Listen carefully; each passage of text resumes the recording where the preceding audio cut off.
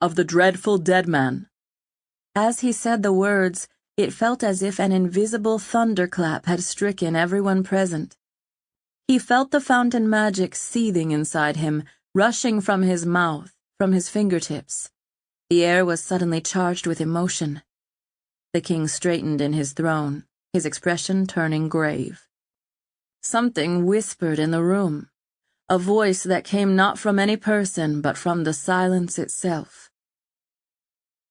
"That prophecy," the king said sharply, "is nothing but an empty legend used to trick and fool the gullible. Even my brother Eridur claimed to be the dreadful dead man." Severn tried to laugh, but it was a broken sound. "The prophecy was written down by Geoffrey of Dundas," Owen said, letting his voice ring out in the hall as he approached the king. "Master Polydoro has shown me copies of the original. We all know the saying, my lord. When E is come and gone, then take heed to yourselves, for war shall never cease. After E is come and gone, then cometh Ceredigion to destruction by 7 kings. The fountain shall cease to flood the land, and after that will come a dreadful dead man with a royal wife of the best blood in the world, and he shall have the hollow crown, and shall set Ceredigion on the right way, and put out all heretics." Owen paused, letting the words of the prophecy fade into silence. The prophecy was common knowledge to most of the realm, and it was common practice among the lesser-born to name their children after the letter E. Severn's face had turned a shade paler, his lips twisting into an angry frown. Some whispering broke out, loud enough to reach Owen's ears, about how the pretender had taken the name Eric, beginning with the letter E. "That doggerel," the king said tightly, "has been common gossip for centuries. What mean you to come in here and—" "My lord, forgive me," Owen said, interrupting him again. "But while I was in Brithonica, I had a vision. The magic of the fountain is strong in that land, stronger than in any place I have ever been. My lord, the prophecy of the dreadful dead man says that a man shall rise from the dead, not a grown man, a child. I saw in my dream a stillborn baby, a child wrapped in bloody rags." He looked at Catherine, piercing her with his gaze. She stared at Owen, trembling, and then her eyes went to young Drew, who wasn't watching her at all. "The child came alive. The child lives in the realm at this moment. He must be 8 years old by now. I saw him walk into the sanctuary of Our Lady. All the people had gathered to watch. The boy then reached into the waters of the fountain and drew out a sword." There was an audible gasp at Owen's words, and Severn's face began to quiver with fury. "A sword, my king," Owen continued gravely. "It was the sword of the maid. It was King Andrew's sword. It was the sign from the fountain that he was the dreadful dead man, the rightful ruler of Ceredigion, the White King." Owen turned and faced those assembled in the hall. He spied Atane watching him, trying to conceal her smile of approval. "You all know my history. You all know that I was stillborn, but I am not the dreadful dead man. I could not see his face in my vision, but I know he is still a child, like I was when I started having visions. He will save us from destruction." Owen turned and looked at the king. "My lord, the fountain whispered to me that it will not stop snowing until the boy is crowned king." He dropped again to one knee. "That is my vision, your majesty. If it is true, then we will soon be invaded by 7 kingdoms. What would you have me do to defend our lands?" "Ouch," the king said in a low, snarling voice. Then he rushed to his feet and waved his hand. "Get out! All of you! Only my privy council will stay. Out, I say! Get out!" He was nearly screaming in fury. There was a rush of bodies toward the door, and then suddenly a voice rang out from the hall. "It's snowing! By the fountain it started to snow as he spoke!" Owen felt a throb of giddiness at the news. The timing was perfect. Pure chaos filled the hall as people began shoving against each other to be the first to leave. Someone knocked over a table, and food spilled onto the floor in heaps. Owen kept his eyes locked on Severn's, not wanting to risk exposing himself by staring at anyone else. He'd rarely seen the king so agitated, so apoplectic. He did his best not to smile. It took some time to clear away the crowds, but the guards drove them out and bolted the door, leaving the king and some of the dukes in the chamber. Lady Catherine stared worriedly at Severn, her hands reaching for his arm before pulling back. The door burst open, and Catesby entered. Owen hadn't seen him leave. He waited on his knee, determined not to rise before he received the king's command. His legs were throbbing. "It is snowing, my lord," Catesby said in a worried voice. "I saw it with my own eyes. The castle bailey is already dusted with white." Jack Paulin snorted with amazement. "By my troth," he grunted. The king pressed a knuckle against his smooth mouth, his eyes turning balefully on Owen. "You did this in front of the Great Hall," he said angrily. "In front of a room full of witnesses. What on earth compelled you to make such a scene?" Owen remained on bended knee. "I followed the fountain's bidding," he replied meekly. The king rose from his throne and began to pace. He glanced at Catherine, his expression turning from pain to triumph. Catherine looked away. "Wait for me in the anteroom," he told her, his voice tender. She nodded and silently left through the side door from which the king usually entered. Severn grimaced once she was gone. "I was going to make an announcement this morning," he said angrily. He gave Owen a hard look. "Before you spoke, I was going to name you my heir and—" "Your heir?"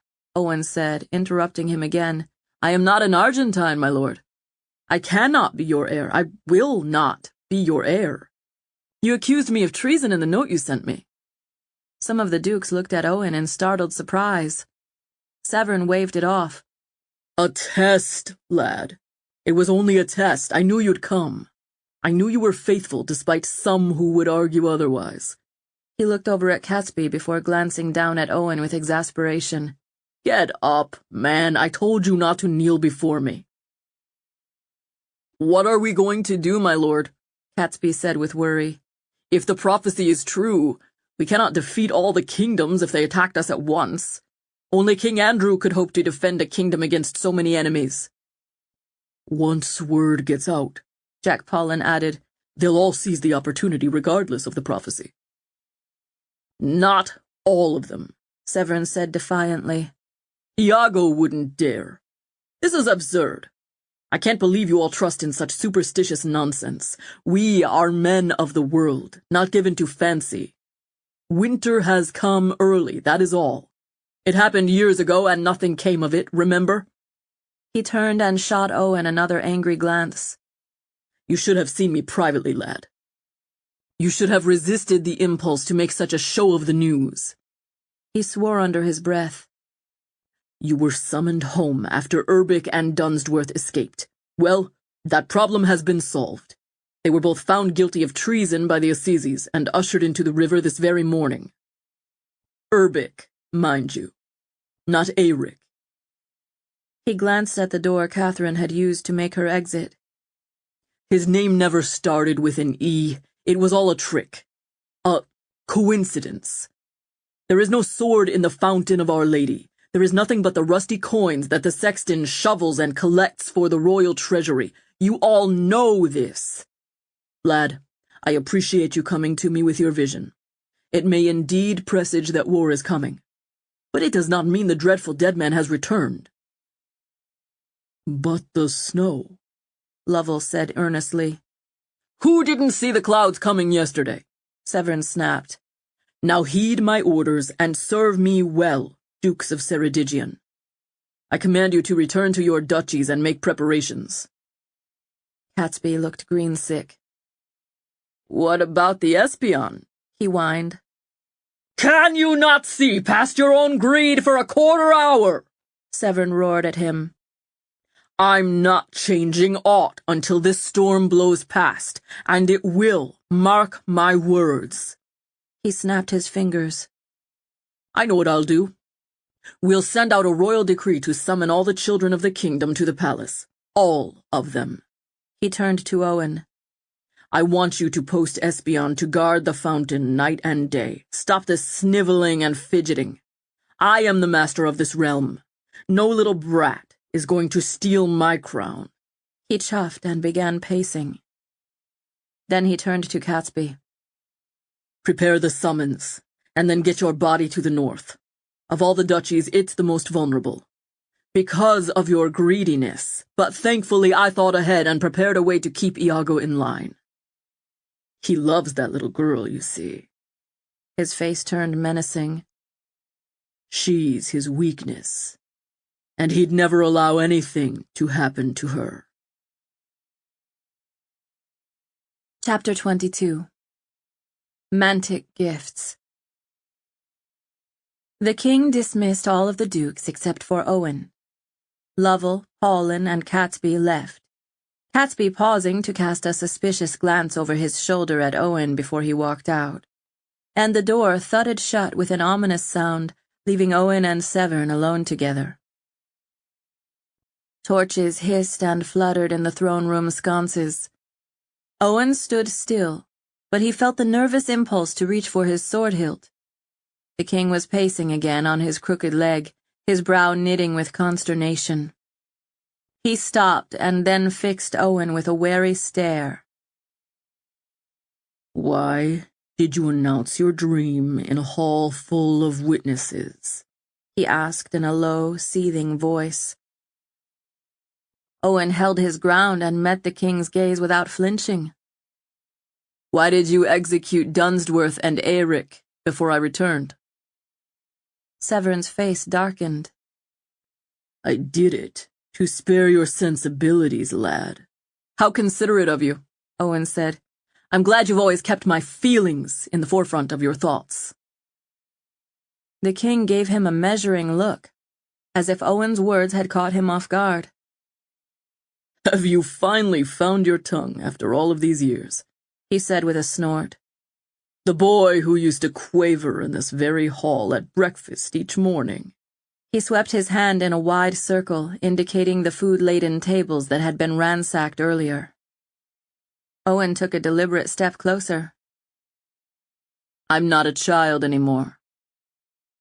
The king's anger was growing, but he looked uncomfortable as well, as if his conscience was suddenly bothering him. You should have told me privately about your dream. Now the entire realm will hear of it within the hour. You owe allegiance to me, lad. I gave you everything you have, and I can take it from you just as easily. Owen couldn't have cared less, and he hoped it showed on his face. I returned, did I not? Even after your threat, even after your test. Can you not stop such antics, my lord? Have I not proven my loyalty again and again over these many years? The king shook his head. I do trust you, lad, but Catesby has been whispering that it's a mistake, that you've had too much power for one so young. He said that some of the Espion are more loyal to you than to me. He gave Owen a meaningful look. Did he mean Attain? Kevin? Owen held up his hands. Then strip it from me, my lord, like you did to Ratcliffe. If Catesby wants the burden, he's welcome to it. If he's done ruining everything Steve Horwath built in Dundrennan, why not turn him loose on your Espion next, as he wishes? The king looked at him again in surprise. Do you hear yourself? I do. I sound like you, don't I? The king nodded. You are young, and you've carried a heavy burden. Perhaps it is time that I eased some of it off you. What news from Plemieux? I've heard the Duchess wasn't opposed to the match after all. Owen wondered how he could keep his face disinterested, but he tried. She's no fool, nor was she Rue's puppet. Was? What do you mean? Owen bit his tongue, cursing himself for the slip. I only meant that she's not his puppet after all. She sees the value in the deeper alliance with Ceredigion. We are betrothed. The king looked surprised and a little envious. So quickly, he murmured. You think this is a ruse? Or does she mean to go through with it? I hadn't intended you to actually marry her, you know. Then you shouldn't have sent me to offer an engagement, Owen rebuffed. I was rude, cantankerous, and unkempt. You still are, the king said snidely. Is it any wonder? Owen answered. The assignment is complete. If you have no further plans for me, I'd like to return to Westmarch and prepare my army. The king shook his head. No, Owen, I need you here. Send word to the Duchess to be alert for signs that Chatrion is stirring and seeking to reclaim his lost cities. I might send you to Prie to lay siege there. Owen wrinkled his brow, feeling the tangles forming in his plan. You want me to attack him? Severn shook his head. I believe you had a dream, Owen. Too many of your visions have come to pass for me to doubt them. But I don't intend to forsake my crown, and I'd just as soon attack 7 kingdoms at once than risk being defeated on my own ground. Make you ready. I want you near me as my advisor. Owen bowed. I'll send word to Ashby to begin the preparations. The king nodded. Very well. See to it. Owen was about to turn, but the king signaled him to stay a moment longer. You are not the only one who is recently betrothed, he said, his expression softening. Lady Catherine has agreed to be my wife. She will be the queen my people have long desired. He frowned, his brow turning more serious. That's another reason your news upset me. I'm fully intending to sire a son, an heir. I was going to name you Protector should that happen. His gaze narrowed. Can I trust you, Owen? Can I trust you with that? Owen felt the squirming conflict inside of him. The duplicitous role the king had forced him to play sickened him, but he could not reveal himself now. He gave the king a stern look. Loyalty binds me, he said softly. Good lad, Severn answered. I want you to see Polydoro for me. I have no patience for his long-winded answers, but I want you to ask him about the dreadful dead man prophecy. From what I understand, he hasn't been able to validate the myth of King Andrew at all. There are no records dating back to his court at Tintagel. Polydoro tells me the story is a myth. That the common story about the origins of this city, this very palace, Kingfountain, is simply a legend. There is no evidence that any sword was ever drawn from the water. I want you to talk with him, Owen. Then you can see for yourself why I have doubts about your prophecy. Owen bowed deeply. I will, my lord. And congratulations on your betrothal. I know you have long desired it. He did his best to keep the bitterness from his voice. The king dismissed him with a nod. Etain walked alongside Owen as they headed to the record room where Polydoro Urbino had been working for so many years. The history he had written on the people of Ceredigion was lengthy and consisted of 7 volumes. The man certainly was loquacious. He had traveled the land collecting documents, assembling the largest body of sources from castle records to sanctuary journals kept by the Daconiuses. How did the king handle your news? Etain murmured to Owen. He was upset, of course. But then I threw it in his face that he'd had 2 men executed while I was gone. That kicked him off the holy pedestal he was attempting to mount. Etain smirked at the joke. I remember Mancini saying how much he hated debating with you. Owen chuckled. He always lost. No, I've been around the king too long. If I opened my mouth, you'd find thorns on my tongue. He sighed. I'm going to have to learn to control my temper. I like your temper, Etain said with a smile. There is nothing about you I would change, not even those whiskers. Her inviting tone made him a little uncomfortable. and he was grateful when they reached the heavy oak door leading to the record room. When they entered, they found Polydoro giving instructions to several young scribes whom the king was paying to work for him. They brought him books at his request, scanning passages for the references he sought. No, not volume 6. I asked for volume 7, Polydoro complained, shaking his head and shooing the young man at his elbow away. Tanner, bring me another jar of ink, would you? Good lad. Lord Kiskaddon, he said, brightening instantly as he noticed the new arrivals. Come in, come in. It has been too long since you visited this humble court historian. He bowed with a flourish and rose, coming forward to give Owen's hand a vigorous shake. It has been too long, Master Urbino, Owen said. I don't come nearly as often as I should. It's understandable, the historian said in a grave tone, looking serious and concerned. You used to come quite often with a certain young water sprite long ago. He clucked his tongue, his eyes growing misty. I rather miss her, you know. She used to talk to me often before leaving for Edinburgh. Those were fond memories. I see you mourn her as well. Well, best to wave aside the clouds and face our fate with courage. What can I do for you, my young lord? Is there another battle you would like to reference? I do have several I've been saving for you. He grinned knowingly at Owen and butted him with an elbow. Actually, Owen said, hoping the man would stop speaking long enough for him to issue his message, the king sent me here on an errand.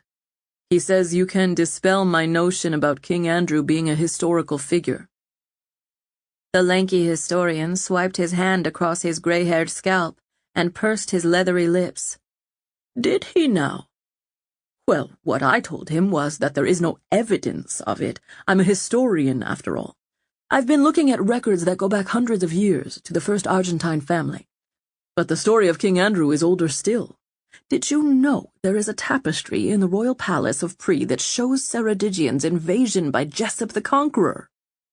His eyes grew animated whenever he shared obscure historical facts, and he started to gesticulate with his hands.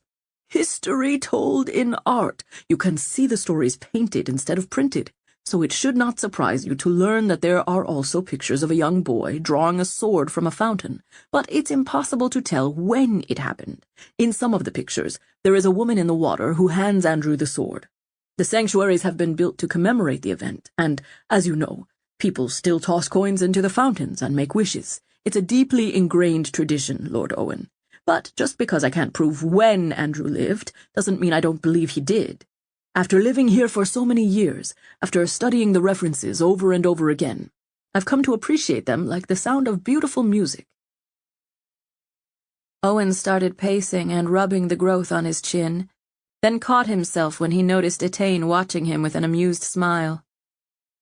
The king asked specifically about the prophecy of the dreadful dead man. Polydoro nodded.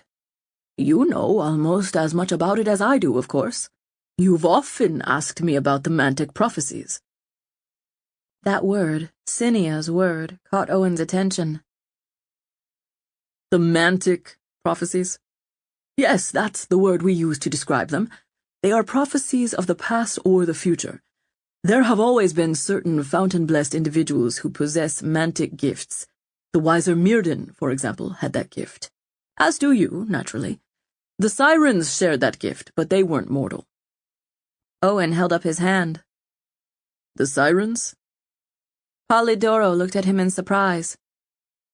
They are mythological creatures, Owen. Very nasty. I thought you knew of them.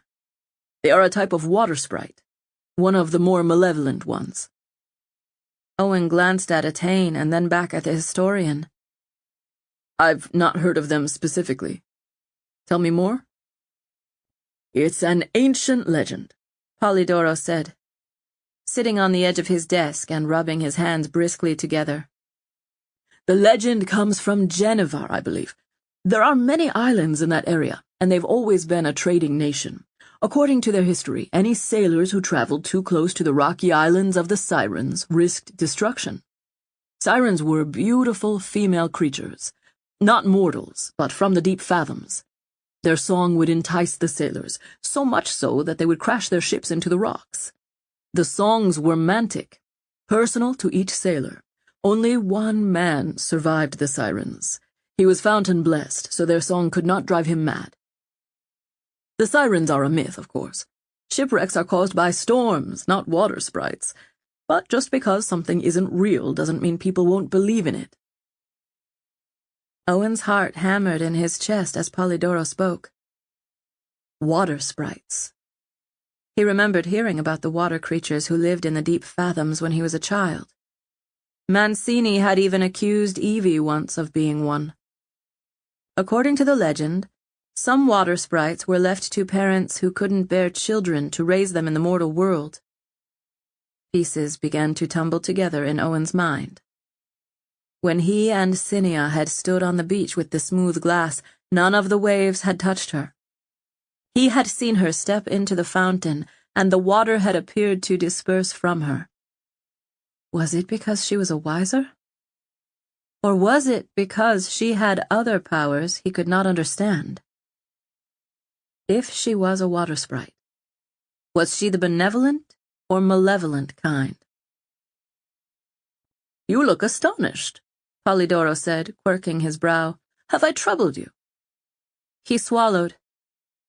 These water sprites, the sirens from mythology, did they have names? The historian nodded. Oh, yes, they had names listed in the myths. Let me think. He tapped his chin and scrunched up his brow. Aglaiope, Leucosia, Ligeia, Molpine, let me think. Phelxia, Kelpie, and what was the last one? I can't quite remember. Oh, I've got it. He snapped his fingers loudly. Hi, Cinia. My dearest Owen, I enjoyed the note you wrote and have read it through often.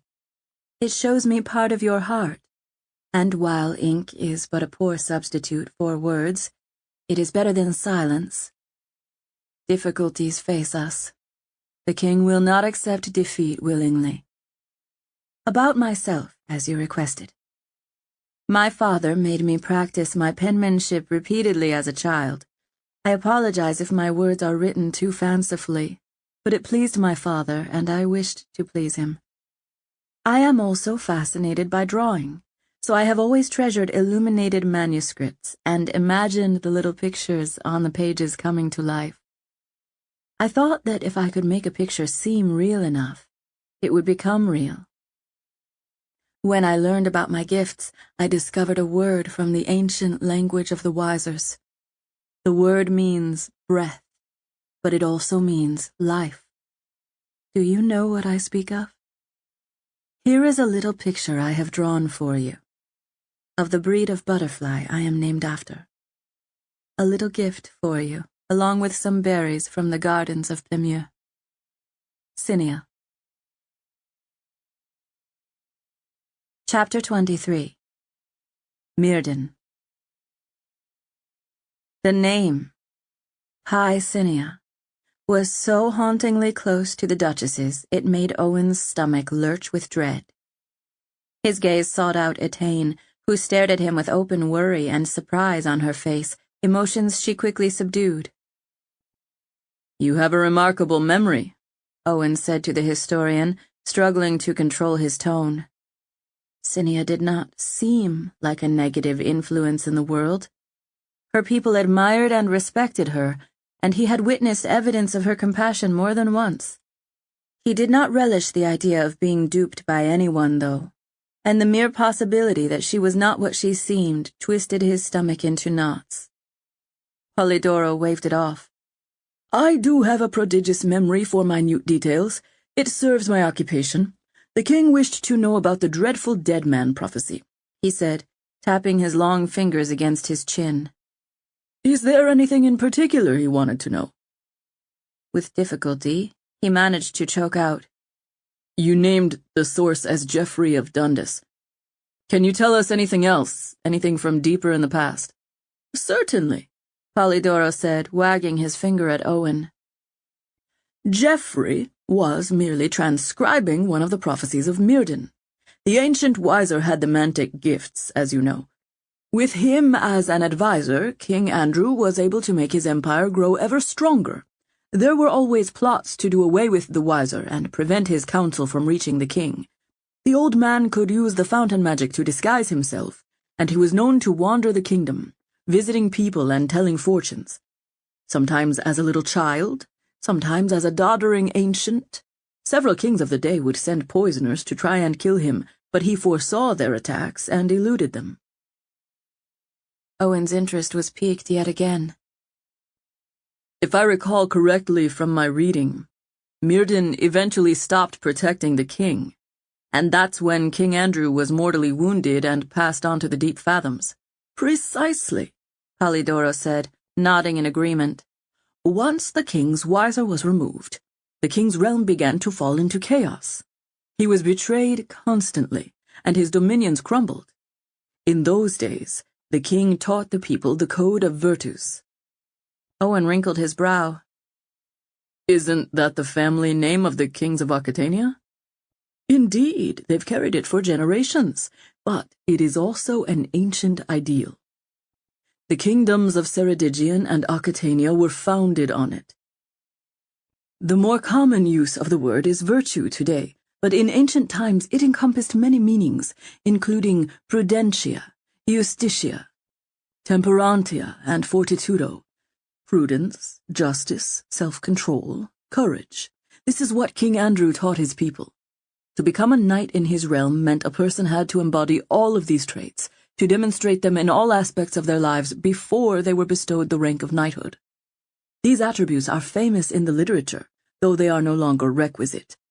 The early Argentines espoused them publicly, but in their private lives the burden often felt too heavy.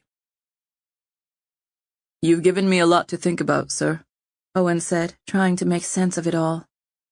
I thank you. Another thought came to him. How did they destroy Myrddin in the end? I seem to recall that he disappeared from court and never returned. King Andrew said he was taken away by the fountain. Polydoro gave him a wise look. Well, that is a story in itself. The Wiser eventually fell in love. Truly? Owen said with a chuckle. Of course. Love overthrows the strongest of men and women. It was love that united the first Argentine king with the Queen of Aquitania. She tricked her husband into divorcing her, and then married King Ursus, and founded the dynasty that has gone on for centuries now. Love is a powerful force, my lord, more powerful than the fountain itself, I fear. He sighed deeply, his thoughts turning more introspective. Myrddin fell in love with a nobleman's daughter. The history does not state which kingdom she was from. She persuaded him to teach her his magic, so that she might become a Wiser as well. He knew from his visions that she would betray him. But even though he knew it, he could not stay away and he could not prevent it. The water in a river cannot escape the boulders strewn in the path ahead. They can only crash against them. She betrayed Myrddin and captured him beneath a mound of giant stones.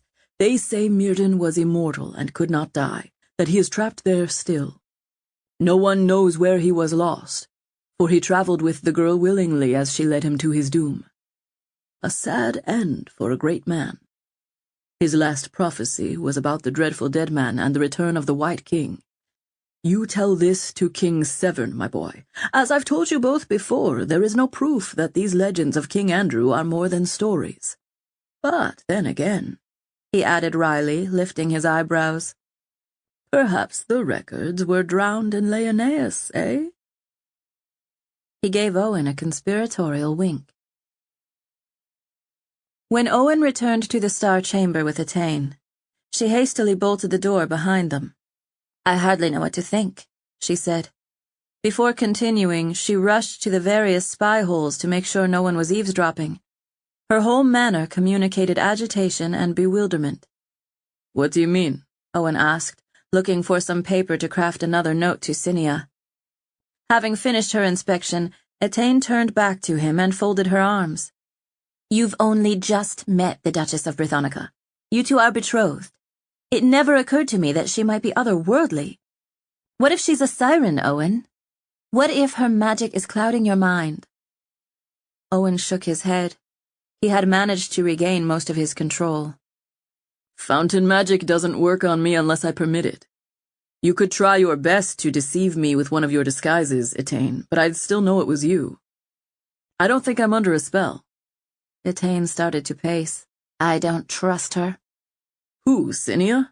Who else? She said angrily. She's been manipulating you from the start. If she truly has mantic gifts like Myrddin, who's to say she's not using them to prevent Severn from using Brithonica as a base to attack Chatrion? She could be defending herself through intrigue. Owen took a moment to sort through this possibility, for her words made sense and he was not going to discount them. But his heart told him that Cinia wasn't deceiving him. She had been truthful when confronted with his suspicions, and she had known about Eric's death before it happened. He had the note from her to prove it. I don't know everything, Owen said after a lengthy pause. But I've decided to trust her. Based on what Polydoro said, not all water sprites are harmful. She's trying to prevent the destruction of our kingdom. When we brought back the Wiser set, it started to snow. The evidence backs up her claims. Etain looked unconvinced. I have a bad feeling about her, she said. Owen gave her a wary look, wondering if that bad feeling was jealousy. I've already cast the die, Etain, he said. What I intend to do, he continued, gesturing to the paper and quill, is ask her directly about the name Pycinia. Is she an otherworldly creature? He shrugged. Perhaps. At this point, it wouldn't surprise me. Did you hear what Polydoro told us about how Myrddin trained a woman to become a Wiser? How he shared his power and was then trapped under stones? Etain blinked. The woods in Brithonica. The silver bowl. Owen nodded approvingly. I knew you'd catch on. It all fits. Perhaps Myrddin is still there. Do I dare ask her about it? Is she expecting me to figure it out so she can confirm it? There are riddles inside riddles, and I feel as if I've been chipping away the layers to reveal the gem glistening beneath. Etain's eyes were fearful. What if she destroys you? She asked. Owen sighed. To be honest, I don't think she can. Her powers are vast, I sensed them. But I don't think she can use them against me any more than any other Fountain Blessed could. I'm immune, like that sailor was to the siren's song. Back and again, he muttered. A fist pounded on the door, startling them both. Heart racing in his chest, Owen hurried over to the door and unbolted it. Catesby waited on the other side with two of his knights. The Duke of the North looked furious, and when he spoke, his tone was thick with accusation. I hear that you're betrothed to the Duchess of Brithonica. Owen felt a blistering retort come to his tongue, but stopped himself from releasing it. He took a steadying breath. That is true, Catesby. Thank you, he added, as if the man had congratulated him. Catesby's fury heightened to outrage. Westmarch, the Espion, and Brithonica? It was a ploy all along. Owen looked at him in confusion. Catesby tossed up his hands. The King's, he snorted. He assured me that the Duchess would sooner wed a scorpion than you, that it was a pretext to go to war and nothing would come of it. Now I see that he only wanted to enrich you more. Have a care, Owen warned him. You're not lacking for treasures yourself, man. But he always rewards you the most. Catesby frowned bitterly. Well, I'm off to Dundrennan to do the impossible. The people can't abide me, and now I must force them to muster soldiers. It's not fair that you get all the rewards. I've served the king loyally for years. Fearing that he'd unleash one of the insults dancing on his tongue if he were to open his mouth, Owen simply nodded. Catesby gave him a look of disapproval and then snapped his fingers for the knights to follow him. Owen shut the door and turned back to Etain. letting out his breath as he slumped against the wood. It was harder than I thought it would be. What? Being civil? Etain said. He glowered at her, but couldn't hold back a grin. She knew him well. What are you going to do next? She asked him. Owen rubbed his hands together. I'm going back to the sanctuary. I was going to write the note here and bring it with me, but seeing Catesby and his soldiers reminded me that it would be foolish to carry treasonous notes in my pocket. That's how Ratcliffe met his end. Etain nodded. Do you need a disguise before you go? No, I'm going to bring a coin and make a wish at the fountain. What further pretext do I need? After collecting a little bottle of ink, a quill, and some paper, he took his coin pouch and walked hurriedly to the sanctuary of Our Lady. There were still piles of correspondence to read, orders to write up for Captain Ashby, who would summon Owen's retainers for war. But his thoughts still turned to Cinia as he walked. Snow drifted lazily down onto his expensive cloak, adding splotches of white. The air was crisp and cold. Winter had come early, and Owen had brought it with him in a wiser set. The grounds of the sanctuary contained fewer people this day, the chill having kept many indoors. Owen brushed off his sleeves as he entered and stood by the main fountain, deliberately choosing to stand on a white tile. He withdrew a coin and studied it a moment. He had intended to feign a prayerful stance and fling the coin in like a pious young man would. But to his surprise, he felt the desire to commune with the fountain stir inside him. He had not done so in a long while. Bless me with courage and not fear. Bless me with the wisdom to know whom to trust and to be worthy of trust. Bless me with the strength to serve and not the desire to be served. Bless me with the humility to be ruled and not the will to rule. Give me the faith to do the fountain's bidding. Bless me to rise to it. After waiting silently, listening for an answer that didn't come, he tossed the coin into the water, watching the surface ripple after the coin plunged to the bottom. He stared at the ripples, the expanding circles that chased after each other, never touching. One action caused so many consequences. He watched until the ripples vanished and the water became smooth again. He glanced around the hall and saw a few families and individuals milling around, mostly admiring the structure or, like him, paying their devotions.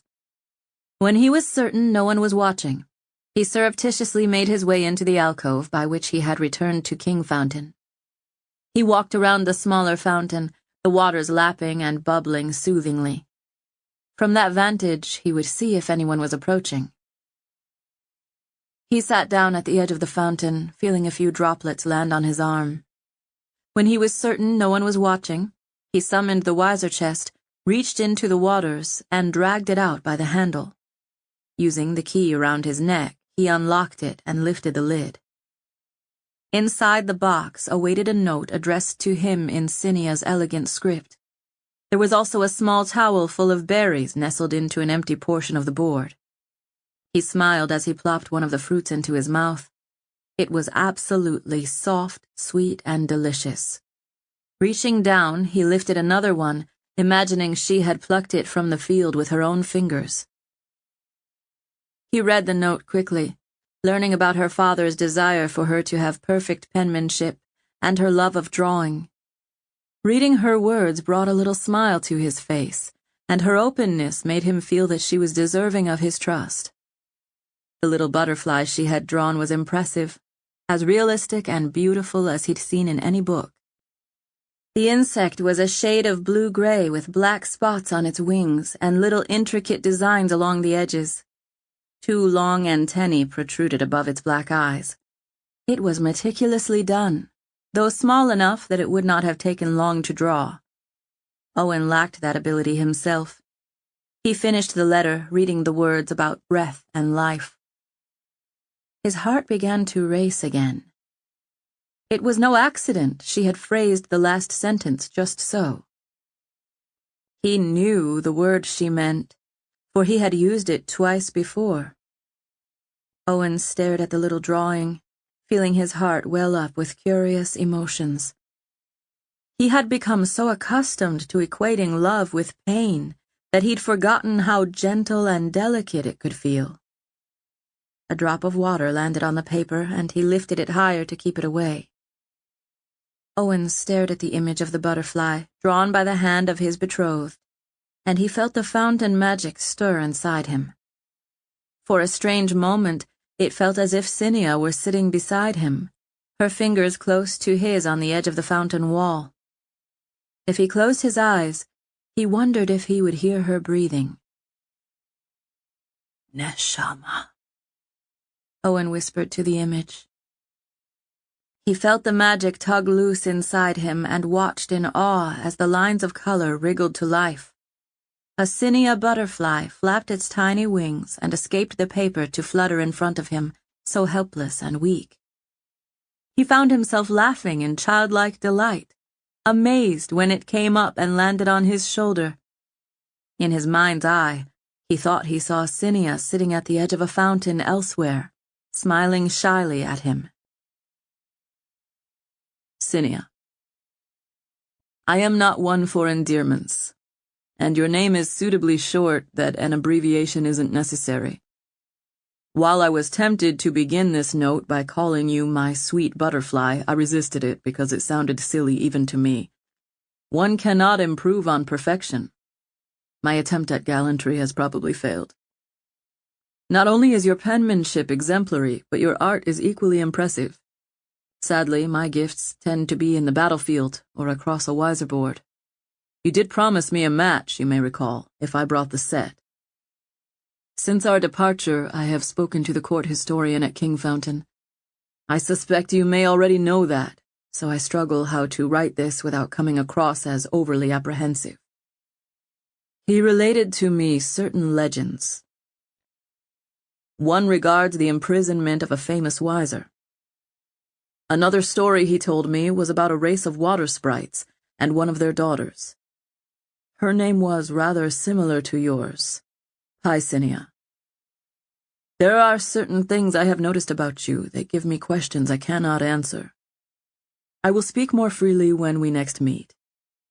Until then, I am ever your rough soldier and erstwhile intemperate friend. Owen. Chapter 24. Genevieve Llewellyn. Owen returned to the Star Chamber, but he could not focus on the heap of correspondence that awaited him, despite the fact that such work strengthened his magic. He found himself gazing off into the stone hearth, plucking at strands of hair below his lip, experiencing the roiling guilt of a man in the process of betraying his king. Were it not for the snow falling silent and deadly on the grounds of Kingfountain at that very moment, he may well have reconsidered his brash act of defiance. But the soft flakes of white were a testament to Cinia's words. The boundaries set by the ancient wisers had been violated years ago when Severn broke the laws of sanctuary to capture Tunmore. And retribution would fall on Ceredigion until the hollow crown was passed to the rightful heir, a quiet young boy who had been groomed at Dundrennan to be a knight. Before dawn, Drew had watched his father's corpse being carried away, and had seen his mother ensorcelled by a crouch-backed king whose passion for her had finally won the moment. Of course, Drew did not yet understand his true connection to any of them. Owen sat back in his stuffed chair, feeling the quiet of the room enfold his shoulders. He was alone, mercifully alone, and his mind assembled the pieces of his strategy together like tiles to be knocked down. Orders had been sent to Captain Ashby to muster the army of Westmarch. If his other message had been received and heeded, Adabirian would soon invade the north. Catesby would be forced to beg for help. Owen needed that to happen, so he would have the excuse to go to Dundrennan and seek out the sword of the Maid of Domremy from the ice caves. Would it be difficult to find? Or would the magic of the blade call to him as the silver dish had done in Brithonica?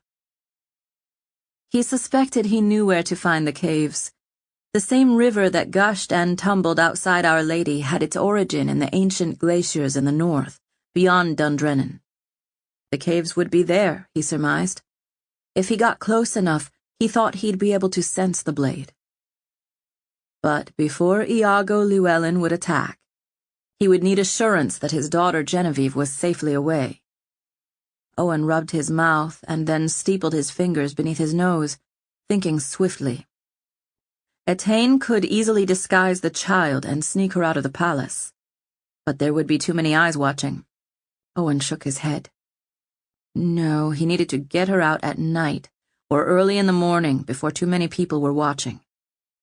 A memory sparked in his mind.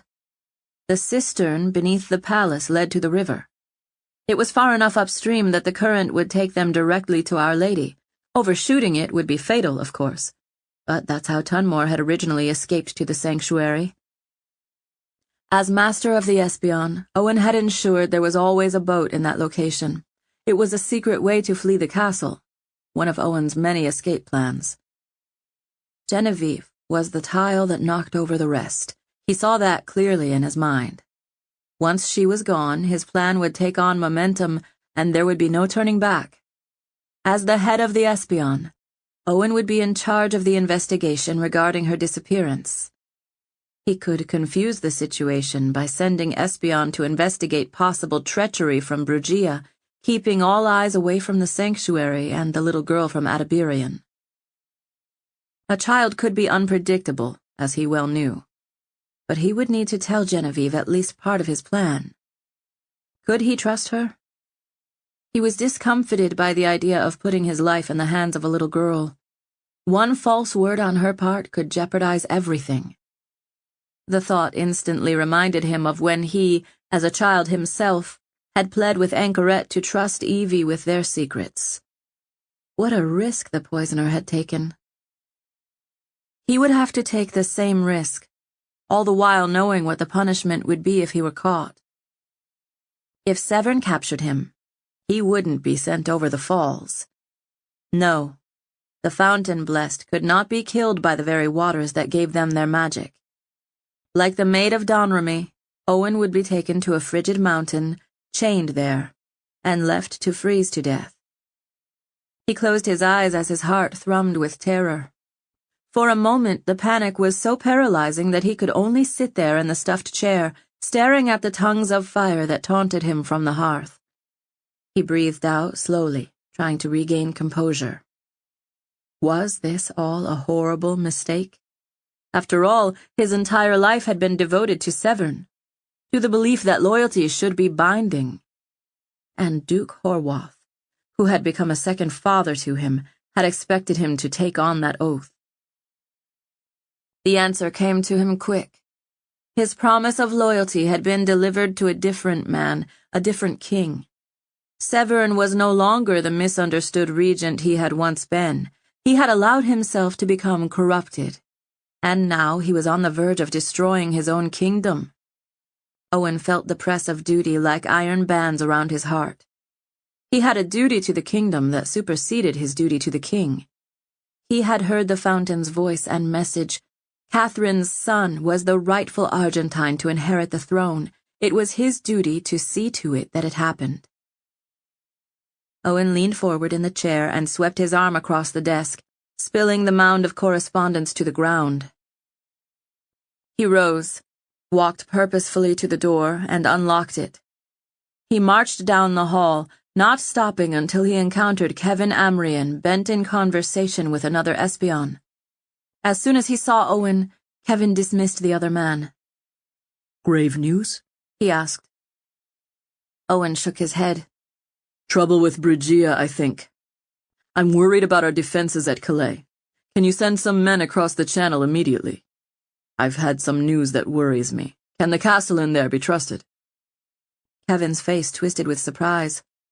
"Lord Raymie? He's a fine fellow, one of the staunchest allies in the realm. I wouldn't have a concern at all. Why, do you suspect him?" Owen shook his head. "No, he is a good fellow. But I have a suspicion, and it would ease my mind if you send some Espion there to poke around the defenses." "Immediately, my lord," Kevin said. "Anything else?" I have a note for Genevieve from her mother that came through Clark. Clark had been assigned to Edinburgh after Lord Bothwell's treason so he could be with his wife, Evie's maid, Justine. He missed his old friend. Do you know where she is? Kevin thought a moment. This time of day she's normally in the King's library with Lady Catherine. It's too frostbitten to play outside, or she'd be running around the grounds like a terror. The words were said with a small smile that revealed a fondness for the child. Owen nodded and quickly slipped into the Espion tunnels to avoid being seen. When he reached the corridor adjacent to the library, he slipped open the wooden slat so he could survey the room before entering. He found Genevieve, as expected, kneeling on the floor over a wiser board. Drew was lying on the ground on the other side, and she was teaching him different moves. Her hair was a lighter brown than her mother's, but she shared many of the same expressions and features, and it heartbreakingly reminded Owen of his first love. They too had played wiser together. But as he watched the children, the pang of agony quickly dulled. The wound wasn't as tender as it had once been. Owen blinked in surprise. The sadness, which had long ago become a part of him, was finally starting to dissipate. The memory of a little butterfly came to him in that moment, bringing with it a curious warmth. It was a form of magic, a powerful kind, and even he was not immune to it. Looking past the children, he saw Catherine standing by the window. The whiteness from the sky beyond made her glow like some mystical being.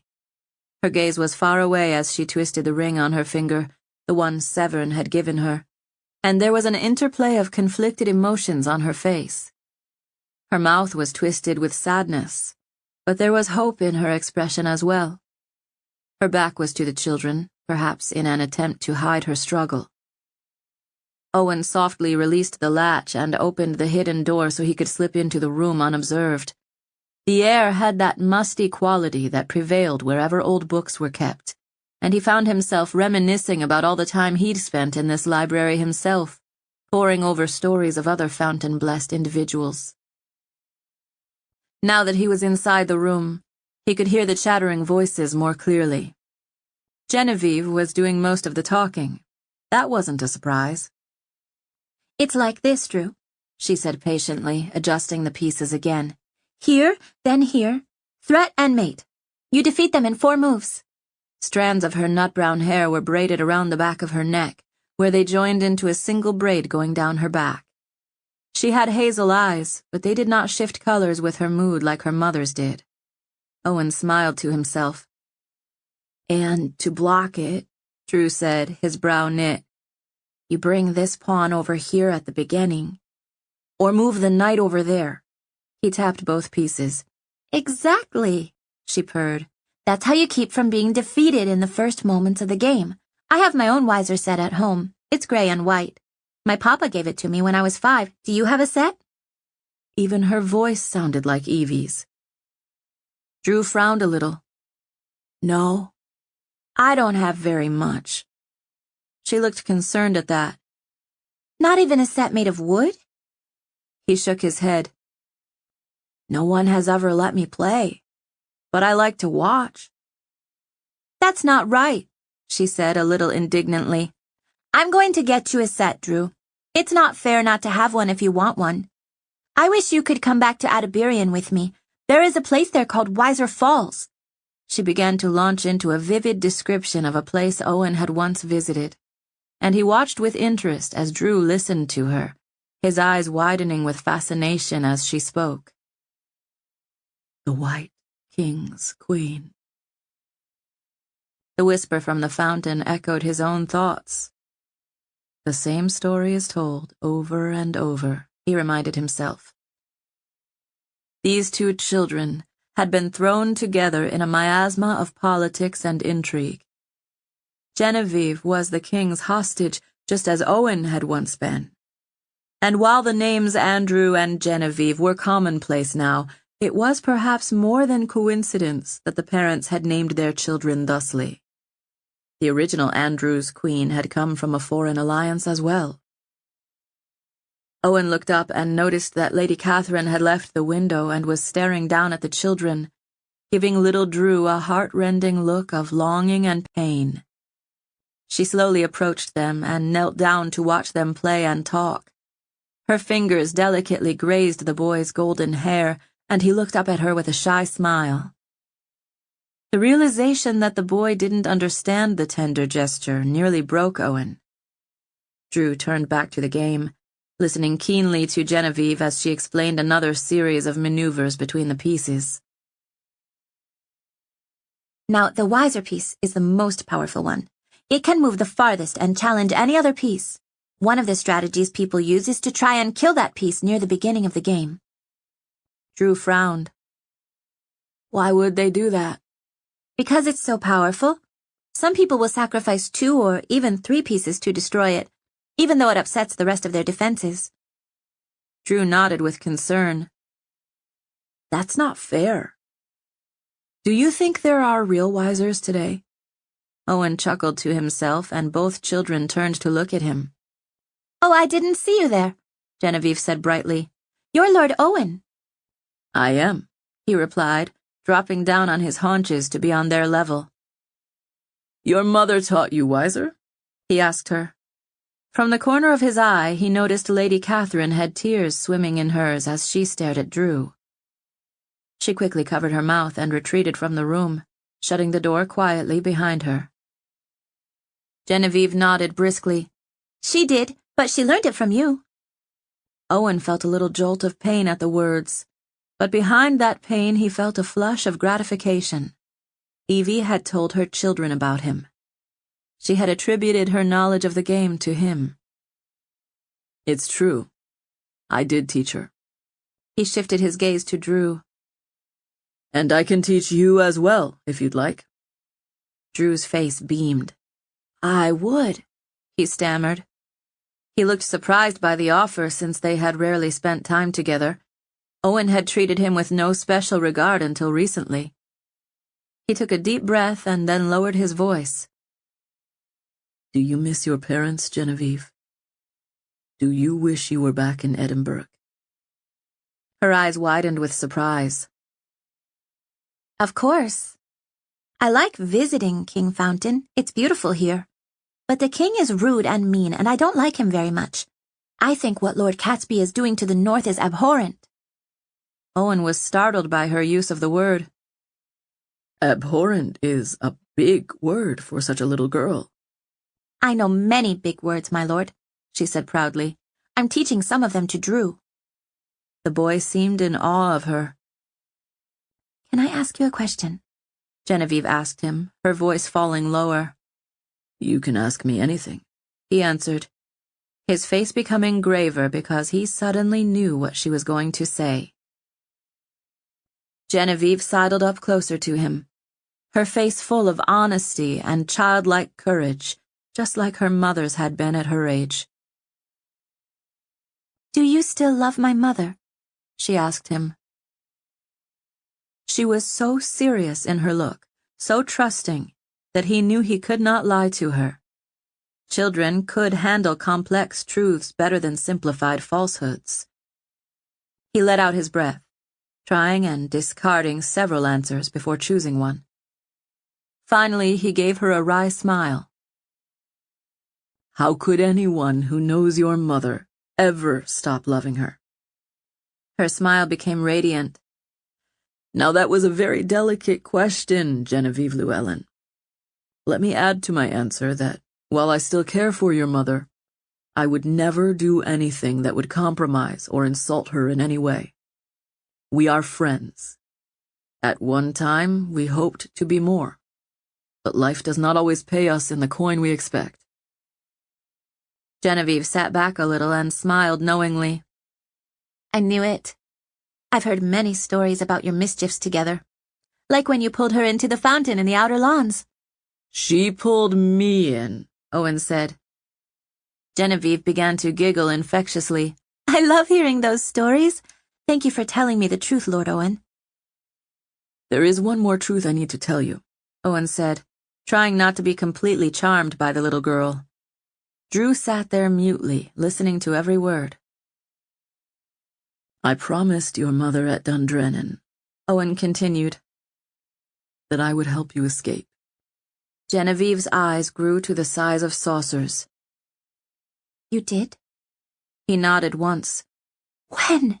She whispered eagerly. Tomorrow, he answered. Drew's face transformed from excitement to dread as he realized his playmate was about to be liberated and he, once again, would be left behind. Owen had to swallow a bulge in his throat. He looked at the young man in a kindly way. Don't worry, lad. I have plans for you as well. Chapter 25. A Game of Tiles. There were so many threats, stratagems, worries, and heart flutters colliding inside of Owen that he locked himself inside his stateroom at the palace with a box of tiles he'd stashed in an ancient wardrobe.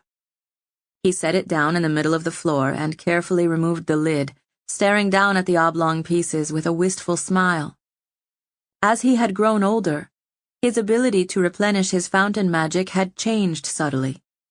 It wasn't the tiles themselves that did it, but the quiet solitude that helped him think and reason through difficult situations. A ride on horseback from one part of the realm to another could provide the same benefit. But with all his troubles of late, he relished the idea of immersing himself in the old craft he'd taught himself as a child.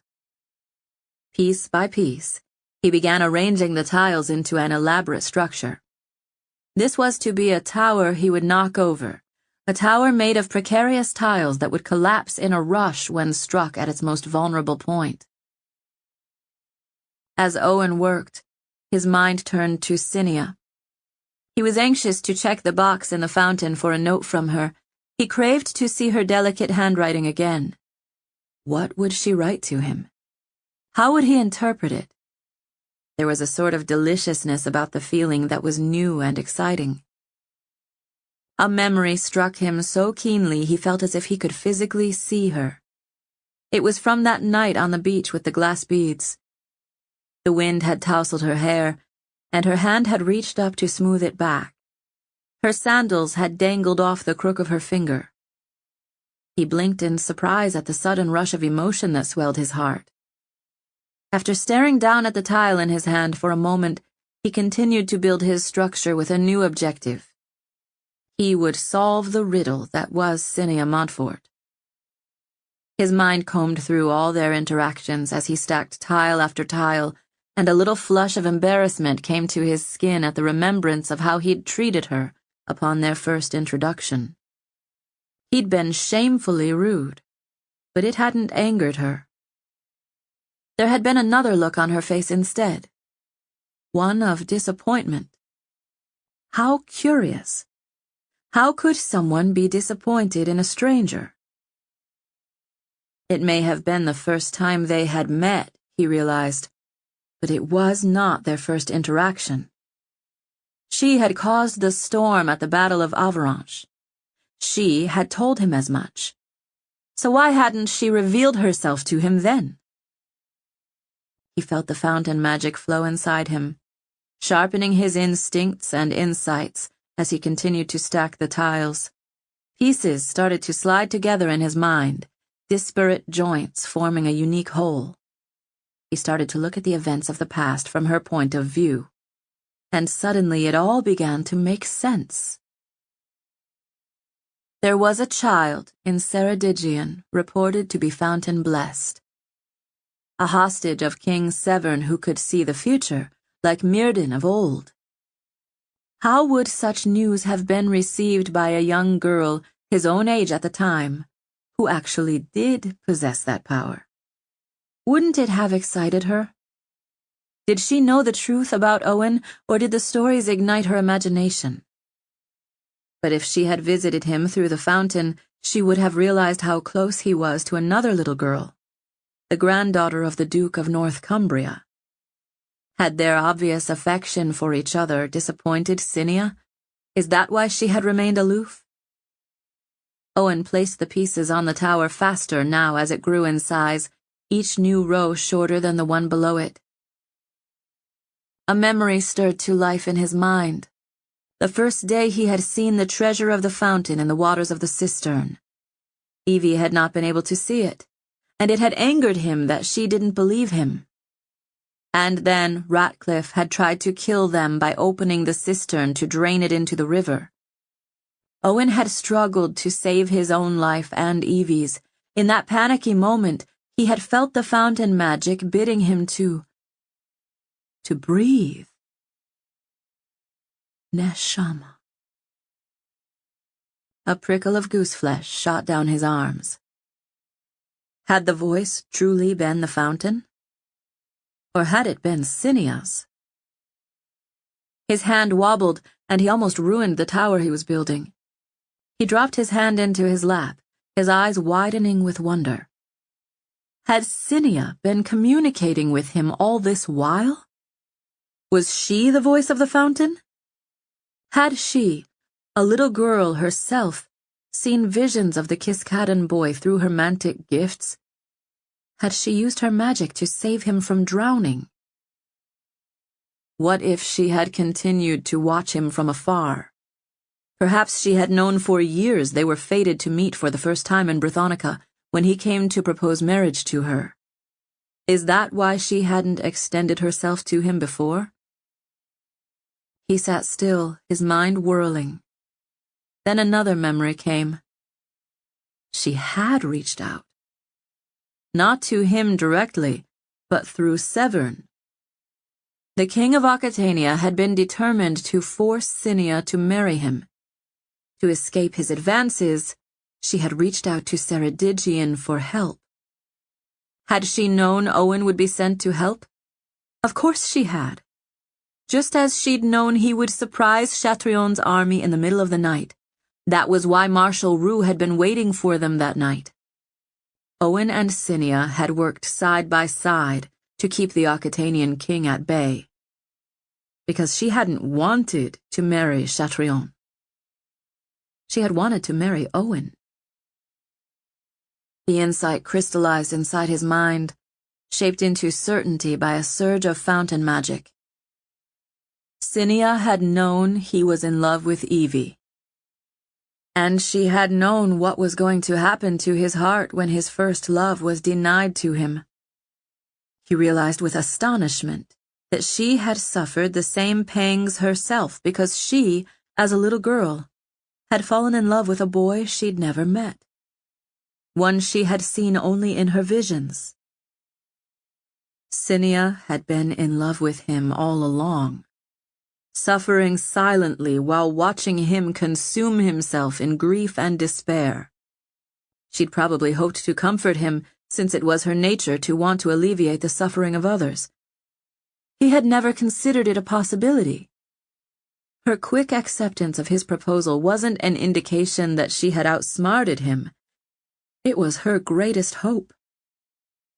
And he had handled the whole thing in the most shameful and offensive way possible. He'd alienated her entire court, ridiculing their governor and ruler, whom they respected and admired. That was why she had acted disappointed.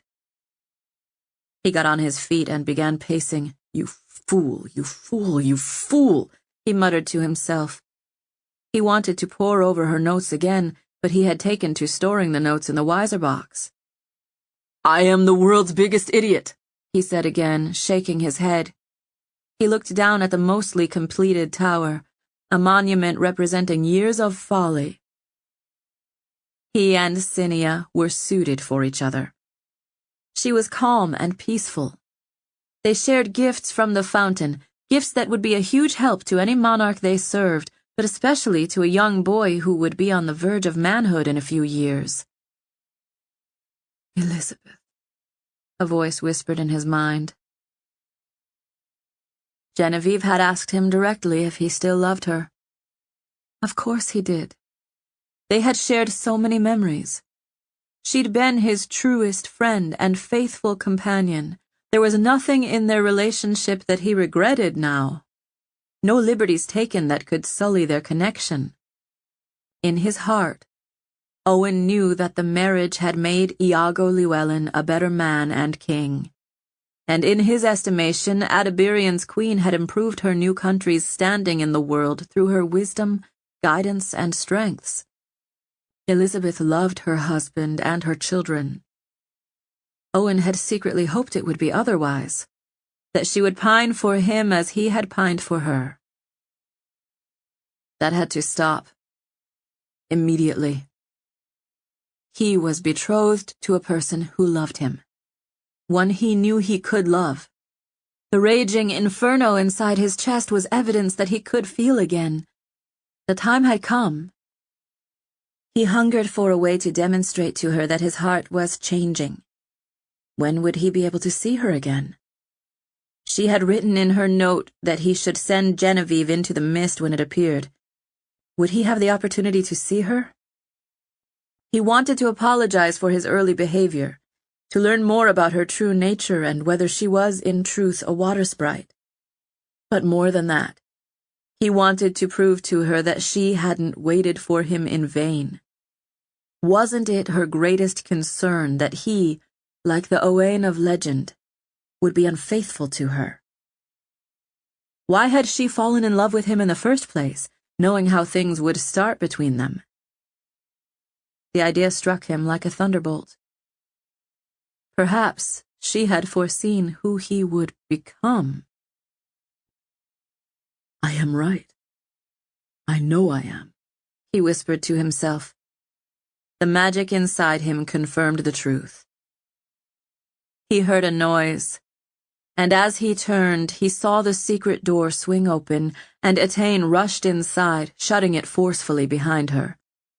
The look of fear and dread in her eyes made Owen's stomach sink. "What is it?" Owen asked, fear snaking through his legs. "My father found me," she whispered in terror. Chapter 26. Poisoner's Revenge. "Tell me what happened," Owen said in a steady voice. It required all of his self-discipline not to panic. He would try to turn whatever news she brought to an advantage. "Somehow he discovered my tower," Etain said, pacing back and forth in the short space between them. "His power concealed him from me, but I sensed the fountain magic in the room with me." It was the king who had turned the skilled thief loose in the palace. He'd even given him an espion ring. Owen was flooded with a new rush of anger. Yes, Severn had fallen far. "I drew my dagger, and that's when he appeared," Etain said, shuddering. "He'd been rifling through my things. My poisons were in disarray. I still don't know if he took any. He'd gone through my clothes, stolen jewelry." Her lips were tight with fury. "That has been my sanctuary, my refuge. He's spoiled it. I can't stay there anymore, not now that he knows where I live. I should have killed him when I had the chance." She shook her head furiously. "I should have." "What did he want?" Her scowl turned into a grimace. "He wanted me to help him get access to you." Owen started. "What?" She nodded. "It was all I could do not to slit his gullet. I hate him, Owen. You can't know how much I hate him. I'm sorry I am so emotional right now. Give me a moment to calm down." "You have every right to be upset." "I'm better than that. He caught me by surprise, that's all. I didn't think he'd find his way into my tower, but I should have realized he would eventually. I was right. He recognized me that day the two of us went to see him in the dungeon. He's been asking around about the king's poisoner." She shook her head in frustration. "He's happy to betray anyone for the right price. First the Duke of Brugia to set Eric loose, then Severn to capture him. He admitted to it all, Owen. He's only after the money. The only thing that binds him is greed." Owen felt his resentment grow hotter. "I can't have him running about like this." Etain threw up her hands. "He can turn invisible. He told me he let himself get caught by the espion. Owen, Chatrion is furious about your betrothal to the Duchess. Word has spread like a spilled chalice of wine, and everyone is talking about it in foreign courts. At least that's what my father said. Chatrion has ordered his poisoner to remove you. We've met him before. Bothwell? Owen said, aghast. Etain nodded. Falkart. That's his poisoner name. Remember how he duped us on our visit to Adabirion? He wants revenge for personal reasons, too, I assure you. No poisoner likes to be bested, and he hasn't forgotten how we unmasked him in Iago's court. My father said he's in the city already, and has offered him a sizable sum to get him access to you. Her eyes were livid. That's why I didn't kill him. If he knows how to find Bothwell, then perhaps we can turn the tables on him. Owen let out his breath. What did you tell Dragon? She was tormented by her feelings, and it showed. I hesitated. Probably too much. He's very suspicious. I said I take my orders from the king, that he pays me more to keep you alive than Bothwell was offering. She twisted her hands together. My father said that blood is worth more than gold, that I should help him out of duty. She put one hand on the table to steady herself. You don't understand how much I hate him. He doesn't know. He thinks I'm only a poisoner because of the coin. He said that Chatrion would pay me far more than Severn if I betrayed you to him. She gave him a look full of anguish. But he doesn't know that I could never hurt you. What do we do? You're the clever one. I can't think clearly right now.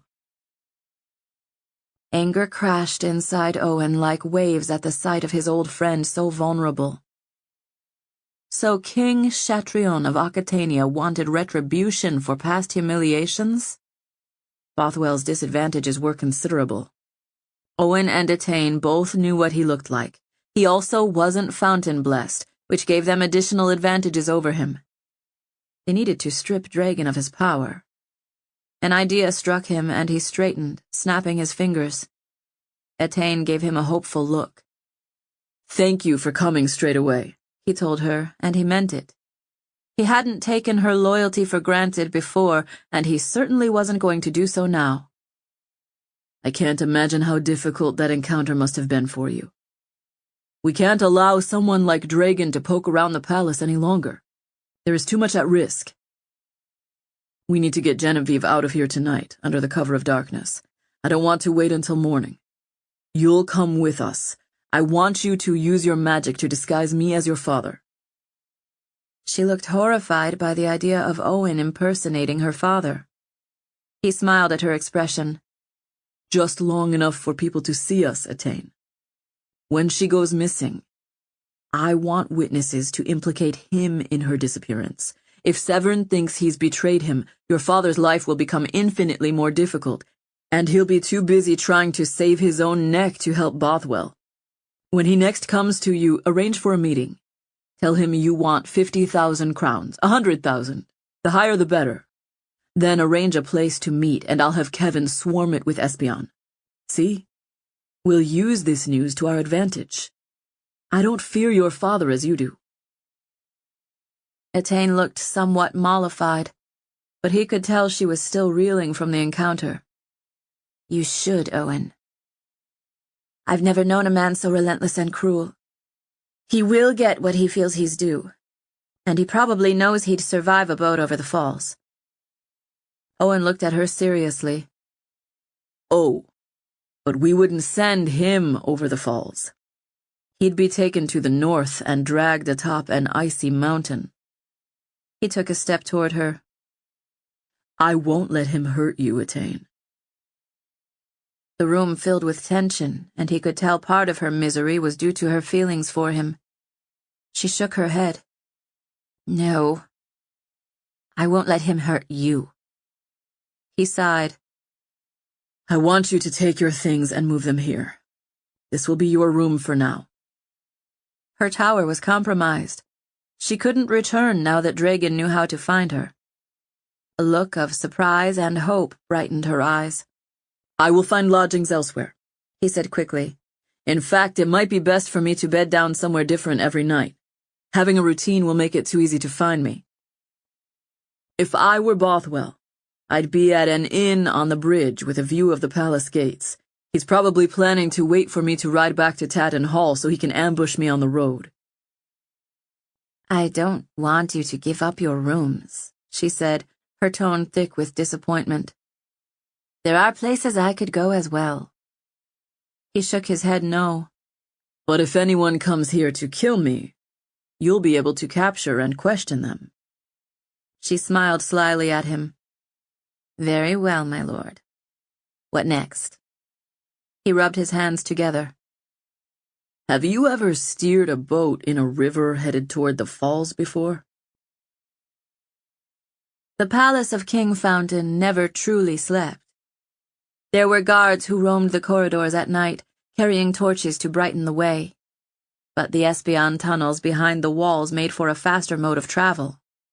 Etain had arranged disguises for all of them.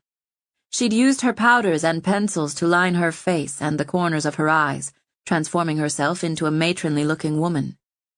Owen had seen her impersonate her mother before and realized what she was doing. She had used a blade and lathering soap to give Owen a shave, keeping the whiskers on the side and a mustache, but removing the rest. In the morning, she said she'd shave him smooth the rest of the way to make it less conspicuous. After darkness fell, they stole into Genevieve's room through the secret passages and found her wide awake, unable to sleep due to her excitement for the coming dawn. We're leaving tonight instead, she repeated eagerly after Owen explained the situation. And we're taking the secret tunnels in the palace? This is just like the stories Mama used to tell me. Exactly so, Owen said. You will have stories of your own to tell her when you get back to Edinburgh. Her eyes gleamed. What about Drew? Owen shook his head no and saw the disappointment fall over her face. He'll be worried if I don't at least say goodbye. I don't want him to worry. Owen felt his patience begin to slip, but then he remembered how Anchoret had always treated him. He dropped down on one knee and put his hand on the little girl's shoulder. I will tell him goodbye for you, Genevieve. He glanced at Etain before looking back at the girl. We learned tonight that a poisoner is coming to the castle. Genevieve's expression was a mixture of fear and wonder. Truly? Owen nodded. I promised your mama I'd keep you safe. We're getting into a boat and going into the river. Drew must stay behind, but do not worry. I will look after him for you. He felt a tug in his heart. I feel certain you'll see him again. She beamed at that and then nodded eagerly. Owen rose and led the way back into the tunnels. He used his magic to reach out around them, feeling for hidden dangers or threats. Stacking the tiles earlier had filled him to the brim with fountain magic, and he thought it wise to anticipate trouble instead of reacting to it. He also kept his senses alert for signs of other magic, in case Dragon was lurking in the dark tunnels. When they reached the cistern, the moon was hanging high overhead, casting their shadows on the ground. The moon was ringed with frostlight, and their boots crunched in the snow as they crossed the courtyard. The walls of the castle were outlined in white, and drifts had already begun to gather in heaps. The cold air stung his nose. Owen paused at the dark opening that allowed the water to drain into the cistern. Genevieve had linked hands with him as they walked in the tunnels, as children were wont to do. It was strangely comforting feeling her hand in his own, and it made him think about what it would be like to be a father himself someday. She tightened her grip and bent over the hole, gazing down. You two jumped down there? She asked him, staring into the gloomy cistern hole. Owen knew from experience that it was a long drop to the waters of the vast cistern that ran the length of the palace. We did, he answered with a wry smile. But the water will be too cold right now. There's another way down, over there. He pointed. They walked over, and before Owen tripped the latch, he used his magic to once again feel for any threats awaiting them. Etain, who was bundled up in a cloak, walked behind them, and she continually looked for any sign of pursuit. Only stillness met them, and Owen felt satisfied no one was lying in wait for them. He tripped the latch of the door and led Genevieve down the dark steps without a torch. Etain shut the door behind them. Careful, Owen said, his voice suddenly echoing. It drops off into the water on that side. There's no railing. Now that they were below ground, he drew a torch from his bag and handed it to Etain so he could smash 2 flint stones to light it. The rippling flames from the torch radiated warmth and light, revealing how pink Genevieve's nose had become in the cold. She looked fearful in the vast underground chasm, but if all went well, she would soon be safe. The boat was right where Owen had left it. Still, he examined both the craft and the oars carefully before hauling it into the water. Etain held the light, but she turned around and cocked her head, listening to some distant sound. Owen froze. After a moment, she shook her head. Owen got into the boat first and felt it bob with his weight. Using an oar to hook the edge of the platform, he reached for Genevieve's hand and helped her inside. She sat on a small wooden ledge and gazed up at the cavernous ceiling as the waters lapped fitfully against the hull. Etain entered next, and the boat swayed more, but it steadied as soon as she sat down.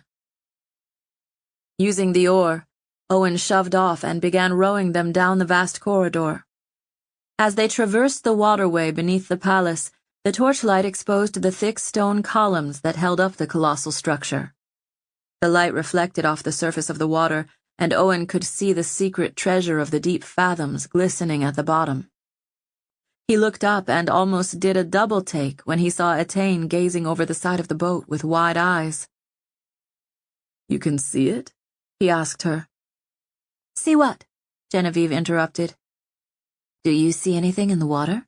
Etain asked the girl, putting her hand on her shoulder. Genevieve looked over the edge for a moment and then shook her head. No. Etain met Owen's gaze and then subtly nodded. They glided to the end of the cistern, where the gate controlled the flood of the water. This was where Owen and Evie had nearly drowned or been swept away. Owen could see the control winches and levers in the dim torchlight. He also saw the breath wafting from his mouth and felt the numbness in his fingers. Winter was coming on fast. Yet another sign they needed to move quickly. He brought the boat up to the edge, maneuvering it until it was sideways along the grill. The cistern drains into the river from here, he told them, including Genevieve to help reassure her. It's nearly full. When you pull the lever, the winch begins to open, and when you let go, it takes a few seconds to close again. You can lock it open if you want to drain the entire cistern, but we won't be doing that. He looked at both of them with an adventurous smile. Ready? Genevieve was almost aglow with excitement. Etain waved the torch in the direction of the water, asking him silently if she should douse it. Owen gripped the lever handle and then nodded. The torch hissed as it hit the frigid water, leaving them in pitch blackness. The darkness was so acute that sounds took on a new significance. Owen could actually hear Genevieve's teeth chattering. He pulled the lever, and the current dragged them out of the cistern in moments, sending them onto a pitched slope that would jettison them into the river. Releasing the handle, he grabbed the other oar. Genevieve let out a little squeak of fright as the boat rushed down the short ramp and then splashed violently into the river. The roar of the falls instantly surrounded them, and Owen felt a pang of fear as he began to steer toward the island ahead of them. Sanctuary. His heart was pounding in his chest, but he couldn't help but grin a little at the audacity of what he was doing. The little girl gripped each side of the boat, facing forward, and smiled brightly, as if she didn't comprehend the danger of the powerful falls. Owen had made the journey twice before, so he knew what to expect, but it still sent a little thrill through him. The moon shone brightly overhead, revealing both his path and his companions. While Genevieve looked as excited as her mother might have, Etain was clutching the side of the boat. The river was such a vibrant force of nature, a creator of both destiny and death. The island of the Sanctuary of Our Lady loomed up before them, and Owen carefully steered toward the inlet on the opposite side. There were little docks nestled there and a few small boats. It took several very strong men to row against such a powerful current. This journey would be one way. Owen maneuvered the boat to the dock, using the flat of the oar to slow them down so they wouldn't collide with it. The boat began to pitch and tug back toward the river current, but he paddled hard to correct it. When they reached the edge of the dock, he grabbed the mooring post. "You first," he told Attain, trying to keep the boat from rocking. The water from the river churned beneath them, colliding with the rocks before veering toward the roaring sound farther ahead. The falls. Attain bent low and then scuttled up to the dock. It was dark and cold, and Owen was full of nervous energy. Anxious to get ashore as quickly as possible, he grabbed the chain and began anchoring it to the mooring post. "I can get out myself," Genevieve said, standing up. Her sudden movement made the boat wobble alarmingly. "Take my hand," Attain said, reaching down from the dock to grab the girl. "I can do it," Genevieve said, looking up at her with the type of confidence reserved for the young and inexperienced. Owen felt a surge of unease, and then watched in horror as she missed her footing. At exactly the wrong moment, the boat lurched and the edge dipped below the river. Water rushed into the tiny boat and jerked it hard against the chain. Everything went into chaos in the blink of an eye. There was a splash as the little girl went into the river. Dear Owen, thank you so much for your letter and your warning. What is happening in Ceredigion feels unnatural. Iago and I have felt helpless to do anything, but thanks to you and your offer to rescue our daughter, Atiberian will faithfully join your cause. We must tread carefully, my dear friend. History is full of examples of both successful usurpations and the consequences of failure. But I am equally certain that you are more canny and cunning than your king. If you feel this is the only way, then I will trust it. I'm sending this note by my husband's hand. Thank the Duchess for her willing help and assistance. I will be so relieved when I'm holding Genevieve in my arms once again. Every day without her has been a torment. Yours with loyalty, Elizabeth Victoria Mortimer Llewellyn, Queen of Atiberian. Chapter 27. The Fountain's Ring. There were no words to describe Owen's feelings when he heard the sound of Genevieve plunging into the river. There wasn't even time for him to think about what he should do. He leaped into the water after her without pausing to rationalize or debate. There was no way he was going to face the child's mother without her. He'd rather die himself.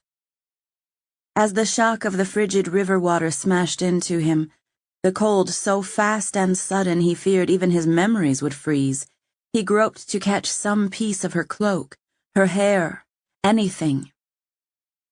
He had a vague sense that he might survive the waterfall because he was fountain blessed, and he could only hope that having her with him might make a difference.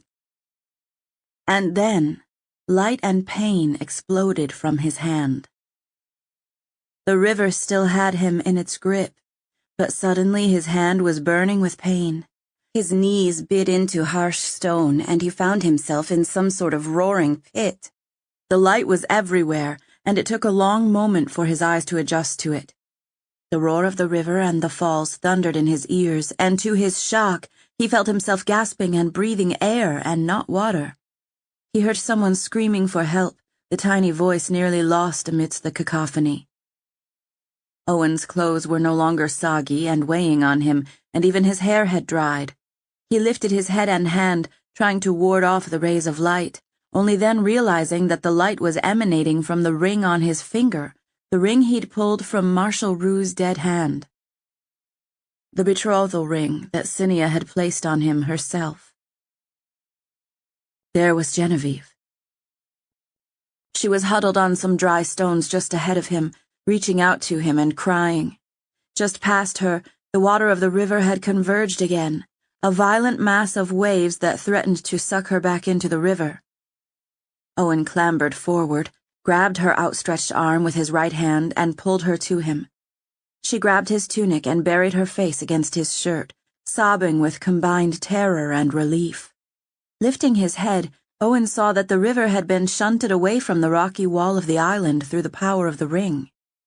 The dock posts were exposed, as were the slick, smooth stones that normally lay beneath the waves. The relentless power of the river had broken away the boat he had attempted to tether there, and it was now hurtling downstream to meet its fate at the falls. He saw Etain kneeling at the dock, reaching out to them, her face full of panic and awe as she beheld the river parting away from Owen and the child. The ring burned on his finger so fiercely he feared he'd lose his entire hand as a result of its magic. His mind could not grasp a power that was strong enough to turn a river out of its course, especially a river as mighty as the one serving Kingfountain. Trying not to look at the blinding light of the ring, he carried Genevieve clumsily up the rocky cliff. He stumbled a bit and then hoisted the child up into Etain's arms. As he moved closer to the dock, the river began to fill in behind him, showing that the protection he had experienced was limited and temporary. How long would the magic last? He had no desire to test it. The dock posts were black and slick, and he stumbled against the uneven boulders strewn at their base. Genevieve was safe again, thank the fountain, so he reached up and caught Etain's hand himself, letting her help him up next. As soon as his boots cleared, the light in the ring vanished and he felt the river hammer once again at the dock, the power of the water rocking and shaking it. He knelt there, breathing down his terror in fearful gasps, and saw Genevieve staring at him with huge eyes. Mother was right. You truly are fountain blessed, she said reverently. Then, with all the effusion of a child, she flung her arms around his neck and started to weep again, this time with gratitude. She thanked him over and over, mumbling her apology for being so clumsy. Owen rocked back on his boots a bit, feeling so grateful for the ring he wore on his hand. He patted her back with one arm and then examined his hand, afraid of what he'd find. The finger that held the ring was dark and bruised beyond recognition. It hurt terribly, but he felt a surge of warmth envelop his body, sending healing waves. He noticed the scabbard was glowing again, although the incandescence was only visible to his eyes. Etain was kneeling beside him, looking at him with so much relief, her hands folded prayer-like in front of her. Even though she'd disguised herself as her mother, he could see the true woman beneath the concealment. Genevieve pulled away and looked down at Owen's hand. Just like him, Genevieve was dry, as were her clothes and hair. He smoothed down her dark tresses, astonished at this demonstration of the fountain's power. Had Simeon known he would need the ring's protection? He suspected so, and felt a throb of warmth for her. Etain took his hand, and he watched her press her lips to the ring like a benediction. His breath was finally starting to calm. "Let's get away from the river," he managed to say. Etain looked like she wanted to start weeping. She smiled through her tears and nodded vigorously at the suggestion. At dawn, the sexton of the sanctuary of Our Lady unlocked the gates and pulled them open with a groan. There were many who had gathered outside in anticipation, waiting with their coins in hand to make an offering to one of the many fountains. One young couple whispered of their hope to be blessed with a babe. A grieving father had spoken of his boy slipping on an icy street and cracking his skull the night before. When the gate finally opened, Owen led Genevieve through the aperture, Etain's magic rippling gently around them. The sexton gave Owen a wary look of recognition as he passed, something he had been counting on. The man's lip curled into a warning sneer, but he said nothing. Owen tipped his head at the man and gave him a mocking smile, knowing full well that his face was the twin of Dragon's. "Come along, lass," he said gruffly to Genevieve. "Shan't keep your papa waiting." Once inside the grounds, the supplicants gathered into the interior of the sanctuary where the cold of the early winter was dispelled by braziers lit with fresh coals. The trio stood by one of them, chafing their hands and trying to get warm again. A man sauntered up to Owen, someone who, judging from his expression, clearly knew Dragon. "What's this about, eh?" the man said with a bit of defiance in his tone. "Who's the chit?" he demanded, nodding to the little girl. Never you mind, Owen said, mimicking Dragon's tone of voice. He felt Atane's magic washing over the man, convincing him utterly. What news? That espion bloke Amrian has been snooping around for you. I'd knife him if I was you. Watch out for him. Any luck inside the palace? He looked cautiously around. Bothwell's in a temper. He needs to get this done and fast. It's a lot of money, Dragon. He was almost whining in anticipation. I've got it all figured, you see. You tell Bothwell I can get him in. Now go, the sexton's looking this way. Go. The man nodded and then hurried off. Owen traded glances with Atane. I think our visit served its purpose. If we wait here until noon, who knows who might show up to talk. I think this is wonderful, Genevieve said in a low voice. I've never seen such magic. Even though I know who you really are, I still can't tell for sure. I'm a little afraid. Where are we going? We're meeting the Duchess of Brithonica at one of the fountains in the back, Owen said. We agreed on noon, which is hours away. But maybe she'll be able to sense us if we go near. Walk with me. We won't stay there long if she doesn't come right away. Atane nodded and fell in step with Owen. He felt the magic moving along with him, giving his walk a little limp and swagger. The power came from the poisoner's intricate memory of the man, and while he could resist the magic, he let it work on him to complete the illusion. There was power in wearing masks. He actually felt decades older, even though he knew it was just a mirage. When they reached the little alcove, he stared into the fountain's placid, coin-speckled waters and summoned the chest. There was no one else in the immediate area, but there were many passers-by near them. Owen tugged on Genevieve's hand and directed her to the other side of the fountain, where they were less likely to be seen. As they'd planned, Atane lingered by the entryway, glancing at the crowd and keeping an eye out for her father. Look, Genevieve said with excitement, pointing at the waters as they started to froth and bubble. A thick, roiling mist rose up from the churning surface, veiling the room. Owen could no longer see Atane. Genevieve looked at the mist eagerly, without any apparent fear. Is she coming? She is, Owen said, feeling his own heart begin to mimic the waters. Then Cinia appeared in the mist, walking from the center of the pool toward them. She wore a different gown than the last one he'd seen her in. It was lavender in color with a lacy bodice and cuffs. Owen didn't want to greet her as Dragon, so with a thought he repelled Atane's magic and let the facade slough off. Genevieve Llewellyn, meet Cinia Montfort, the Duchess of Brithonica, Owen said. He gave her a look of warmth and pleasure, trying to tell her without words that he knew all, that he was grateful for her and all she had done for him. Cinia started when she saw the look on his face, but she regained her composure quickly, her anxiety turning to smiles and tenderness as she looked at Evie's daughter.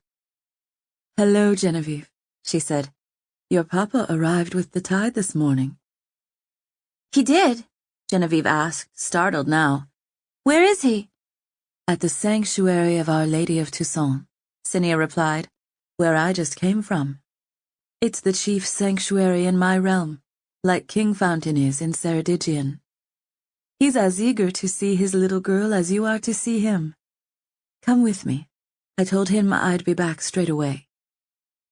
Genevieve reached out to take the proffered hand, but then she looked up at Owen once more and threw her arms around him. Thank you for saving me, she mumbled. I can never thank you enough. Here, I must kiss you. Kneel down. Owen felt chagrined, but he dropped down to one knee as requested. Cinia was staring at him with something like amazement, one hand covering her mouth. He'd never seen her look at him that way, but she looked. It wasn't distraught. Overwhelmed. Owen felt the warm lips press against his cheek where Atane had shaved him earlier. Relief flooded him. For just a moment he had experienced the utter devastation that had haunted Severn for so long. Losing his brother's children was a blow from which the king had never recovered. Owen did not understand how someone could recover. The insight made him feel an unbidden pang of sympathy for the man he'd served, the man he was now betraying. "You're welcome," Owen said, patting the little girl's cheek in return. "I promised your mother I'd keep you safe." Genevieve gave him another radiant smile, and then took Cinnia's hand and stepped over the wall of the fountain. Owen stood and met his betrothed's eyes, surprised when he saw they were wet with tears. "You didn't know what would happen?" he asked. She blinked quickly, trying to regain her composure. "Years ago," she whispered, "I had a vision of you saving a little girl's life. In the vision you had whiskers and such, so I thought it was more deeply in the future." She swallowed again, her emotions filled to the brim. "I saw the ring save you. So I knew back then that you needed to have that ring for such a moment." She shook her head. "But I had no idea it would happen this soon. You had shaped it into a different shape after all," she said shyly, reaching out and grazing the edge of her finger against his chin. The touch made him shiver. She glanced down at his hand. "It's healing quickly," she said, nodding with satisfaction. "The ring is powerful. If you hold on to the magic too long, it will kill you. But with this scabbard, you will not be scarred." Owen liked seeing her so discomfited on his behalf. He smiled at her and watched her cheeks flush with pink. "Well, I had to shave to look the part," he said offhandedly. "But I don't intend to keep the whiskers long. Unless you like them." She looked agitated and flustered, which made him long to reach out and touch her. She shook her head no, but wouldn't meet his eyes. "That's good, because I planned to shave the rest off this morning," he said. He gave in to temptation and reached out and took her hand. "Thank you, Cinnia. Thank you for making sure I was wearing that ring." He kept his voice low. "I wouldn't have survived otherwise." She looked up, seeing his face again. A timid smile crept onto her mouth. "I know," she answered. Then she blinked. "I almost forgot. Iago wanted me to give this to you. It's from her mother." Owen was impressed that she'd mentioned Elizabeth without flinching. She withdrew the sealed note from her girdle and placed it in Owen's hand. He stuffed it quickly into his pocket to read later, but did not let go of her hand. "It has begun," he told Cinnia. "It has," she agreed. It was the breath before the plunge. Chapter 28. The King's Wrath. The hearth in the throne room had been stoked with enormous logs and was blazing, but the cavernous space had an unshakable chill. It was the second morning since Genevieve's disappearance, and the King's wrath was terrible to behold. He'd cast out the guests in a fury so he could receive an update from Kevin. "I said be gone!" Severn shouted at a serving girl who was hastily trying to clean up a spilled platter. The girl went white and fled the room. Owen had positioned himself near the doors and was watching as Kevin brooked the king's temper with as much courage as he could muster. The Espion were in disgrace again. Owen struggled to conceal a smirk. His ruse was working exactly as he'd planned, although he hated to see Kevin endure the brunt of the king's anger. He saw Drew approach the door, trying to slip away with the rest. The lad had a worried look on his face, but Owen caught his eye and winked at him as he neared the door. Drew's face brightened in an instant. Owen nodded to him and then whispered the word, "library," as he passed. Lady Catherine was still standing by the dais, and she too bore a worried look. Genevieve's disappearance had caused her deep anxiety, but Owen hadn't dared tell her the truth. He would try to later if he could manage it discreetly. Owen nodded to the guardsman to shut the door and then approached the king, who continued to rail on Kevin. "What is it, I ask you, about the Espion being unable to keep track of little children?" Severn said contemptuously. "I want answers, Kevin, and they best be good ones." My lord, the espion said, discouraged. I've had everyone I can spare. You can spare! The king thundered, interrupting him. I told you to put every spy in the city on alert. Let him speak, my lord, Owen said, closing the distance. Curb your temper a moment if you can. The king shot Owen an angry look, his lips trembling with rage. Kevin gave Owen a grateful nod and shrugged helplessly. We don't know how she got out of the castle. She simply disappeared. When her chambermaid arrived in the morning to light the fire, her bed was empty. It would appear she's been kidnapped. But how? How could she have been removed from the city without anyone knowing? The king asked in exasperation. We've secured the roads, the port, searched every ship in the harbor, Adiberian or not, Kevin explained. The only lead we had has led to nothing. What lead? Severn demanded. I should toss out the lot of you. Why do I pay for a spy service that botches everything? Tell him, Kevin, Owen said. Tell me what? Kevin swallowed as if to banish his rising impatience. I heard a rumor that the sexton of the sanctuary may have seen her yesterday morning. I went and spoke to him myself. He described a man and a woman who were at the gates when the sanctuary opened. They had a little girl with them who matched Genevieve's description. The sexton swore by it. The man he described to me may have been Dragon. Do you remember him, my lord? The thief we captured who tried to release Eric? Owen watched as the expression on the king's face shifted from anger to recognition, then to betrayal. Kevin may not have noticed the subtle changes, but Owen had been studying him closely. Yes, I do, the king stammered. Kevin scratched his ear. The sexton swears he saw them enter but not leave. I asked the Diconius if the girl had claimed sanctuary, but he looked as surprised as I've ever seen a man. No one had claimed sanctuary that day, and it was the first he'd even heard about the girl. I had men search the entire premises yesterday, from basement to loft, every crate, every bushel, every closet. I thought I'd have good news for you today, my lord, but there was no sign of her there or at the port. Owen stepped forward. My lord, after hearing Kevin's report, it's my belief that this Dragon fellow was involved in Genevieve's disappearance. I also believe, my lord, that he has some sort of special access to the palace.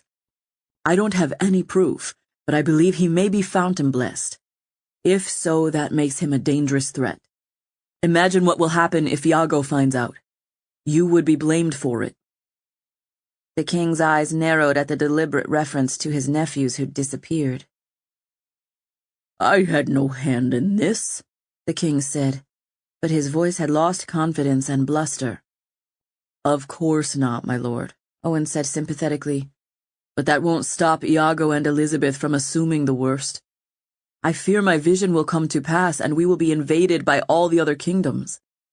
I know you sent Catesby to the north, but I have a suspicion that they will turn on him like wolves if Steve's granddaughter shows up with war banners. If we lose our grip on the north, we lose a significant number of once loyal soldiers, the core of your supporters. The king rubbed his mouth and started pacing with a pronounced limp. Owen glanced at Lady Catherine, who seemed keenly interested in the conversation. Was she piecing the clues together on her own in a way that Severn couldn't? What do you suggest, then? The king asked Owen. I've ordered the espion to hunt down this Dragon fellow. I think there are some questions he must answer.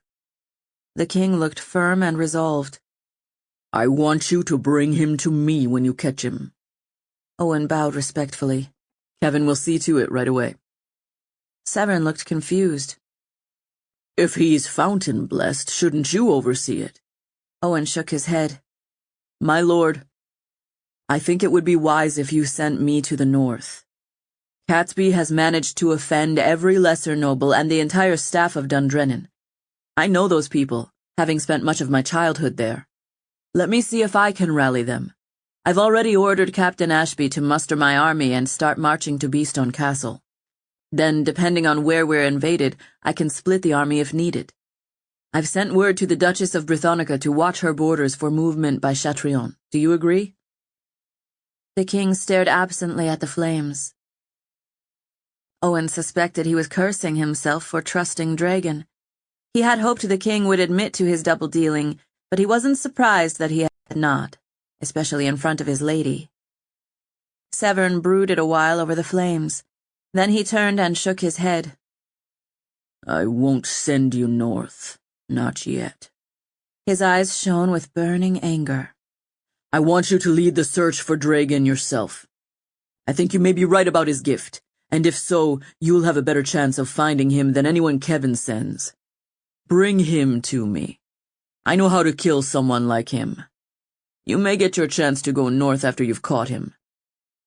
There is a snow-covered peak there where the Maid of Donremy froze to death.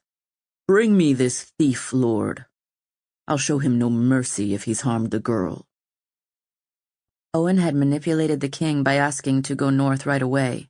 The pieces were falling just as he'd hoped and planned. Very well, my lord, he said stiffly. He bowed curtly and then turned to leave. Lord Owen. It was Catherine's voice. She'd followed him into the corridor leading off the throne room. It was empty, but the palace was riddled with spy holes, and he couldn't know if it was safe to speak frankly with her. Yes, my lady? He asked. She wrung her hands as she approached. Her eyes were worried and puffy, and he could tell she hadn't slept much. I know you are doing everything possible to find her, Catherine said softly. When she reached him, she cast a look back at the double doors leading to the throne room. The guards stood at attention, but they were too far away to hear their conversation. I am, my lady, he answered simply, keeping his expression neutral. Her voice dropped lower. No need to disguise yourself with me, Owen, she whispered. I'm not fretting because of Genevieve. I'm worried about the king. I'm worried about what he may be planning. Owen wrinkled his brow and said nothing. Her voice was very quiet and confidential. I asked him about whether he believed in your prophecy, she said. He won't let himself accept it as truth. At least not yet. The snow is an early winter, he says. He's convinced himself the fountain's portents are childish superstitions.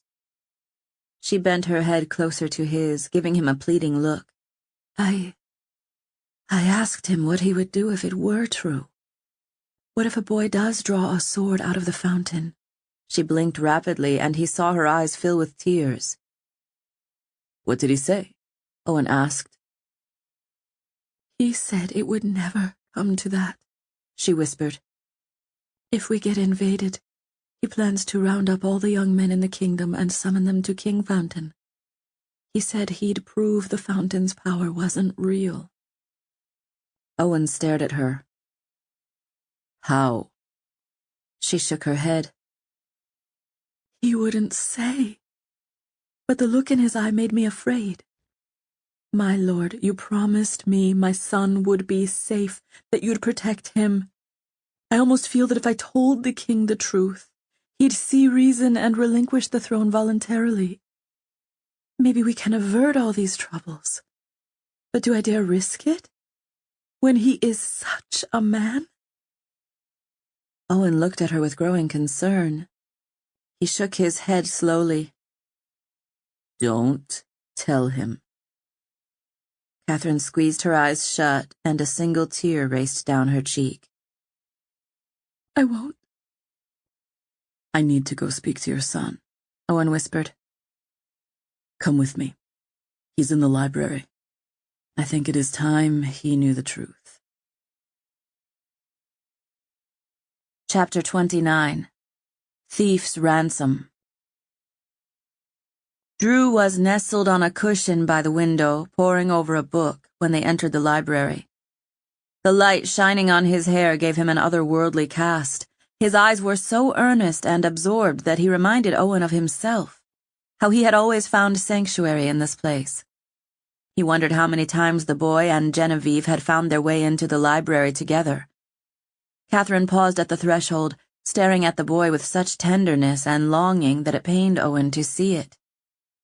He gave her an encouraging nod and gestured for her to approach the lad first, which she did. She nestled at the edge of the cushioned window seat, her eyes caressing his face. "What are you reading?" she asked softly, reaching out to brush away a piece of his hair. Drew didn't look away from the book. "A book about the Lady of the Fountain," he said, chewing on his little finger. "She was an Ondine." "A what?" Catherine asked. "An Ondine," Drew replied. "A water sprite." As the words came out of the child's mouth, Owen felt a ripple inside his heart that made him shudder. He walked closer, stepping so softly his boots didn't scuff on the carpets. "I've not heard of them," Catherine said with a curious tone. "The Lady of the Fountain was one, you say?" "Mm-hmm," the boy said, gazing down at the words with an almost dreamlike expression. "Ondines are gifts from the deep fathoms. They look like us, but they aren't truly mortal. People find them on the shore after storms. The Lady of the Fountain, who helped King Andrew, was an Ondine. They are very powerful and good." Owen swallowed, his heart wrenching with emotion. He could feel the magic of the fountain pulsing around and inside him. He needed to ask Polydoro for more information about Ondines. Perhaps that was Cynia's origin instead. A feeling of certainty rang through him like a bell. "I've always liked this library," Owen said, announcing himself as he approached the corner of the window seat. Drew lifted his head at Owen's words. "I didn't hear you." He closed the book and set it down, his body suddenly tense. His eyes were penetrating for one so young. "Is she safe?" He knew instantly whom the boy meant. "Yes." Drew looked relieved. "I wish I could have told her goodbye," he said with a hint of melancholy. Owen suppressed a smile. She felt the same way. She's with her father again, on her way back to Adiberian. He kept his voice pitched low deliberately, but they were alone in the room. The spy holes were all along one wall, and the window seat was far away from them. Catherine glanced up at Owen and then looked down at the boy, her lip trembling. It had to be done. The secret was wriggling furiously now, trying to escape. Owen felt it tearing him apart inside. He didn't know what was going to happen, but he felt he could not contain it a moment longer. "When I told you to meet me here, I wanted to let you know that she was safe," Owen said. "But there is also another reason." Drew dangled his legs over the edge of the cushion. He patted the book and a sad look crossed his face. "I'm leaving again, aren't I?" An exquisite pain wrung Owen's heart. He wanted to tell him all of it, but he couldn't. It was too much to unload on such a young boy. One secret at a time. "Do you want to go?" Owen asked. Drew shook his head miserably. "Duke Horwath is dead. Catsby hates me, and he doesn't want me to become one of his knights. Can I go back to Tatton Hall with you?" he implored. "I think my mother is from Westmarch. I'd like to go to Westmarch. I've never been there before." Looking at the child's despair was heartbreaking. Was this how Anchoret had felt? Catherine was struggling to keep her composure. The boy looked so forlorn and unwanted that Owen experienced physical pain in his chest. "You were born in Westmarch," Owen said thickly, reaching down and tousling the boy's fair hair. Drew nodded but didn't meet his gaze. "You don't want me to go with you?" Owen stifled a snort, amazed at the power of the feelings twisting him apart. "It's not that, lad. I just don't think it would be right to separate you from your mother again." He watched as his words wriggled inside Drew's body. The boy was staring at the floor, but then a look stole over his face. Confusion, recognition, realization. He raised his head and looked at Owen with a sort of hesitant hope. Then he turned and looked at Catherine. The young boy's face continued to contort as the knowledge swept through him like a flood. You are my mama? Tears rained down Catherine's cheeks as she nodded vigorously and then clutched the boy to her bosom, pressing hot kisses against his hair. His small arms clung to her, and Owen heard the shuddering sobs start in his chest. Taking a step back, Owen stared at the two, his own eyes stinging with tears, which he roughly brushed away. He had to be strong. He had to do all that he could to bring this boy to the throne. Owen knelt down by the side of the window seat and put his hand on Drew's knee. I had to tell you now, lad. There is more I cannot tell you quite yet. Drew wiped his nose and looked at Owen in astonishment. Are you my father? He demanded. Owen chuckled softly. No, lad. I'm your protector. The fountain put you in my charge when you were born. All the times I came to Dundrennan, it wasn't just to consult with the Duke. I came to check on you. Drew was beaming with newfound joy.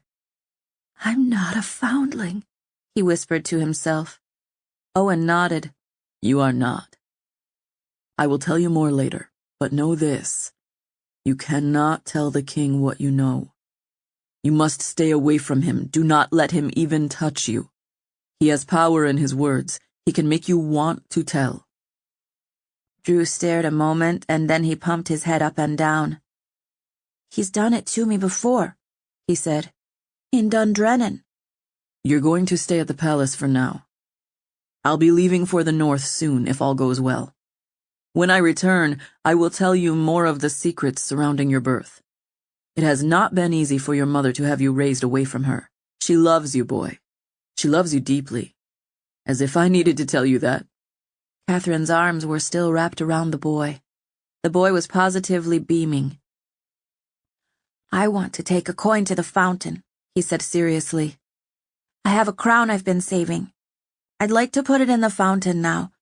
I've been meaning to use it to ask the fountain who my parents were. He smiled. I feel I should give it the coin now just to show how grateful I am. Owen rose and mussed the boy's hair again. I'll take you there myself. Now I have some business to attend to. I think the two of you should spend some time alone together. Drew nodded eagerly and turned to Lady Catherine. I always imagined you were beautiful, he whispered shyly. Catherine took his hands in hers and then kissed them. Parting with you was my greatest sorrow. Owen left mother and son alone.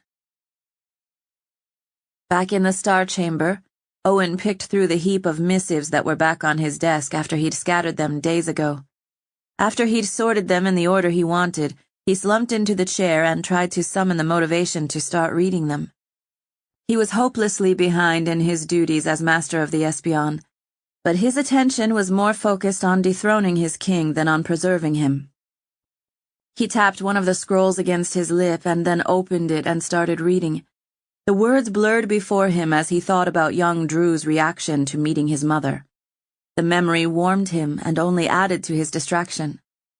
A knock sounded at the door, and Owen gave the order to enter. Kevin appeared with a small tray of berries. These just arrived from Brithonica, I was told, he said. A gift from your betrothed? On the tray was a note written in Cinnia's elegant flourishes. Owen saw the tray and smiled, nodding and gesturing to the desk. Kevin popped one of the berries into his mouth and blinked in surprise. Quite tasty. I've heard good reports about the berries of that land. Perhaps you can arrange a change in my assignment once you become the Duke of Brithonica? Owen smiled and scooped up a few berries himself. They were delicious and sweet. So very sweet they made him blink in surprise.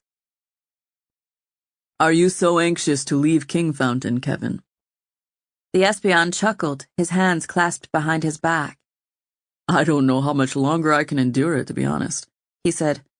The king's temper is getting worse, if that's possible. Owen smiled and picked up another berry. Kevin looked longingly at the tray, and Owen gestured for him to help himself. He did. You're a capable man, Owen told him, and I appreciate you. I have been known to assist others to assignments better suited to their interests. He smiled, thinking of Clark and Justine. I'm not asking for an assignment in Adabirian, if that's what you mean. I was Clark's mentor long ago, but I have no desire to follow him there. If I may speak freely, my lord. Of course.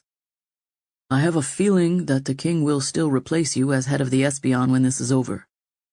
I've enjoyed serving you, Lord Owen, and I would gratefully follow you to Tatton Hall or Plumure or wherever else you go. I speak this truthfully. Owen felt a flush of pleasure at the man's words. I value loyalty, he said, wondering if he should take the Espion into his confidence. He'd tested Kevin with his magic before and found him to be genuine and forthright. And he was quite capable with his diplomacy skills. He could be an asset. I know you do, Kevin said, nodding. I hope I've demonstrated mine. The secret door in the room opened and Atane rushed through it, startled to see Kevin there. He bowed to her and turned to leave. No, stay, Atane said, forestalling him. Kevin turned with curiosity on his face. I've arranged a meeting with Bothwell. My contact, she said, giving Owen a knowing look, said he agreed to meet me at the Candlewood Inn. I know where that is, Kevin said. It's near the sanctuary. Bothwell is Chatrion's poisoner, correct? Yes, the one who poisoned our people in Edinburgh, Owen said. He's in the city. I've meant to tell you, but I've been too distracted of late. I told Atane to arrange a meeting. So you could swarm it with Espion, Atane finished for him. Kevin looked flummoxed. Most of my men are busy seeking Iago's daughter. Let me gather as many of them as I can. If he's at the Candlewood, it's an opportunity worth seizing. How recently did your contact give you this news? Atane flushed, but her expression was full of steel. Just now. Bothwell's there. I'll go with you. I've defeated him before. The Espion looked relieved. We'll be grateful to have you with us. The longer we delay, the more we risk losing him. I agree, Owen said. If you can capture him, then do so. But I wouldn't shed tears if you impaled him with a crossbow instead. Well done, Atane. She flushed and gave him a smile before turning and leaving the Star Chamber with Kevin.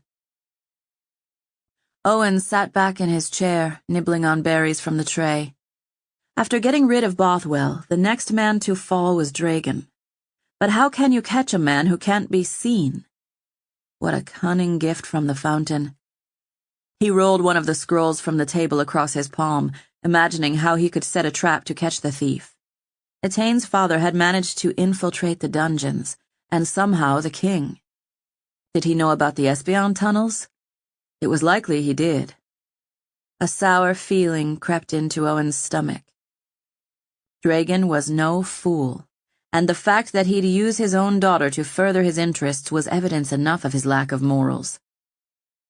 Owen's stomach turned over, and he squirmed in the chair with discomfort. He was thinking about how to set a trap for a man like Dragon, but perhaps the thief may have already set a trap himself.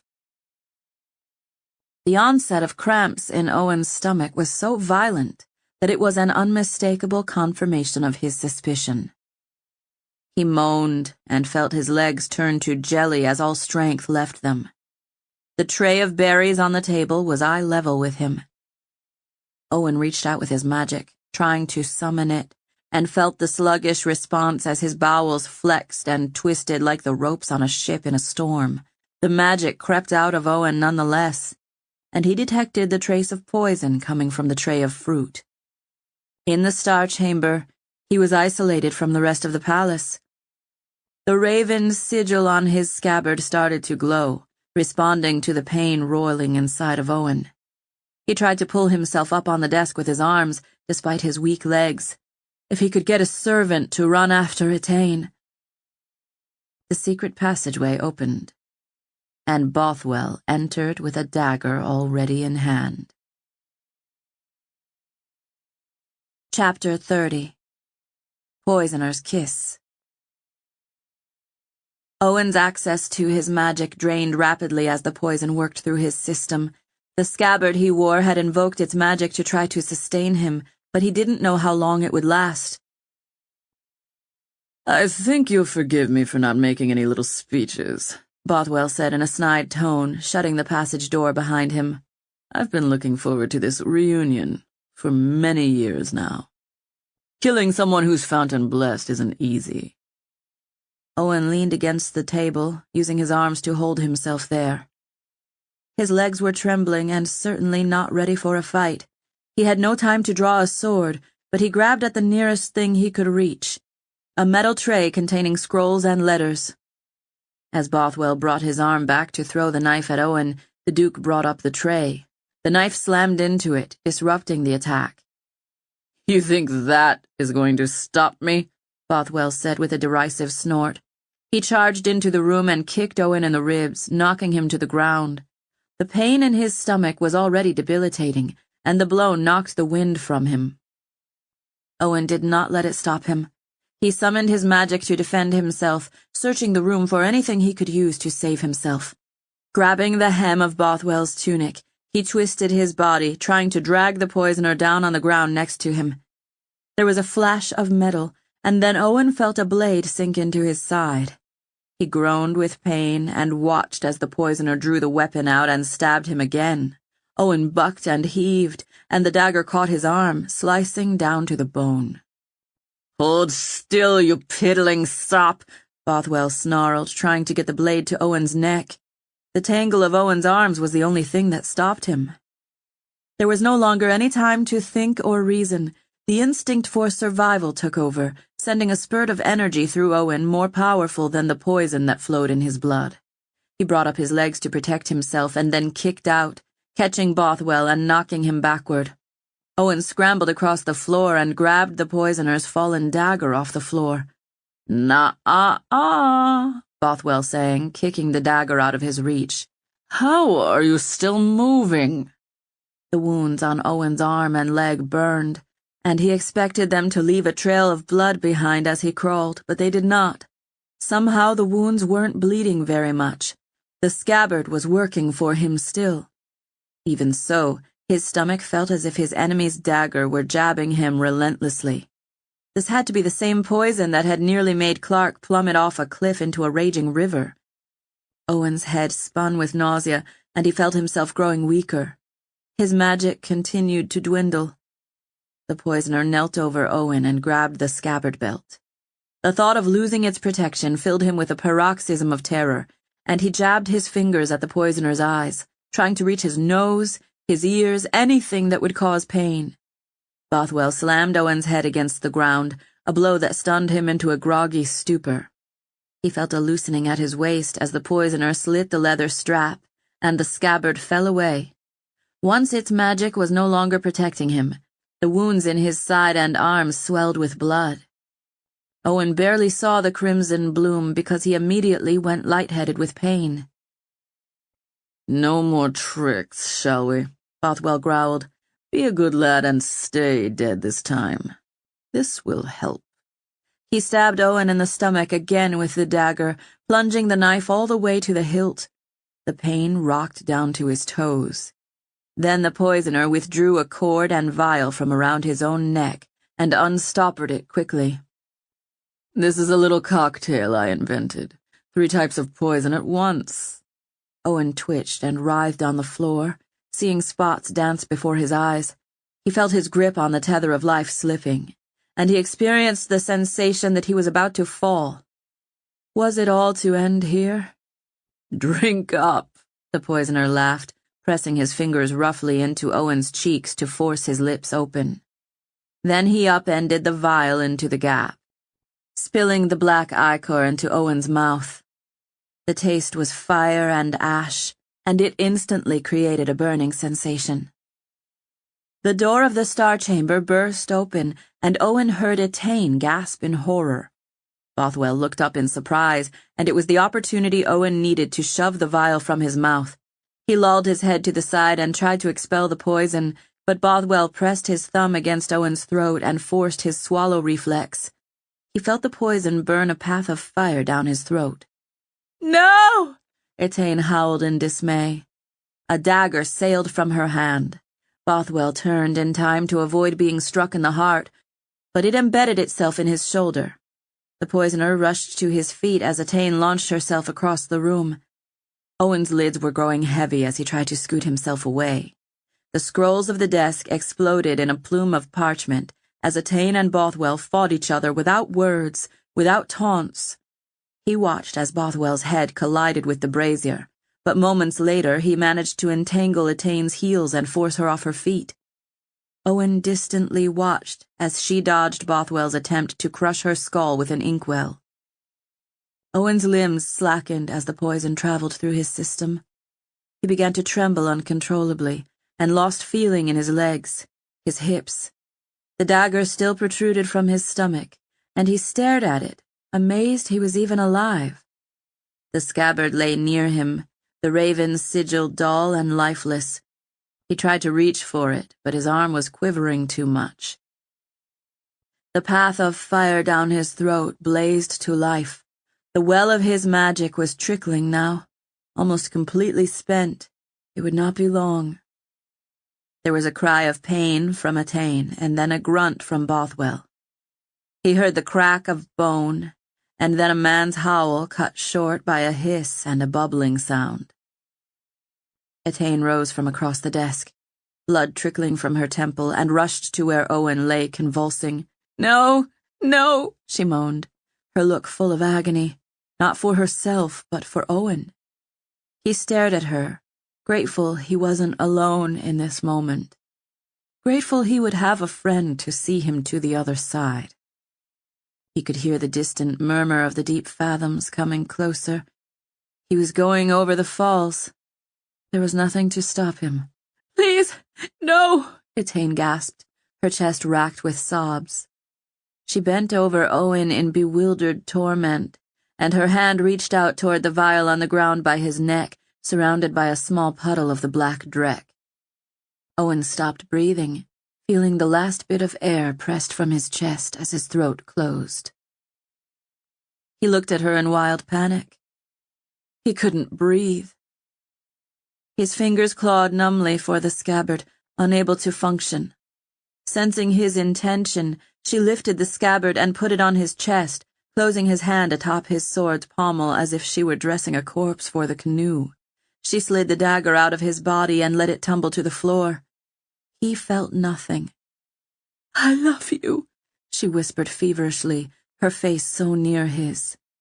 He was slipping away, and he felt certain her words would be the last that he heard. At least they were good tidings to hear at the end. He stared into her eyes, trying to focus as his vision dimmed. There was a jarring sensation, the feeling of a glove being pulled off a hand. Suddenly he was looking at her from a different angle, from above rather than below. There was a pool of blood on the floor beneath him. His own lifeblood drained away. His body had stopped twitching and rested still. Owen felt the strange realization that he had died, and he felt a pulling, like a river current was trying to take him away. Atane was sobbing, pressing her face against his chest. How could he hear her still? He felt all of her love, all of her regret, all of her thwarted passion roiling inside her. Then she lifted her head as if startled by a sound. The thief's daughter cupped Owen's cheeks tenderly, and he felt her magic swell as wide as the moon's glow. She bowed her head, her mouth hovering just above his.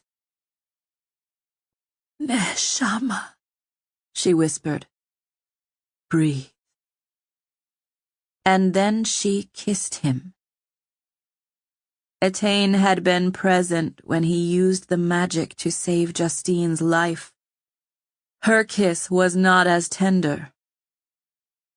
The tug on Owen's soul reversed, and suddenly he was falling, a sheet of light blinding him as he tumbled back into his body and his chest filled with air and life.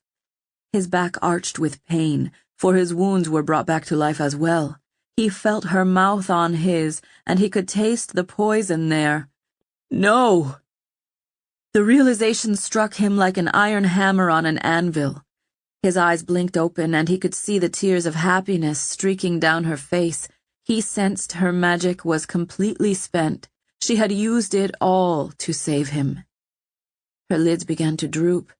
She clutched his hand and then fell next to him.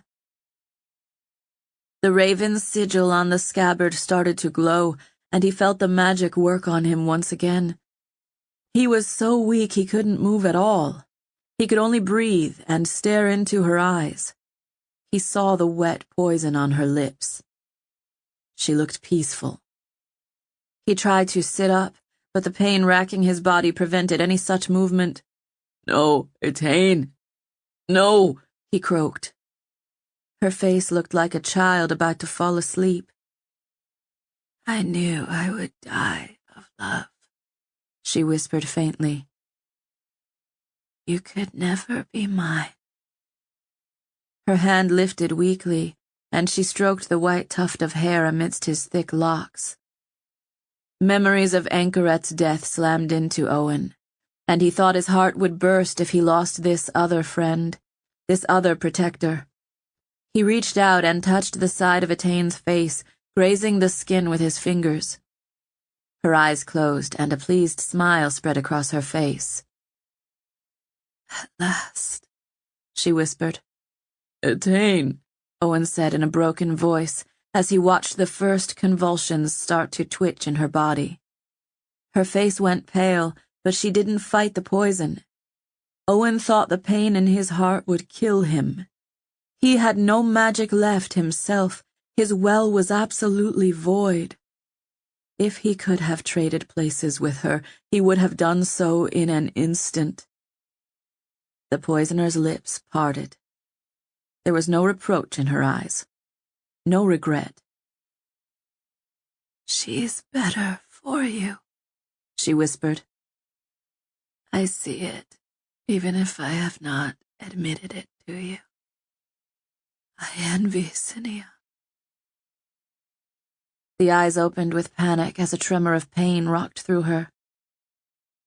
"Goodbye, my love," Etain breathed, and said no more. Owen watched helplessly as his best friend died in front of him. Dear Owen, I have sent this note by way of the Duchess of Brithonica, who has assured me it will reach you swiftly and beyond the notice of the Espion. I am grateful to have Genevieve back, and she tells me that you literally saved her life. Children are prone to exaggeration, but if her tale is true, I owe you more than I can ever repay. You have my trust and allegiance. By the time you receive this, our invasion of the North will be underway. We plan to rally the people by striking at the heart of my rightful lands. Thanks to your cleverness, we can depose Severn with little bloodshed. That is my hope.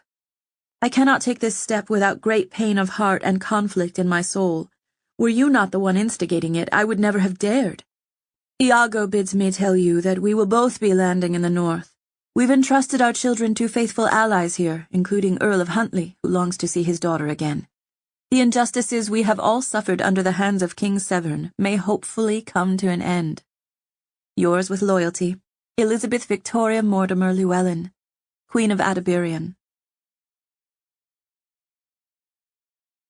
Chapter 31. Raven's Feast.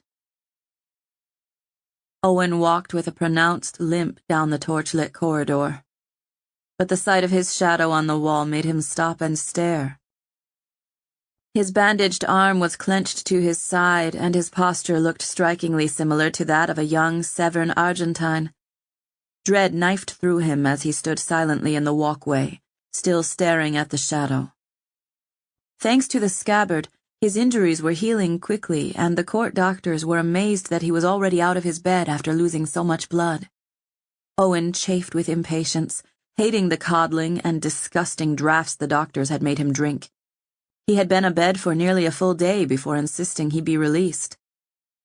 The drama had shocked the entire court. A poisoner from Aquitania had somehow managed to infiltrate the castle and attempt to murder the head of the Espion and his chief lieutenant. Both had survived, but the king's own poisoner had been murdered. Only Owen knew the full truth, and he was keeping the facts to himself. He had warned the king that Dragon was behind the plot. The manhunt for the thief had become pressing in its intensity, but no one had seen him, nor could they. Owen started walking again, gritting his teeth against the pain roiling throughout his body. Etaine's body was going to be set loose in the river that morning, and Owen was determined to be there to pay his last respects to the woman who had given her life for his. It was painful to think about her, and he knew it was a wound that would never fully heal. She had spent most of their years together nursing an unrequited love for him, and it saddened him that she had only found happiness in her final act of self-sacrifice. Tears threatened him, and he could not help but wonder if he was cursed to spend his life alone. Perhaps Cinia too would be ripped away from him. He reached the door leading to the outer yard and found 2 soldiers waiting there in black tunics with the white boar insignia. They stiffened and exchanged a knowing look as he limped toward them. Owen said nothing to them as they hauled open the door to let him out. Pathways had been cleared through the yard, the drifts shoveled up against the walls, but elsewhere the land was thick with snow. The miserable cold reminded Owen of the wiser board hidden in the secluded fountain of Our Lady. The board's magic was causing the weather, and it would continue to get worse until Severn was defeated or until the entire kingdom lay under a cataclysm of ice. He walked with a burden of pain and duty inside his heart, listening to the crunch of the ice crystals beneath his boots. After crossing the frozen grounds littered with leafless trees, he arrived at the gate where he'd watched the king seduce Lady Catherine. Etaine's identity was a state secret, so there would be no crowd to send her on her way back to the deep fathoms. The king was already there, swathed in a heavy black cape lined with silver fur. Next to him was Kevin Amrian, leaning on a crutch. The espion's face was gaunt and feverish, and Owen was surprised to see him out of bed. The sound of his boots announced him, and the men turned. Owen wondered if Dragon was also present, hidden by his magic. Owen's connection with the fountain magic had been temporarily severed because he had no reserves left. The necessity for him to plot and plan had begun to bring it back, but he didn't want to waste what limited power he had. The well needed to be filled, drip by drip. He had not been so drained for years. "You look hale for a man who was nearly dead," the king said to him with a wary smile. "I don't think I've ever seen you so poorly." "I can't remember when I ever felt this poorly," Owen countered. He glanced at Kevin, who gave him a somber-faced nod. The king sniffed in the cold air, but he didn't seem bothered by it. "It's a sad day, to be sure. It's like a game of Wiser when 2 pieces of the same value get exchanged. It would have been much worse if Chatrion had claimed your life as well." His lips curled into a snarl. "I am ready to crush that upstart's skull. He's provoked me for the last time. When you are fit for the saddle again, you will launch a war into Aquitania that will water their gardens in blood. I want to spit on the corpse at Queen Elisa's feet." His voice throbbed with hatred, and Owen felt a blackness settle in his heart. "This was not a game of Wiser," Owen growled. "Etaine was a person, not a pawn." Fresh pain bloomed in his chest as his eyes shot to the boat where her body lay. It had been covered in a shroud, which, in turn, was decorated with freshly fallen snow. Severn snorted. "She was a pawn, if a powerful one. Do you know how much she cost me? How much Mancini spent on her training?" He shook his head at the loss of capital, while Owen ached at the loss of his dear friend. He didn't trust himself to speak, so he said nothing. He caught a sympathetic look from Kevin, who wisely joined him in his silence. "Well," the king said after a long moment, "at least she's going into the river in winter. The ravens have all flown south." Owen turned and looked at the king with morbid curiosity. "What?" The king didn't look at him, but Owen saw a flash of disgust on his face. "Haven't you ever wondered, lad? What happens to the bodies we release into the river, and why there are so many carrion birds in this kingdom? The bodies don't disappear. They are fought over. His face tightened. When I was a lad, no older than you were when you first came to the palace, I walked with my brother down to the base of the falls. I saw something black, something I couldn't identify. His voice took on a haunted sound. Eridur threw a stone at it, and suddenly the heap of black moved and lifted. They were ravens feasting on a corpse. The king shuddered at the memory. I can't abide them. I hate this duty most of all, for it reminds me of that time. I was just a child, but it terrified me. Owen had never given it a thought. The pageantry and splendor of the rite had always appealed to him. Even as a child, he'd wondered what it would be like to be sent into the river as he'd seen happen to others. What happens during the winter months, then? Owen asked. The king stared off into the distance. Wolves, he said simply. Then he shook his head as if to ward off the evil portent. Let's be done with this, he barked to the soldiers. The sound of approaching boots filled the air, and all three men turned in unison to see Lord Catesby rushing toward them from the palace. His boot slipped on a patch of ice, and the man went down with a yip of pain that sent him onto his backside. Owen chuckled at the sight, unable to help himself, and the three of them started toward the injured lord. What are you doing here, Catesby? The king demanded. I sent you to the north. I never even made it there, Catesby grunted. His effort to stand ended in another slip that sent muddy snow splattering across his rich mantle and tunic. He made it to his feet on his second try and dusted off the slush from his knees, scowling darkly. What prevented you? Severn asked with concern. The Mortimer girl, Catesby snarled. Iago's chit. She's occupying the fortress of Dundrennan while her husband is off sacking all of my men. Owen was angry at his choice of words, but he bit his tongue. Severn's eyes widened. So soon? When did they land? Why haven't we gotten word of this ere now? Surely you could have sent a horse on ahead. Catesby shook his head. I came myself, my lord. I need men, an army. You gave me those lands, my lord. It was my right to do with them as I chose. Now I need force to set this right. Severn looked exasperated and furious. Yes, I did bestow them to you, and in your greed, you pillaged the coffers and insulted everyone living there. Didn't I warn you to go easy? Now look what you've done. If we lose the north without even a skirmish, it will cost treasure and blood to win it back. How could you be so short-sighted? Owen suppressed a smile as he looked for Catesby's reaction. The petulant chancellor defended himself with indignation. I have done naught but serve you, my liege. You must help me get it back. You cannot let Iago hold lands within Ceredigion. He'll be after your crown next. No thanks to you, the king shot back. He blistered the air with some choice curses. You are useless, Catesby. Useless. He turned to Owen. How close is your army, lad? Owen was careful not to look too eager. A few days' march from here, my lord. Would you like me to bring them north and repulse the invasion?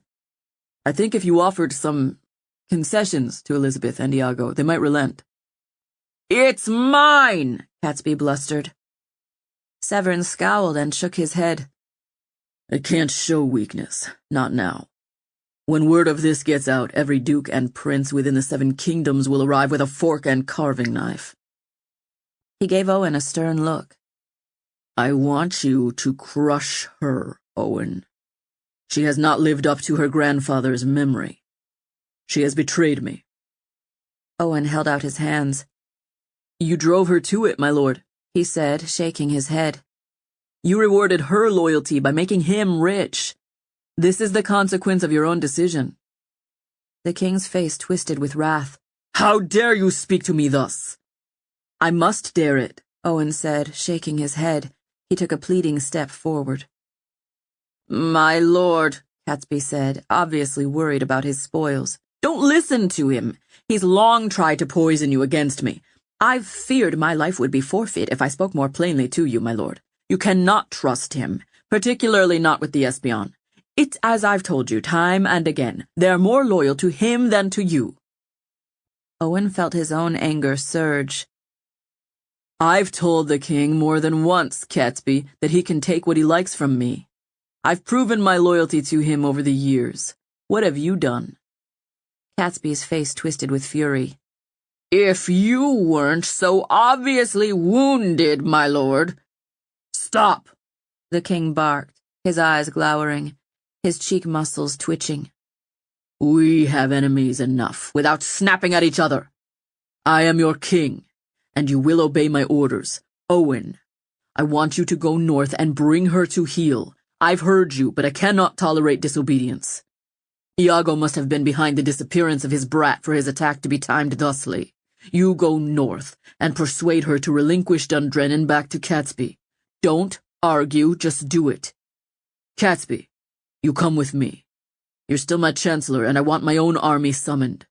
If Chatrion invades Westmarch, I will chase him all the way to Pree and break down the stones one by one.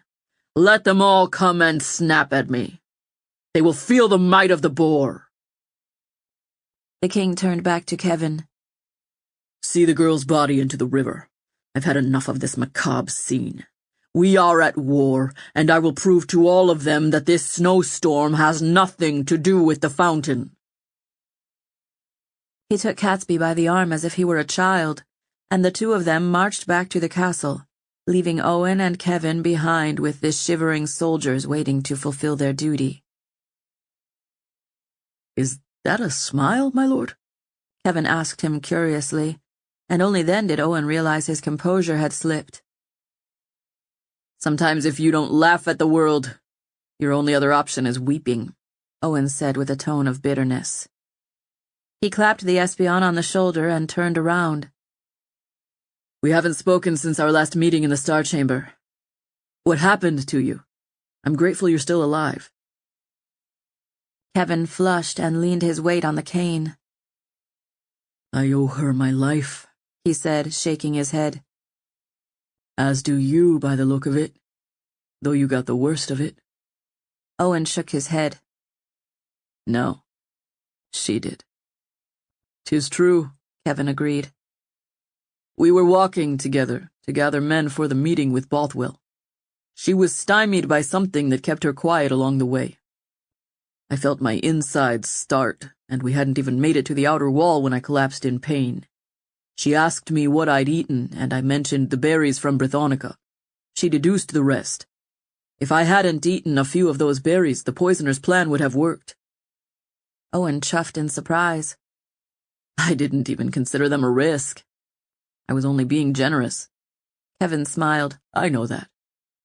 She recognized the poison because he'd used it before back in Adabirion. She had been carrying the remedy with her in preparation to face him.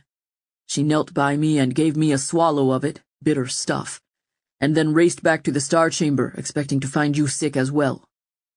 Looks like she arrived just in time to stop Bothwell from murdering you. Only she died instead. How did it happen? He asked.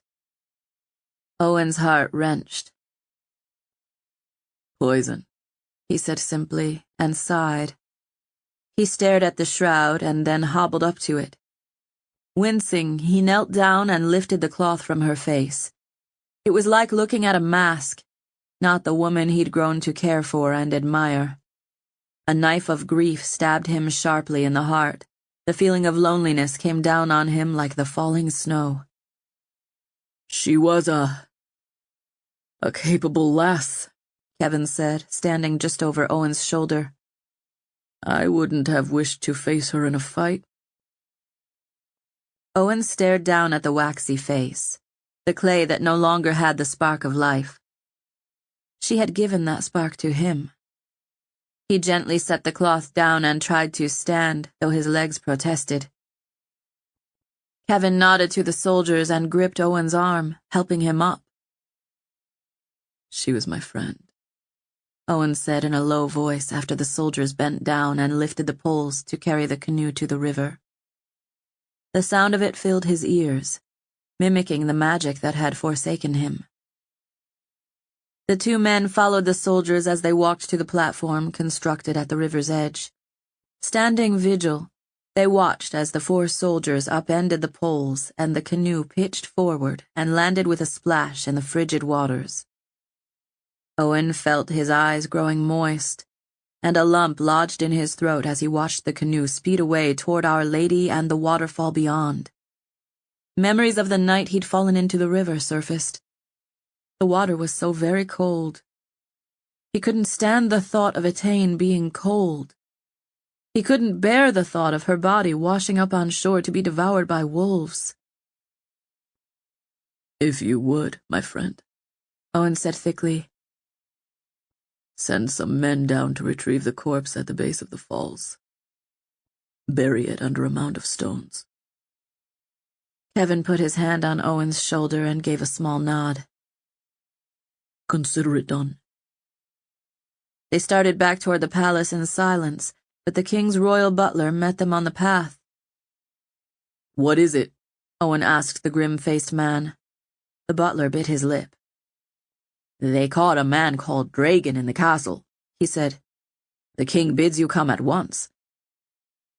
Owen gave Kevin a worried look, and they both followed the butler to the throne room. The castle was much warmer than the exterior, and Owen's ears began to tingle back to life. How had the Espion managed to capture a man who could disappear at will? Do you know aught of this? Owen asked Kevin. Nothing at all, the man said with concern. Owen wiped his nose. Someone wants to earn the king's favor, no doubt. When they reached the throne room, Owen noticed that it was full of soldiers wearing the badge of the White Boar. There were easily 20 or 30 men, and they stared at Owen with open hostility. His pulse began to race as he limped into the room. The servants were all gone. Catesby stood by the king, arms folded, and his smug, self-satisfied look confirmed that something was very wrong. Then Owen saw it. The Wiser Chest was sitting at the base of the throne. The Wiser Chest.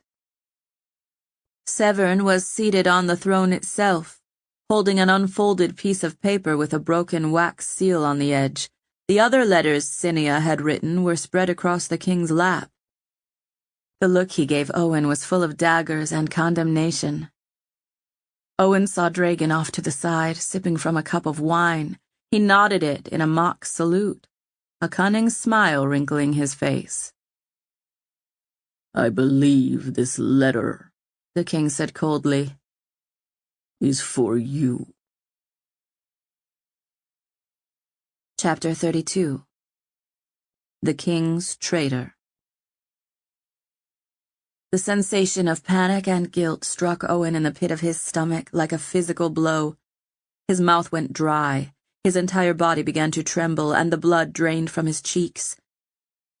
The Wiserboard was open, and he could see the Black King's scowl. It would hardly have surprised him if the stone eyes had turned him into a statue as in the legends of old. At a loss for words, my Lord Duke. For excuses, the king said in a low voice, but the rage behind it was growing as Owen's feeling of helplessness intensified. Severn rose from his throne, gripping the dagger hilt so tightly his knuckles turned white. The look on his face was full of condemnation. Owen hadn't expected to get caught, not in a hall full of witnesses, but it was almost a relief not to carry the burden of secrecy any longer. My guilt, Owen said in a short, clipped tone. I have not read that letter, my Lord King. How can I respond to your accusation without knowing what it says? By all means, replied the king. He stood atop the dais and extended his arm, his eyes glittering with wrath. Read it to your doom. I have seen Lady Llewellyn's script often enough to recognize her hand. This is no forgery, and she implicates you in the deepest of treasons. It felt as if he were falling off a cliff and the world were rushing past him. As he crossed the distance to where the king extended the letter, the sound of his boots echoed in the hall as loud as thunder crackling in the sky. He reached the dais and took the letter from the king. Should he try drawing on what little magic had trickled back into his banks? The king and dragon would sense it, though, and it would give them a sense of his current weakness. He decided against it and quickly scanned the letter Evie had written to him, which, by any possible interpretation, condemned him of treason. As he read her words, he wondered why Cinia had sent the letter along to him if she'd known what would happen. But as he'd come to learn, the timing of her visions was not always exact. Or perhaps she did know what would happen, and there was some reason it needed to unfold this way. The king stroked his bottom lip. You were always more loyal to her than to me, he said accusingly. Thick as thieves, the two of you. Is this your revenge, Owen? You would dare take the throne yourself? The last words had built into a roar. It was over. The ruse was completely destroyed. Owen had rolled the dice, and he had lost. I would never seek to usurp your throne for myself, Owen said tightly. Oh, how magnanimous of you, how saintly. But do you think anything you say to me right now could justify your treason? After all you have seen, after all you've witnessed, you two have chosen the kiss of betrayal. There is no man nor woman left in Ceredigion who knows true loyalty. So be it. Owen stepped forward. I speak truly, my lord, whether or not you believe me. It is treason to oppose the king. But you are not the rightful king of Ceredigion, and you've always known it. You stole the throne from your brother's children. You were their uncle and should have protected them. I will not be spoken to in such a way by a traitor! The king screamed. He gestured. Take him to the dungeon and prepare him for execution. Catesby, charge him. A greedy smile stretched across Lord Catesby's face as he made his approach. Guards appeared at Owen's side in an instant. Seizing his arms so violently he winced and nearly lost all his strength from the surge of pain it brought to his wounds. The look on Catesby's face made Owen want to spit at him. I charge thee of high treason, Owen Kiskaddon, Duke of Westmarch, he said with wicked delight. He hooked fingers around the chain of office around Owen's neck, and then snapped it off and tossed it to the ground at their feet. Prepare to face your death, boy. It will not be long in coming. Owen looked past the triumphant lord to meet the king's eyes. If you do not abdicate your throne, you will destroy us all, he said accusingly. You've brought a curse on the land that will only stop when the dreadful dead man wears the crown. Silence! The king shouted, flecks of spit spraying with his words. He quivered with rage. Owen tried to shake loose the grip on his arms, but he was too weak. The winter will destroy us all, my lord. Every man, woman, and child, even you. I beg of you, my lord, relinquish what you have unrightfully claimed. Take him away, Severn snarled. The guards started to drag Owen to the doors, but he persisted in pleading with the king. Look at the board, my lord. I'm sure you've realized it has special significance. The pieces are all arrayed against you. If you fall, we all perish with you. The dreadful dead man is here. Do what you will with me. Throw me into the river. I don't care. But this storm will not end so long as you are king. It will bury us all in frost. You think you're going into the river? Severn snarled. I know how to deal with the likes of you. I'll leave nothing to chance. We're riding north to reclaim Dundrennan from your wicked little friend and her faithless husband, and you'll be bound in iron atop a mountain to freeze to death. You will be the first to perish by the cold you foreshadow.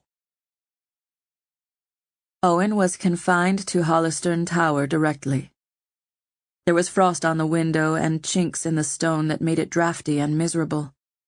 2 Espion handlers had been assigned to him with orders to sleep in his bed at night, watch him when he used the privy, and keep an eye on him night and day until the king decided it was time to leave. Memories of Eric and Dunsworth haunted Owen. This had been their fate, one which he had always pitied them, but at least he would not spend years this way. No, his remaining lifespan would be limited to days. The heavy chains secured around his wrists tired him. They'd stripped away his sword and scabbard, removing the source of the magic healing that had helped him recover so swiftly in the past. There was nothing in the room to substitute for his tiles, no ready way to fill his supply of magic. He only had his mind, and so he spent his days pacing and trying to figure an escape from his dilemma. Adabirian's invasion of the north had been prompted by his assurances that Westmarch would rise in rebellion against the king. Now Severn could join Owen's army with his own and bring the north to heal himself. What would happen to Evie when she found out? Dundrennan was an impressive castle. It had never been breached in the past. But how long could it hold out against the determination of a man like Severn, whose own position in the north had been unquestioned? He shook his head as he continued to pace back and forth, shivering against the cold. A brazier had been lit, and the 2 Espion huddled near it, chafing their hands. The feeling of misery and hopelessness spread across Owen's shoulders like a mantle. So he was to meet his fate as the maid of Donremy had met hers.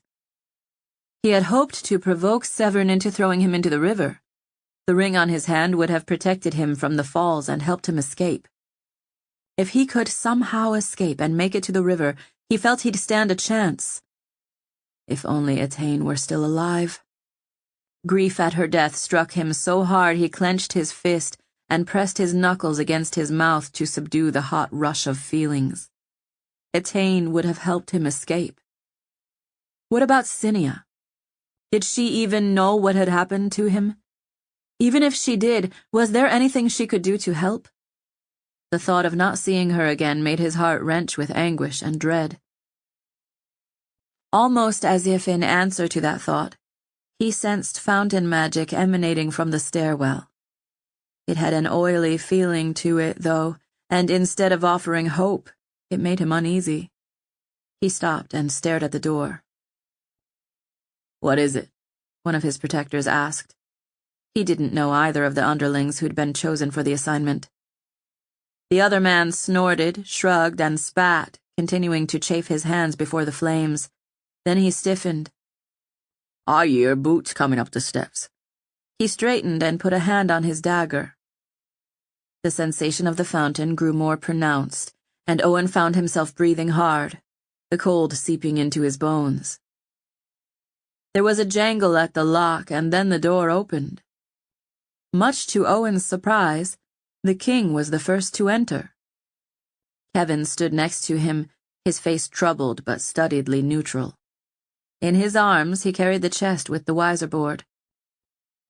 Several guards wearing the king's colors filed in behind them, and Owen felt the presence of an unseen man enter at last. Dragon was there, but he was using his power of invisibility. "I wasn't expecting a personal visit, my lord," Owen said, feeling confused and anxious. He tried to pinpoint Dragon's location, but only got a subtle impression that the thief was against the far wall by the window. "Well, we are heading out on the morrow to crush an invasion," the king said with a strange calmness. "I want some answers from you before you die, Owen. To satisfy my curiosity, I suppose. I didn't want to discuss this in the hall in front of so many." Owen swallowed and shrugged. "Where did you get the wiseboard?" Severn asked. "It's been missing since Eridor died. I used to watch him play it. It holds many memories for me." Owen was surprised. "You knew of it?" Severn nodded. "Of course I did. It's been handed down in my family for generations. It's been stolen so many times it's almost laughable. My brother believed he couldn't lose a battle so long as he held it. He was superstitious, of course. I'm certain he would have won his battles without it. But I know Chatrion's father and grandfather feared the Wiser Board. He tried to have it stolen several times. He smiled shrewdly. But as I said, it disappeared while my brother was king. Where did you find it? Did the Duchess give it to you? Was it in Brithonica all this time? Owen shook his head. No, it was in the cistern beneath the palace. I first saw it there when I was your hostage. The king pursed his lips. Remarkable. I never thought to search there. My brother had many treasures that weren't found in the royal vaults after he died. I assumed his wife had taken it with the rest and brought them to Sanctuary. The king started pacing. It's all a bunch of rubbish anyway. I don't have a magic Wiser set helping me, and I've never been defeated either. He snorted derisively. Owen narrowed his eyes. It's not superstition, he said in a low voice. The Wiser set is causing this storm. When my wife died, there was an eclipse, Severin scoffed. Fools are always quick to attribute ill omens to the stars or the weather. Fools convince themselves their enemies are their true friends, Owen countered. There are rules in the game of Wiser. Even though you're a king, you cannot change the rules of the game. The storm has come because you broke the rules of Sanctuary years ago. Then why did the storm stop, I ask you? Owen clenched his fists. Because it was taken outside your domains. It was inside the Sanctuary of St. Penryn until I brought it back. The king pointed his finger at Owen. You brought it back. Owen swallowed, trying to rein in his emotions. I believe in the omens, Severn. I've seen evidence of the Fountain's judgments all my life. You are Fountain-blessed yourself. How can you deny what gives you your own power? Severn looked at him with disdain. I believe in the magic. I used to believe in the source, he answered in a quiet way. I used to trust. But no more. If I lived in the days of King Andrew, I would have been one of his knights. I would have believed in the principles of virtues. But that's not the world we live in, Owen. This is a world of princes, poison, and power. Andrew was a myth, a legend. There is no dreadful dead man. You invoked a legend to usurp my crown for yourself. Do not deny it. Oh, you would have used some child to make your claim legitimate, especially one who bears resemblance to my dead nephews. I've uncovered your trickery, Owen. How convenient the Espion couldn't locate the boy's birth parents. I know how your mind works. And that prophecy you made. It's all the people are talking about now. Some boy is going to draw a sword from the waters of Our Lady. Well, I'll tell you what I'm going to do once I've drowned Iago and Elizabeth for treason. I'm going to summon every lad of 8 summers to Kingfountain. He stepped closer. And then I'm going to push them all into the river to see who survives, even your little puppet. He snorted maliciously and lifted his hands. Every prince and every king who has lifted a heel or raised a finger against me will ensure that the children in their kingdom meet the same fate. Owen stared at him in growing horror.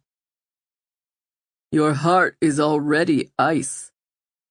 The king met his eyes without flinching.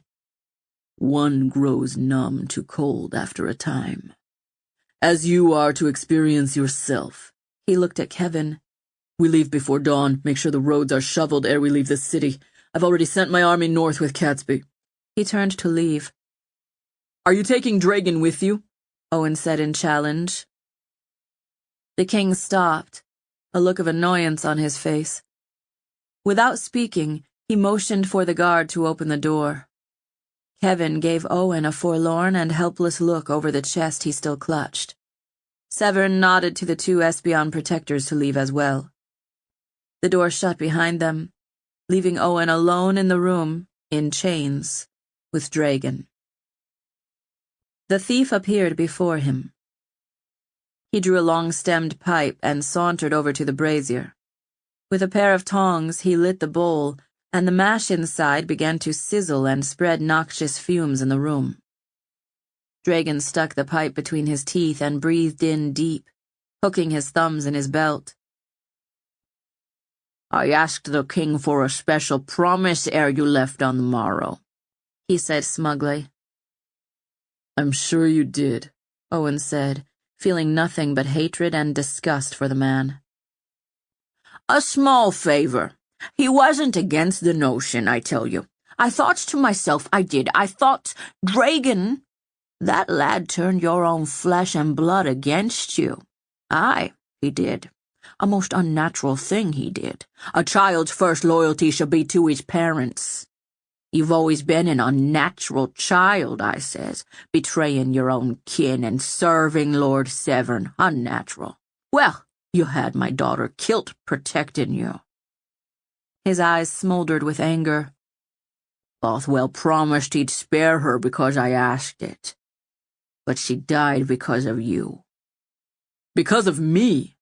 You let him into the castle," Owen said, affronted and furious. Dragon shook his head. "I'm a simple man. I sees what you did to her, how you turned her away from her own father. Well, I wants compensation for that. I took her jewels and such from her room, hardly worth 10 crowns if you ask me. Some fancy vials, little knick-knacks." He began cracking his knuckles. "But it don't pardon ye in my eyes. And besides, Chatrion said he'd pay 50,000 for your left hand.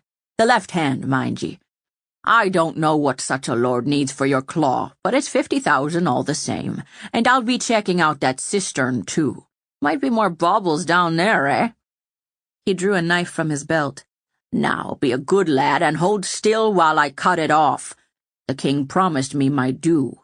And you won't be needing it no longer anyway, I reckon, when you've frozen."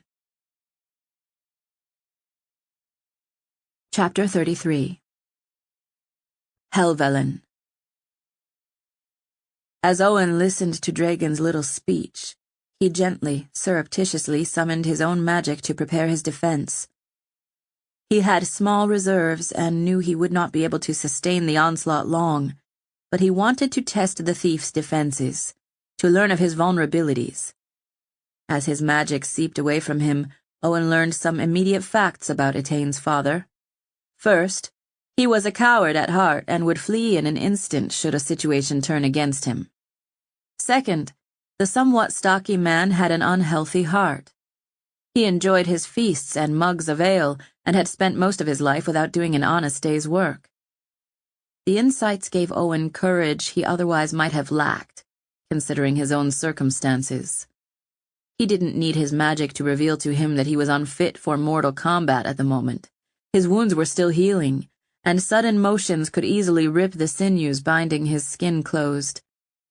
But just like in the game of Wiser, sometimes it was better to go on the offensive when facing a threat. "Well, if you're determined to have it," Owen said. "best to get it over with quickly." He planted his iron-encircled wrist on the small wooden table in the corner, pulling the cuff higher to expose his wrist. He stared into Dragon's eyes and locked wills with him. "That's mighty generous of you, lad," he said distrustfully. The thief seemed to sense something in the room had changed, and his whiskers twitched as he sniffed at the air. "Be quick about your work," Owen chided, nodding to his exposed wrist. "It's usually better to be quick in moments like this," Dragon offered with a shrug. Then suddenly the dagger plunged down, the tip heading straight for the tendons in Owen's arm. Not to slice off the hand, but to impale his arm to the desk.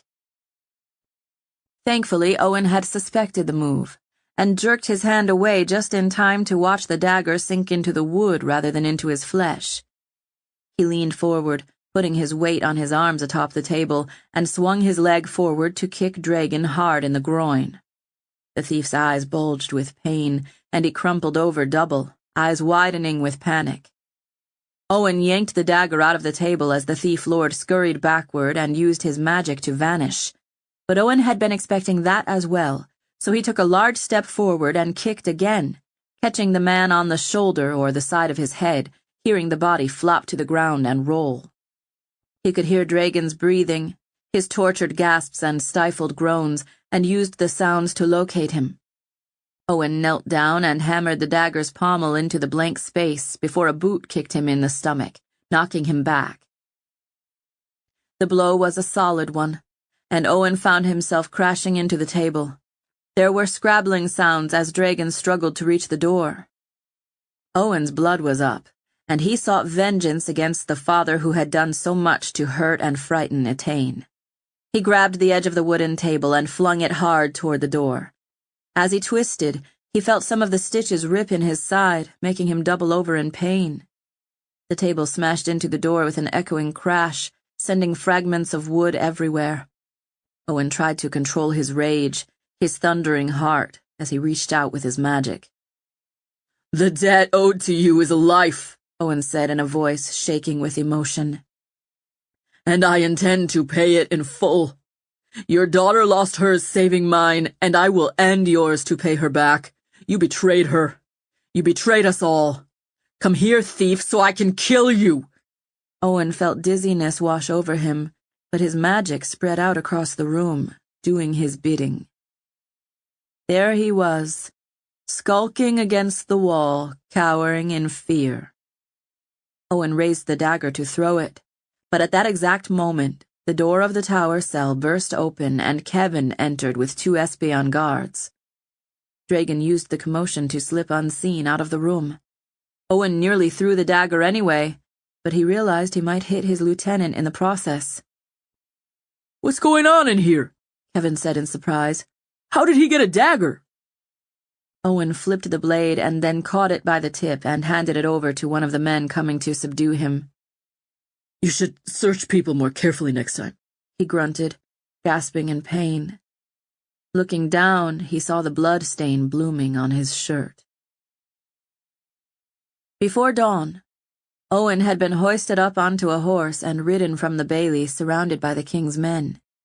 Leading the way was the king himself, his black cloak spotted with chunky flakes of the snow that continued to fall on the city. The hooves crunched through ice and clinked loudly against the stone cobbles of the road.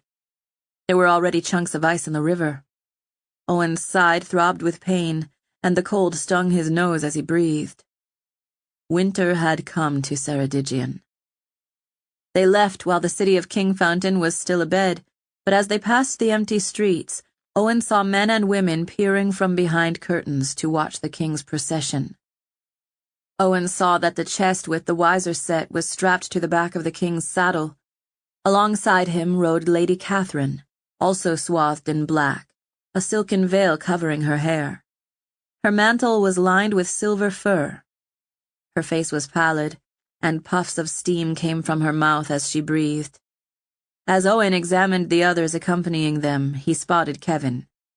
A much smaller pony rode next to the Espion, and he recognized it was the boy Drew, bundled in jackets and hats to protect him.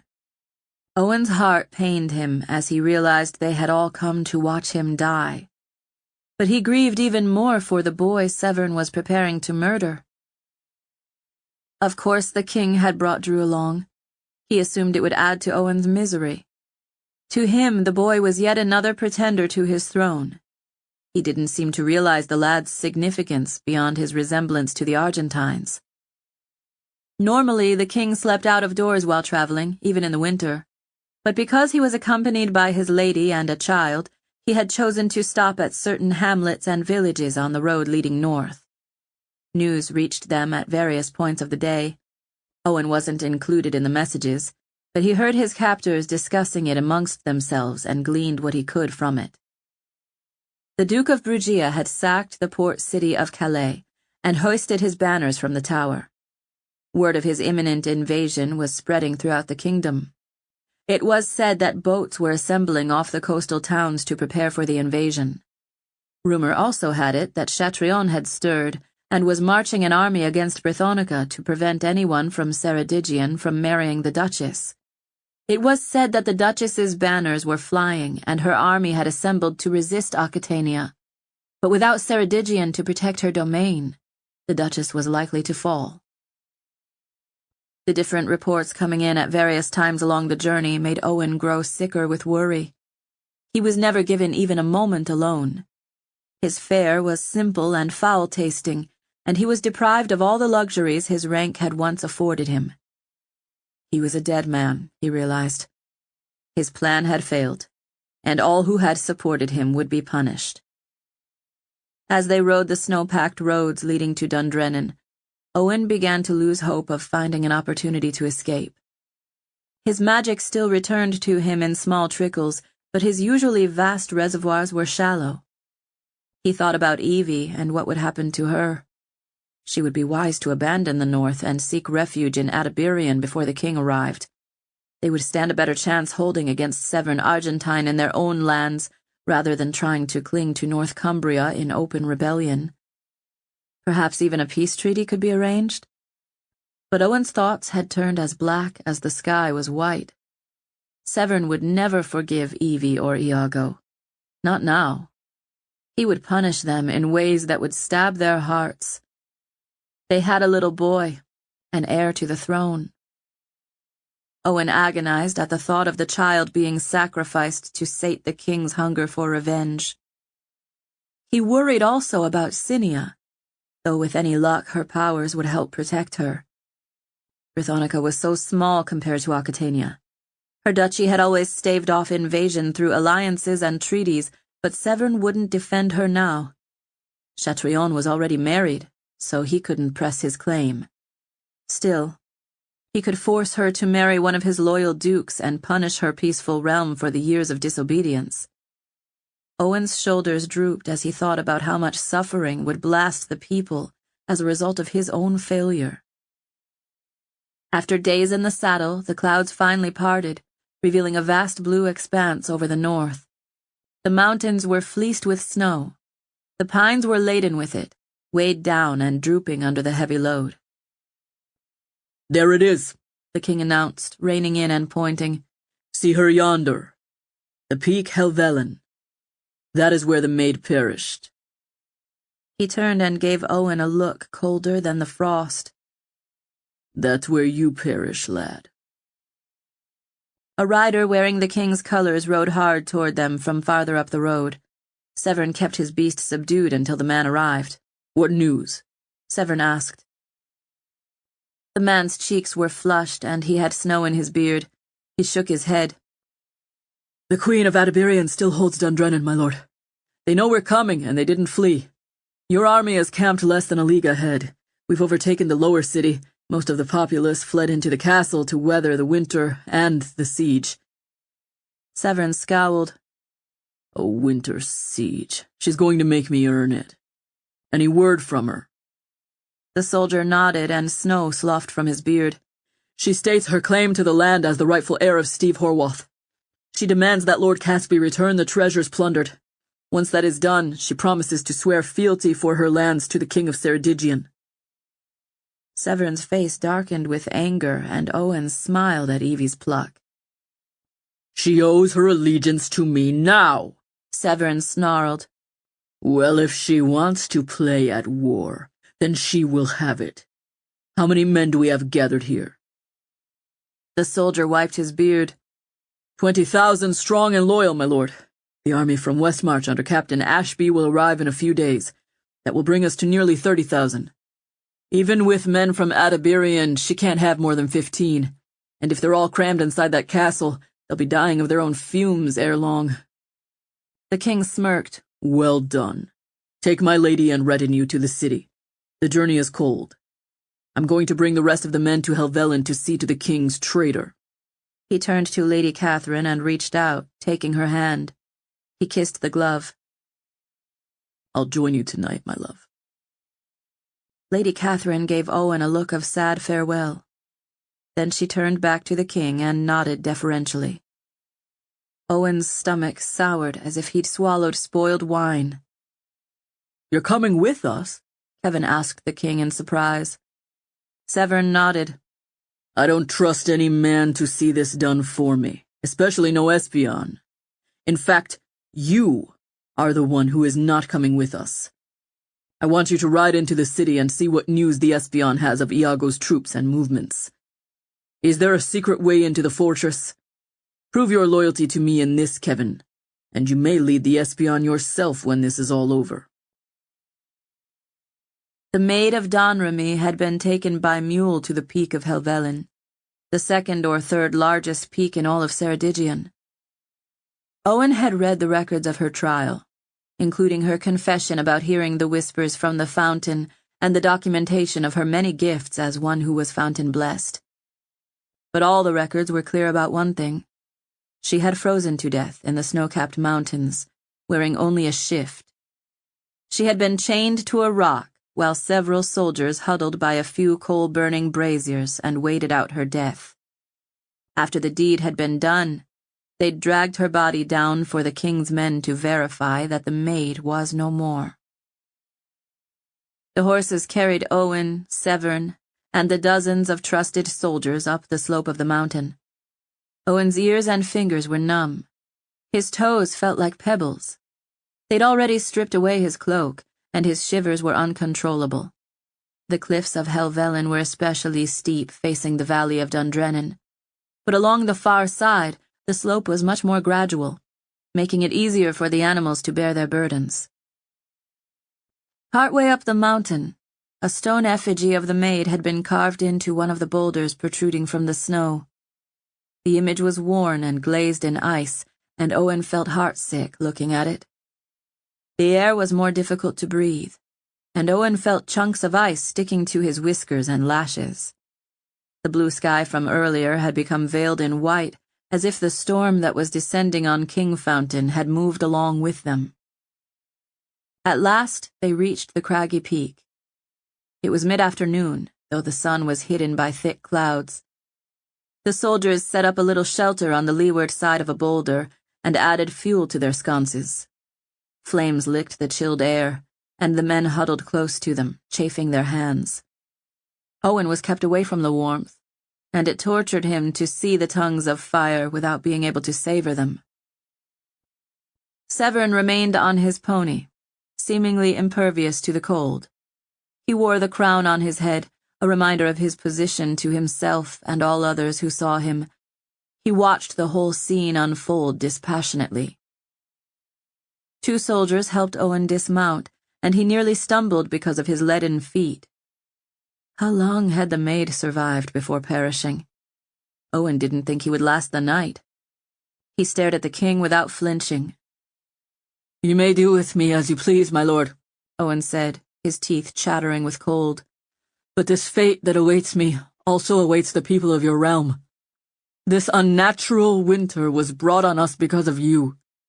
I will not be the last who perishes from cold. You bring this doom upon all of your subjects, unless you relinquish that crown." The king looked disdainful. "So you've warned me, and so I've heard. Even in death you persist in your lies. Maybe you've even convinced yourself. But know this. I won this crown by right and by might. I will not give it up willingly, even if the doom you prophesy comes to pass." Owen frowned. "I can do no more then." "Indeed. You've done quite enough," the king said with iron in his voice. He nodded to the soldiers.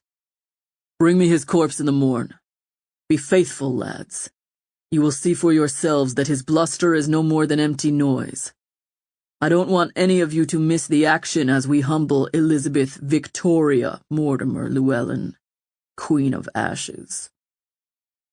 The king departed with a dozen men, leaving 6 behind to watch Owen die. He was taken to the very boulder where they'd chained the Maid of Domremy, and his cuffs were attached to the iron rings fastened there. His legs trembled as he stared at the torture of the flames. The wind keened through his thin shirt. "Good luck, Evie," he whispered through clenched teeth. He decided to stare at the flames a while, to imagine what it would be like to cup his hands over them. In his mind, he thought back to his time in Dundrennan as a child, sitting before the raging hearth, his knees touching Evie's as they talked and played together. From this vantage point, he could see the valley so far below, see the smoke billowing from many chimneys to feed the clouds in the sky. Perhaps it would be the last thing he ever saw. Then, from behind the gathered soldiers, part of the snowbank seemed to lift. The soldiers hidden there beneath snow-covered canopies stole from their hiding places and fell on Severn's guards with brutal efficiency, killing all 6 before a single one could cry out in warning or pain. 2 men wrapped in thick furs trudged through the snow toward Owen. As they unwound the scarves covering their faces, Owen's heart began to hammer again. Sparks of renewed hope began to fly. The first man he recognized was the espion Clark, whose life he had saved at Weiser Falls in Adabirian. Clark was normally very stoic, but he betrayed himself with a crooked little smile. The second man under the hood and wrappings was Evie's husband, the King of Adabirian. "You look a little chilly, my lord," Iago said triumphantly in his native brogue. "I think we can spare you a jacket and boots, eh?" Chapter 34. Carrick. Snow sloughed off Owen's cloak as he dismounted in the castle bailey of Dundrennan. The boots covering his frozen feet had helped ease his discomfort, but he still felt leaden and stiff. Even so, his heart was full of fire and emotion for his rescuers. A few dogs barked in greeting as the doors of the keep opened and Elizabeth rushed out into the slushy ice, a wool blanket draped around her shoulders. She embraced her husband, giving him a passionate kiss on the mouth, and then rushed over to fling her arms around Owen's neck. "You're safe," she breathed in his ear before pulling back and staring at him with a jubilant grin. Her eyes were very green at that moment, and he found himself beaming back at her. "Thanks to you," he replied sincerely, still bedazzled by his unexpected reprieve. Evie shook her head, and only then did Owen notice the other man approaching them. It was a sheepish-looking Kevin Amrian. He held out the scabbard with the raven insignia on it, offering it to Owen. Owen felt another flush of warmth in his heart, and his throat suddenly felt thick as he stared at his old friend. "It was your doing?" he said. Kevin looked abashed. "I've known you were plotting something for quite some time, my lord," he said. "I thought it was strange you kept bringing Eric books. I had them snatched while he slept and learned to read the love notes he shared with Lady Catherine. I've tried in many delicate ways to show you I was on your side. When the king finds out I too have rebelled against him, I will need another job, if you'll have me." Owen started to laugh. The sound just came bubbling out of him. He took the scabbard with one hand and then pulled Kevin into a hug and clapped him hard on the back. "Have you?" he chuckled. "I have a feeling that stopping my execution is only part of your plan." Owen noticed Clark and Iago had drawn close to them. He glanced from face to face, each full of courage and determination. A feeling of profound relief flooded him. He was not alone in trying to bring down Severn. He never had been. "Must we have this council in the middle of the freezing bailey?" Iago drawled. "Best to move it to the solar?" Elizabeth nodded with encouragement. "The cold normally doesn't bother me, but tonight it's excessively cold."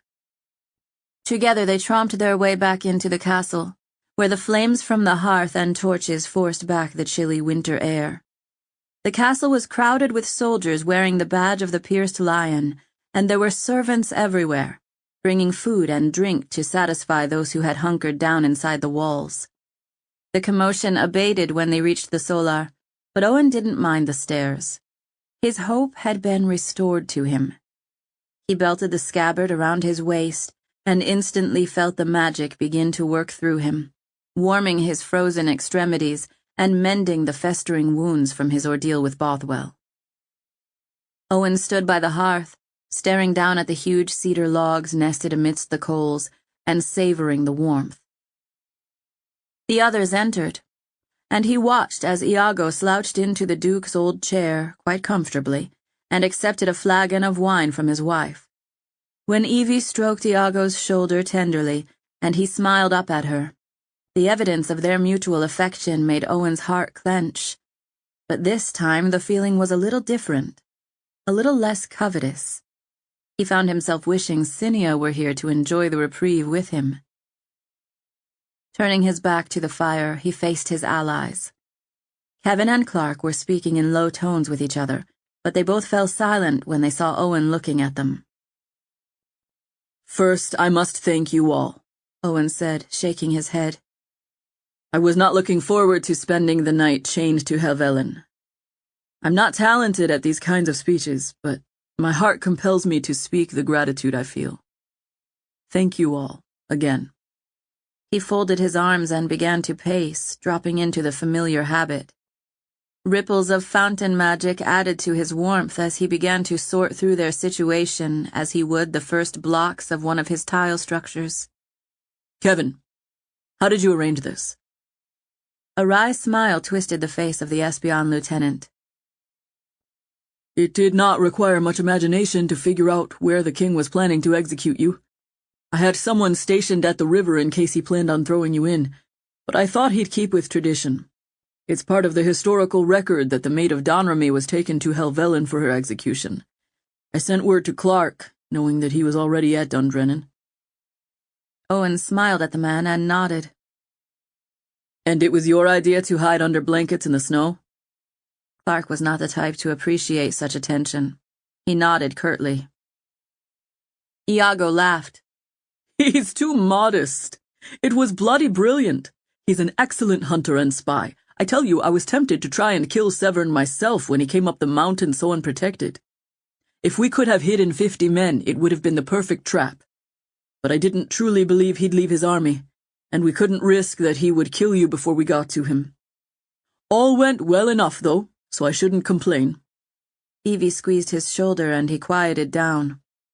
"Let my lady speak," Iago said with a flamboyant gesture. "This was her strategy, after all." Owen cocked his head to get a better look at her. "When we found out you were compromised," Evie said, "we needed to adjust our plans quickly, knowing we'd face the brunt of the king's army. I think it's better this way. He'll be surrounded and cut off from his supplies. He's coming to lay siege to the north, but he'll be trapped here." "How so?" Owen asked. "Why can't he retreat back to Kingfountain?" She smiled mischievously. "Because your army is blocking the retreat." "Captain Ashby?" Owen asked with growing delight. "Is on your side," Kevin answered with a nod, "as are your men. And the Duchess of Brythonica's forces will be arriving in 2 days. We'll more than outnumber the king's." Owen smiled. "She's coming?" Evie gave him a knowing look, a small smile on her face. "She's kept us informed of her actions. There is more. Kevin, tell him about the enemies of Ceredigion." Kevin nodded and clasped his hands behind his back. "The Duke of Brugia has breached the defenses of Calais. I see by your look you already knew this. He's preparing ships to attack Kingfountain. Chatrion is also marching with his army. They've swept into Westmarch behind the Duchess's forces. They've been joined by the Legaltons, who seek revenge on Severn for sacking their cities years ago. Westmarch is being fought for like scattered table scraps by hounds." Owen stared at him, his stomach clenching with worry. "That makes 7, he whispered. "What?" Evie asked him. Owen stopped pacing. "The prophecy of the dreadful dead man says that 7 kings will unite against Ceredigion. But I don't think it literally means kings. Back in the days of King Andrew, each duchy was led by a king. It was a title, a rank, similar to that of a duke today." He snapped his fingers. "Aquitania, Brythonica, Leonaeus, that's Westmarch. Adiberian, Legalt. In the past, North Cumbria was its own kingdom, and Brugia. That makes 7. 7 kings, or 7 rulers, each invading Ceredigion. Severn brought his forces to the north because that is where his most loyal supporters have traditionally come from. This is the fulfillment of the prophecy. Only a new king can unify us again. A young man, hardly a boy, who is the rightful ruler of Ceredigion and who will restore the ancient rights of the sanctuaries. And where is this rightful king? Evie asked. Is he still back at the palace? Should we send someone to fetch him? They were all looking at him. Only Lady Catherine, Cinia, and the Diconius of St. Penryn knew this secret, now that Eric and Atane had gone on to the deep fathoms. He's down in the king's camp, with a wiser board that can destroy all of us. Owen rubbed his forehead. It was time to tell them all the truth. He looked at the doors to make sure they were closed. I must tell you about what I've been planning. It's time you all knew. But before I do, I have a question to ask of you. He turned to Evie. Do you know of a boy in the castle named Carrick? Evie nodded. He's the son of my grandfather's huntsman, Fergus. They've been out hunting meat to feed the soldiers. The boy is the best hunter in these parts. He has a gift. Owen smiled. He's fountain blessed. Owen's legs ached from the long climb into the mountains behind the fortress of Dundrennan. He was wrapped in bearskin leggings, thick gloves, and several shirts and tunics. Yet it was barely enough to suppress the chill of the descending night. Clark hiked alongside him, longbow at the ready, as did Evie, dressed in her sturdy leather boots. They followed Carrick, a sinewy lad with grey eyes and shorn hair, and his father. Fergus had a salt and pepper beard and an animated manner, but Carrick was quiet and sober-minded. He seemed older than his 17 summers. They had warned the others that they were hunting in bear country, and the beasts were especially hungry due to the early winter. They should be hibernating, but there was still the risk that some would be out looking for meat to sustain them. Iago had remained behind with Kevin to oversee the castle's defenses. He'd given Owen a wary look before they left, conveying the message that he had better protect Evie, or else. It was clear that while he trusted his wife on the jaunt, he was not happy about the risk they were taking by leaving the safety of Dundrennan. They followed the river at the head of the waterfall high into the mountains, where water melted from a natural glacier older than any of the kingdoms. It was this glacier that was the source of the river of Kingfountain. There's the cave, Carrick said, pointing. There was nothing but ice and shattered rock this high in the mountains. The river was narrow enough to span with their legs at this point, but the ice cave extended deep into the throat of the glacier. Fergus whistled with respect. My boy found it, he said boastfully, turning to Evie. I've been by this way a dozen times without ever thinking it more than a crag of ice and rock. But he felt something calling to him from inside it. He can hear things we can't. Now that he was close, Owen could sense something too. The fountain's magic welled in this place, as much as it did in Brithonica. He could sense power emanating from the mountains. The closer they'd come to the source of the river, the more he'd felt his magic reserves fill up. They paused before the ice caves, and Carrick and Fergus brought out torches and lit them with flint and iron. The ripples of the flames would help them see as night shrouded the sky. Stars had begun to appear in the liquid expanse overhead, higher than the clouds that hung oppressively over Dundrennan. Carrying the torches, the hunters led the way into the caves. The river was frozen just inside the cave, a sheet of continuous ice that led the way in, but the travelers' boots were equipped with leather straps covered in nail spikes. The torchlight glimmered off the strange walls that were clear and warped like glass. The light from the torches made dazzling colors that illuminated the way ahead. I told you I wouldn't miss this, Evie whispered to Owen as they walked, her breath coming out in great puffs of white. We always wanted to visit the caves. With a gloved hand, Owen touched the rippled ice of the walls as Carrick led them deeper into the cave. The only sounds were the scratching noise of their boot spikes and the puffs of frosty air they exhaled. Around the first bend, there was a cleft of solid stone that had been split down the middle. Owen stared at it in surprise. The rock looked like it had been cleaved down the middle by an enormous axe, though the boulder was too big for any mortal weapon. Fragments of rock lay askew around it. As Owen passed the area, he rubbed his hand along the sheer surface of the rock, his mind alive with the fountain. "It is the power of the sword," it whispered to him. "The power of ice. It is the White King's blade." Owen shuddered as the knowledge passed through him. It is this way, Carrick said solemnly, pointing. Around the next bend, the cave ended, reaching the face of the glacier.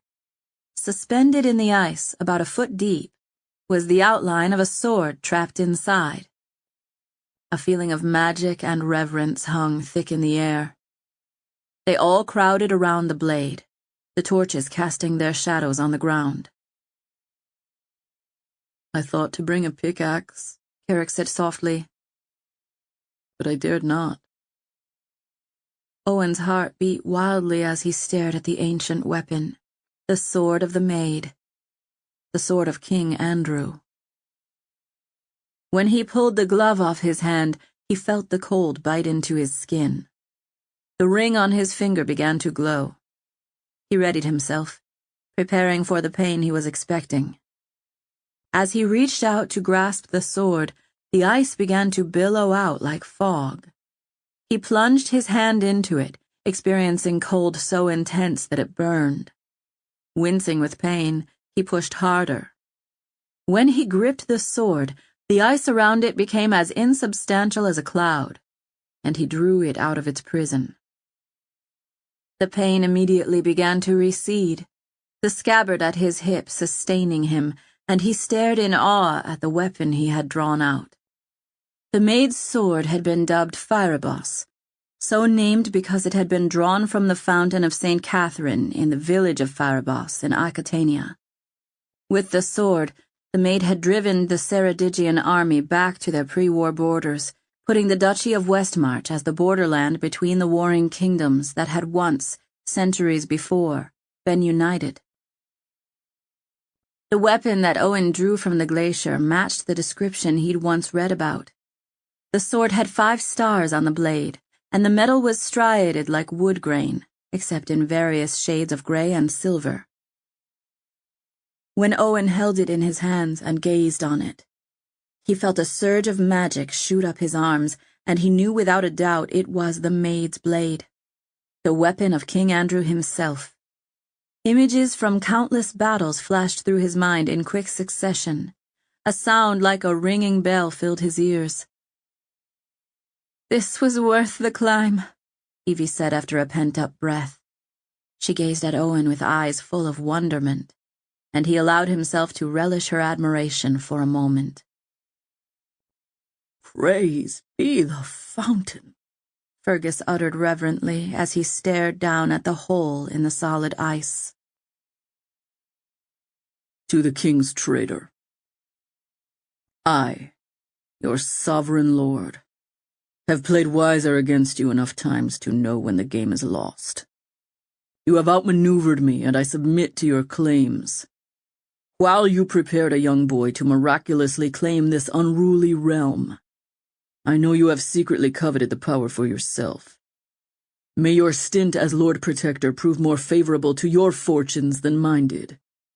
I relinquish my authority willingly and will submit to the ignominy of the dungeon or the river, as many of my forebears have patiently endured. I send you my Chancellor Catesby to negotiate my surrender. The hollow crown is yours. Severn Argentine, Lord of Ceredigion. Chapter 35. The King's Word. Owen sat astride his horse, ready for battle, with a thick chain hauberk beneath his heavy fur cloak, bracers on his arms, and a shield strapped to his saddle harness. The hilt of Fireboss protruded from its scabbard, and he felt the magic of the blade thrumming against his hip. The blade sensed the looming battle and was eager for it. A flock of young squires stood nearby with spears in case they were needed. The road was covered in freshly fallen snow, but trample marks showed the paths of the horses that had been ridden to and from the village throughout the night. Hastily built pavilions had been erected in the woods on either side of the road, but no one had slept that night, especially not Owen, for fear the king would try to slip away in the dark. The espion who were loyal to Kevin had revealed that the king was still sequestered in a wealthy lord's house. His army had marched the streets all night, expecting a night attack from Owen that hadn't come. The two armies had faced each other silently, waiting for dawn to break the deadlock. Kevin Amrian sat astride as well, but he was only there to relay intelligence about the king's movements. He was not a warrior, and would not ride into battle should one break out. Severn was in a terrible position. He had the mountains of Dundrennan at his back. Evie and Iago held the high ground and the keep. If the king attacked Owen's army, they would attack him from the rear. If he tried to assault the castle, Owen would flank him from behind. The two armies were evenly matched, but Brythonica's forces were already hastening to join them. "How far is the Duchess by your reckoning?" Owen asked Kevin, leaning on the saddle. The espion had a day's growth on his chin from not shaving. 2 days, maybe less, he said. The roads are getting worse by the day. Will this infernal storm ever end? No, it won't, Owen said, gazing down at the road toward the village. Not until it's over. The biggest question in his mind was whether Severn would fight. Owen could have arranged for the king's abduction. It would not have been easy, but there were many who would be willing to do such a thing to prevent bloodshed. But Owen did not want to topple Severn through trickery. A king deserved the chance to die in battle if he so chose. But it was not a battle Owen was anxious to start. Captain Ashby's horse rode up from the camp and aligned next to his. "What news, Ashby?" Owen asked. "How are the men?" Ashby had a serious cast to his face, but he looked confident, too. They had led many battles together, and the older man had learned to trust Owen's instincts and strategies.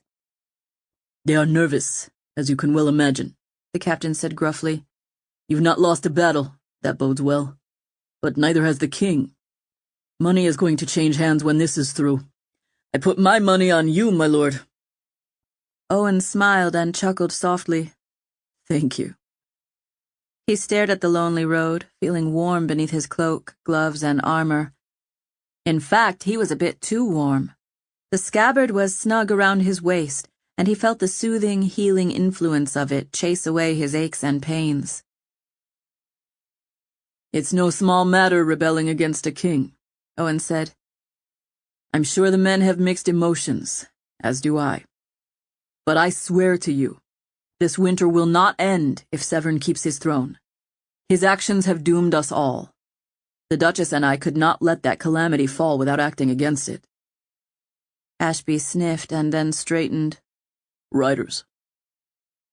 The sound of hooves in the snow followed his warning, and men appeared on the road ahead. Owen saw the herald hoisting the banner of the king, the white boar. A chill rattled Owen's bones when he saw it, and his breath quickened. 3 men approached the line. "We have visitors," Owen said, glancing at the cloud-veiled sky. The hour was indistinguishable in the wintry haze, but he guessed it was still before noon. He glanced at Kevin. "Get Farns over here, quickly." As the riders drew closer, Owen recognized Catesby. The third person was the king's personal squire. "Interesting," Ashby said under his breath. Owen wondered if the king would surrender or summon them to battle. The king had the wiser set, which meant he would be difficult to beat. He also had Drew, the boy he believed Owen was positioning to be king. But did Severn truly understand the importance of his advantages? Did he know that the board possessed powers of its own? That the boy in his tent was the only other person in Ceredigion who could use it? Owen hoped not. He'd considered sending a man to steal the set and rescue the lad, but if the man were captured, it would reveal too much. Owen knew his next moves needed to be very careful. He couldn't risk the boy's life. Nervous energy raced through him as the trio arrived. "My Lord Catesby," Owen said, nodding in wary respect. "My lord," Catesby said, "I bear this message from the king. He told me to entrust it to no man but you." Owen smirked. "He knows I'm alive?" Catesby looked as if he'd tasted something sour. "He knows you aren't dead. He realizes he's surrounded, on unfavorable ground, by a rebel force that is likely larger than his own. You've cut off our supplies and all hope of succor. The longer this farce continues, the more damage the true enemies of our realm will do. I saw him write the note himself. I can assure you, it is his will." Catesby swatted his horse's flanks and came closer to present the note bearing the royal seal. Owen accepted it, using his replenished fountain magic to detect weakness or trickery. There was no poison on the note, nothing but ink and wax. He used his power on Catesby and found that all the man's weapons were clearly visible. Catesby was not that capable a soldier, and Owen sensed the man's secret fear of his own reputation with a sword. He broke the seal and quickly read the message declaring the king's surrender. "What does it say, my lord?" Ashby said in an undertone. Owen felt a surge of relief flood his heart.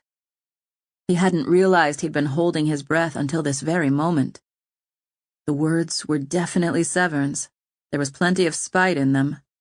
His accusation that Owen intended to rule the realm was particularly vengeful, but the king still had the boy, and Owen needed to separate them. "The king has surrendered," Owen said with relief as Kevin and Farnes drew near. "Truly?" Farnes asked with surprise. "Read it for yourself," he said, handing the note to him. He nodded for Kevin to do the same. "There is no cause for bloodshed," Catesby said. "I am authorized on the king's behalf to negotiate his surrender. Is it your desire to execute him? He especially wishes to know your intentions on that front." Rather than relief, Owen felt a strange sensation of dread. A feeling of heaviness had settled on him. Years later, Anchoret had told him a story that had never left him. A story about how a prince had persuaded a rebel army to lay down its arms. In the moment of relief that followed, the prince had broken his word and attacked his unprepared enemies. The leaders were all taken to the river and drowned because they were wearing heavy armor. Owen remembered being stricken with shock. His young mind had struggled to understand such deep lies. He still remembered the look of sadness on her face. "That is the way of princes and power, Owen. That is the nature of the kingdom of Ceredigion. In truth, it is the nature and disposition of most men. So think on this. If you were one of the rebel leaders and the prince promised you forgiveness and reward, it would matter very much if you had discernment. He needed to make a decision based on what type of man he believed the prince to be. Was he a man of honor? Or was he willing to say anything, do anything to help his father keep his crown? That is why discernment is the most important thing you can learn, Owen. It takes time and experience. Sadly, one wrong judgment can lead to... Well, you heard the end of the story." Yes, he knew the feint well. "The king sent you with this note?" Owen demanded hotly. "He intends to surrender?" Catesby looked confused. "He told me so himself, Lord Owen, in no uncertain terms. He will surrender to you. He sent me to negotiate the terms, I swear it." The man's face was convincing. His words were convincing, and Owen felt magic in his words. Magic pressing against his own in an effort to persuade him the king's words were true, but Owen's magic prevented others from controlling him this way. "Well, this is the best news that we could possibly have received," Farnes said with triumph. "I'm quite relieved, to be honest." It's not true, Owen said, shaking his head. This isn't a surrender. It's a trap. Are you certain, my lord? Ashby asked him with a worried tone. The king knows he's been trapped. A cheer arose in the distance. It sounded as if it came from the walls of Dundrennan itself. Horns began to blow, not war horns, but the blasts of victory. Owen discerned what was happening. The king had also sent word to Evie and Iago. He had used his magic to convince his messengers that he was serious, that the surrender was true. Catesby's manner was not that of a duplicitous man. He appeared convinced that a surrender truly was underway. Trumpets? Kevin asked with concern. Catesby nodded. The king sent word to the castle. Our soldiers are half frozen. He's asking if they can fall in with the garrison after we've concluded the negotiation. I tell you, Lord Owen, the king is sincere. He put his hand on my shoulder and told me most emphatically that he was surrendering. He wanted to be sure I convinced you he was in earnest. All that is required is— Captain, Owen interrupted, marshal the sergeants. We're about to be attacked. Do it now. I want archers and pikemen lining the road. Prepare for battle. Catesby looked outraged. How dare you? He shouted. This is bloody murder. The king has surrendered, I say. Then why is his army marching up behind you? Owen snarled as the ranks of archers jogged up the road in the distance. He unstrapped the shield from his saddle horn and snugged it up his arm. Then he drew the blade, Firebus. As it cleared the scabbard, the sky rumbled with thunder. Blood seeped into the muddy snow. Owen's arms were weary from combat, but he gripped the hilt of Firebus tightly to counter the thrust of a spearman. The magic of the blade thrummed when he brought it down on the haft of the inferior weapon, and a blast of power sent the spearman flying backward, as if he'd been struck by a battering ram. Owen's ears rang with the feeling of power that came from his blows. Several archers had aimed for him specifically, but their arrows had pierced him without bringing him down. The scabbard's magic was burning white-hot against his hip, keeping his wounds from bleeding. The two armies slogged through the mire of slush and carnage to strike at each other. This was how it was supposed to end. Owen was almost relieved that the king hadn't truly surrendered. His respect for the man would have diminished. No, Severn would fight. But where was he? My lord, Ashby warned. We've drifted ahead of our men. Fall back. An archer bearing the standard of the White Boar impaled a knight with an arrow before he could be hacked down. Then he turned his bow on Owen, aiming for his mount this time. The arrow struck the horse's withers, causing him to scream in pain and begin to fall. Owen managed to scrabble off the thrashing beast before it pinned him beneath it. Owen had lost his shield in the tumult, and he gazed around the battlefield, amazed at the number that had fallen. Tunics with the stags on blue were intermingled with the White Boar, the dead bodies frozen as the snow continued to come down in never-ending waves. Grab my hand, Ashby said, riding up alongside Owen. But as he reached for it, a spearman rode up and stabbed Ashby in the back. A rictus of pain transformed the spattered face, and Ashby yelled in agony as he arched and then tumbled from the saddle. A dozen knights emerged from the woods to flank Owen, among them the king, his crown affixed to his helmet. Seeing him made the world suddenly totter, as if a giant had slammed his boot on the ground and caused an earthquake. The king was pointing at him with his sword, but Owen could not hear any words over the sudden ringing of the magic within the maid's blade. He felt a grinding sensation, and images of the ancient Wiserboard filled his head. He saw the Black King move to occupy the space of the White Knight, and his stomach filled with dread. He felt a blade slice into his arm and realized he was surrounded by enemies. The sting could not be felt over the rush of panic. Owen twirled and swept his blade around. When it struck the knight who had attacked him, he felt the invocation of the sword's magic. The knight flew backward, leaving his arm in the muck at Owen's feet. Another knight dressed in a boar tunic charged Owen, but Owen deflected the attack and then used his magic to find the man's weakness. The sword's magic was building up again, preparing for another thunderous blast that would repel his attackers. They came at him in droves, but Owen beat them back, the sword blasting them away like a catapult. His breath came thick and heavy. He was wounded in a dozen places, but the magic of the scabbard kept him alive and on his feet. Bodies of dead kingsmen were scattered around him in a wide arc. Where were his own men? He was in the thickest part of the fight. The sight of the king filled him with despair, for he sensed the piece on the wiser board moving. Owen clenched the blade tightly, summoning its power, but his strength was failing, and Fireboss felt heavy in his hand. His cracked lips pulled back into a snarl as Severn approached, a sword in one hand, a dagger in the other. The two men circled each other, but each step Owen took made his head spin, his knees tremble. It felt as if a huge mountain were suspended over him. Was this what Rue had felt the night of his death? "You thought to beat me," Severn said with fury.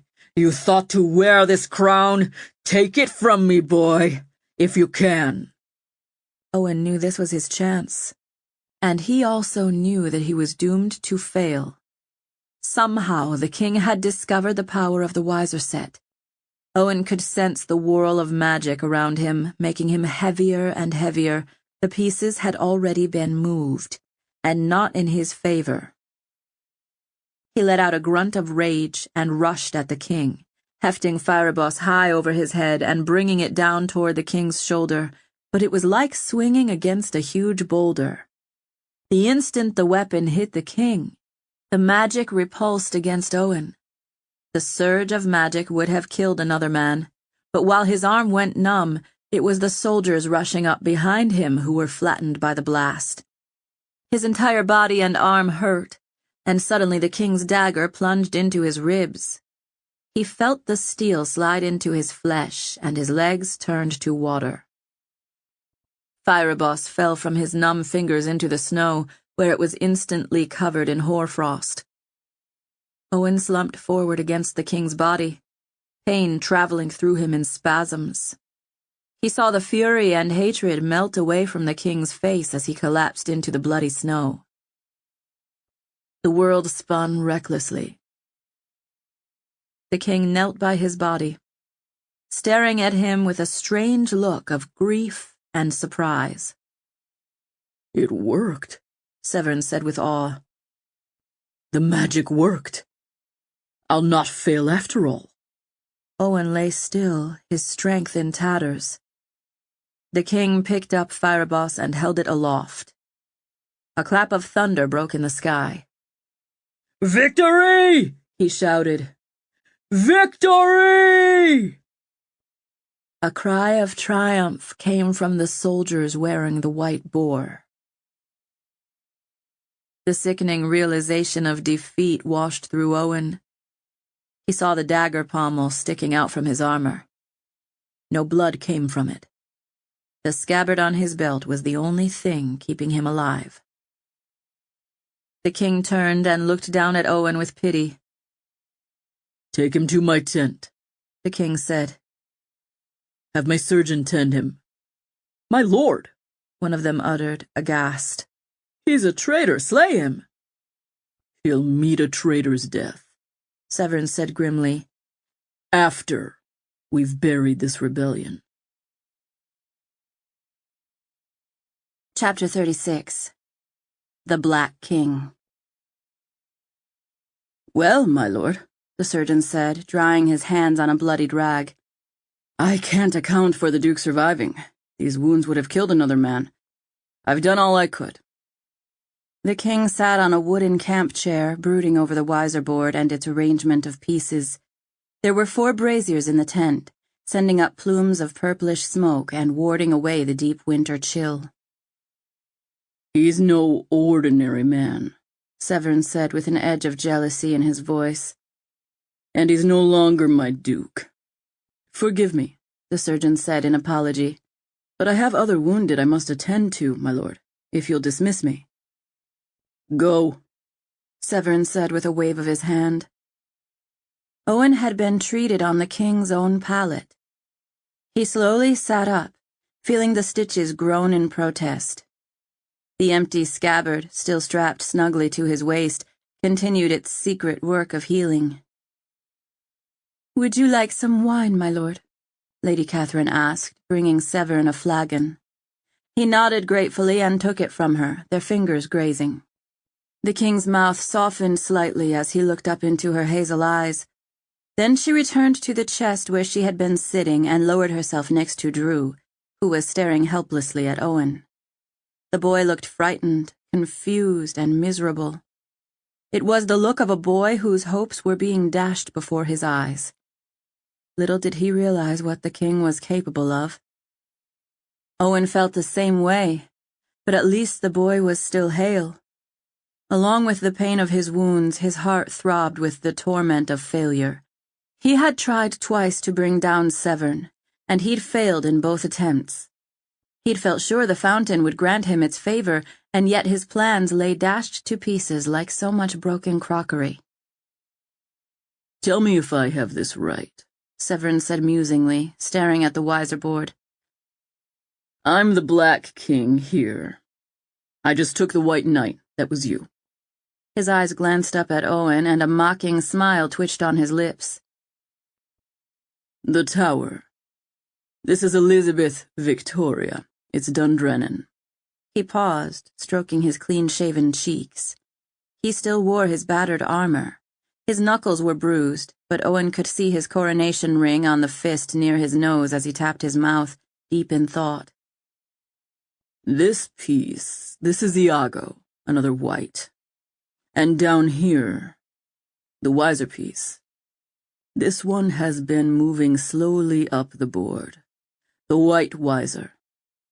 That is the Duchess of Brithonica. See the row the piece moves across? If this board represents the kingdom, then these pawns are at Kingfountain, and she came from Plemure over here. He gave Owen a shrewd look. This isn't a game. There is real magic here. My brother never told me how it worked, or that it was more than just a game. I think I saw him use it only twice. It was a great secret. Now I know it. You are correct, my lord, Owen said, rubbing his hand along the fur blankets on the pallet. The magic is real. And the warning I gave you is also real. You've broken the rules of the game, and your kingdom will be buried in snow because of it. Cha! The king grunted. A dark look came over his countenance. You say that because you lost. I fought against you because I knew it was going to happen. The king scowled. Then why not tell me, Owen? Why the duplicity? You're like every other person who's betrayed me. This crown is a curse to whoever wears it. Owen shook his head. It's a curse because it was never yours to wear. There are patterns in history, events that repeat over and over. It began with the death of the first Argentine king, if not before. The king's nephew, Andrew, was the rightful heir to the throne, but his uncle captured him and had him killed so he could claim the throne for himself.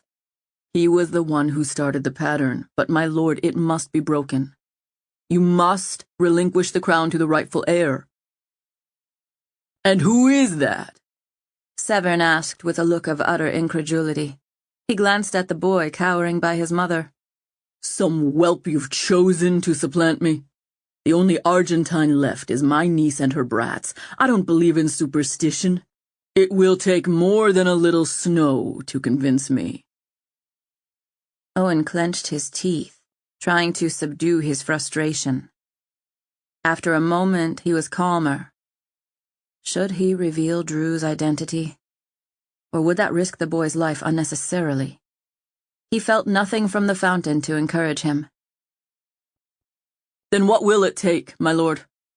The death of every man, woman, and child in Ceredigion? I tell you, this storm will not relent until you do. It will bury every one of us. I don't believe you. What do I have to lose, my lord? Owen pleaded. You've beaten me. I'm a condemned man.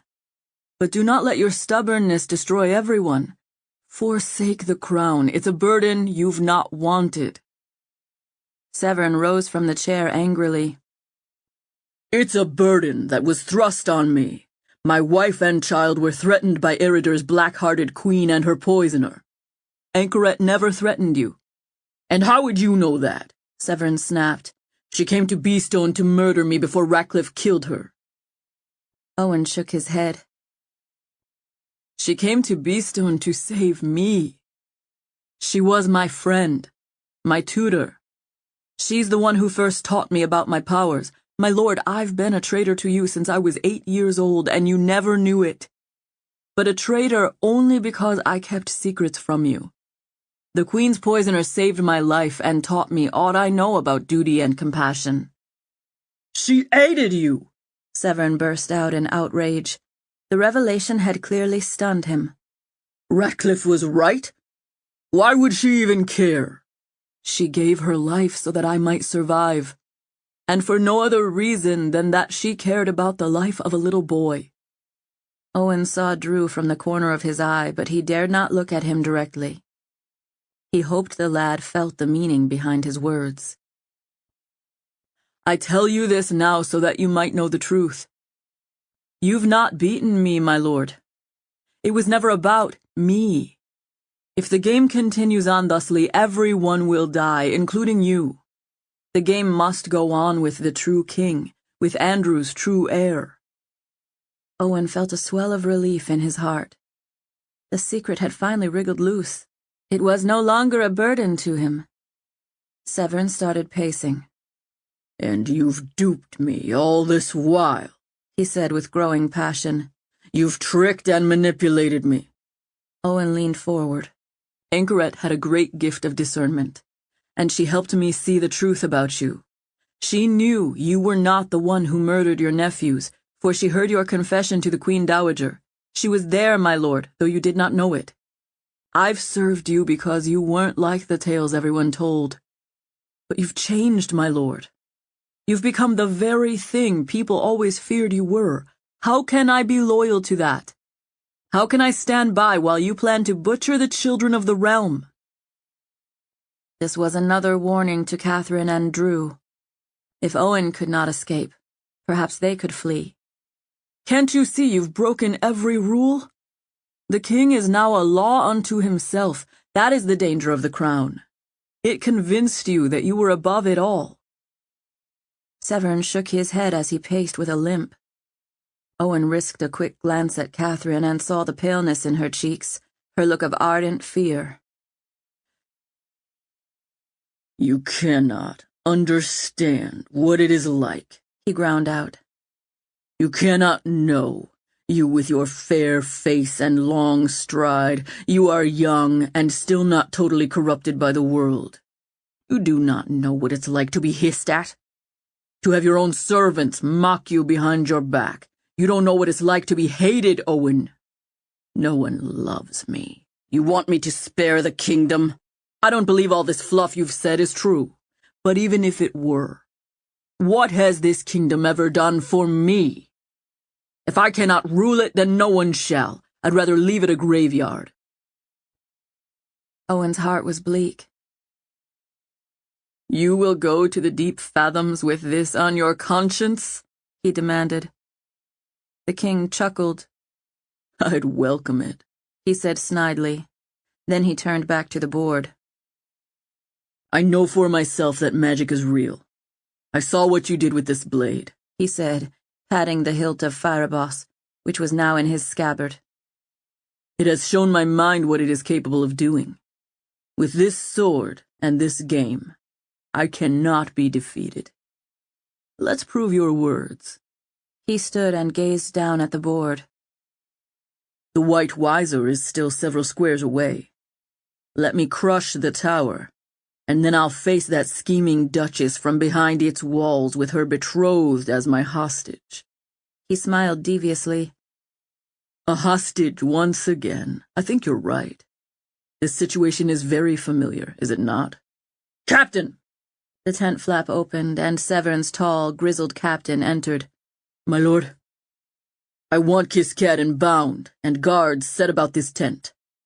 No one comes in. He spared a look at Catherine and Drew, a pitiless look. No one leaves until I return. When the castle falls, bring him over to watch it.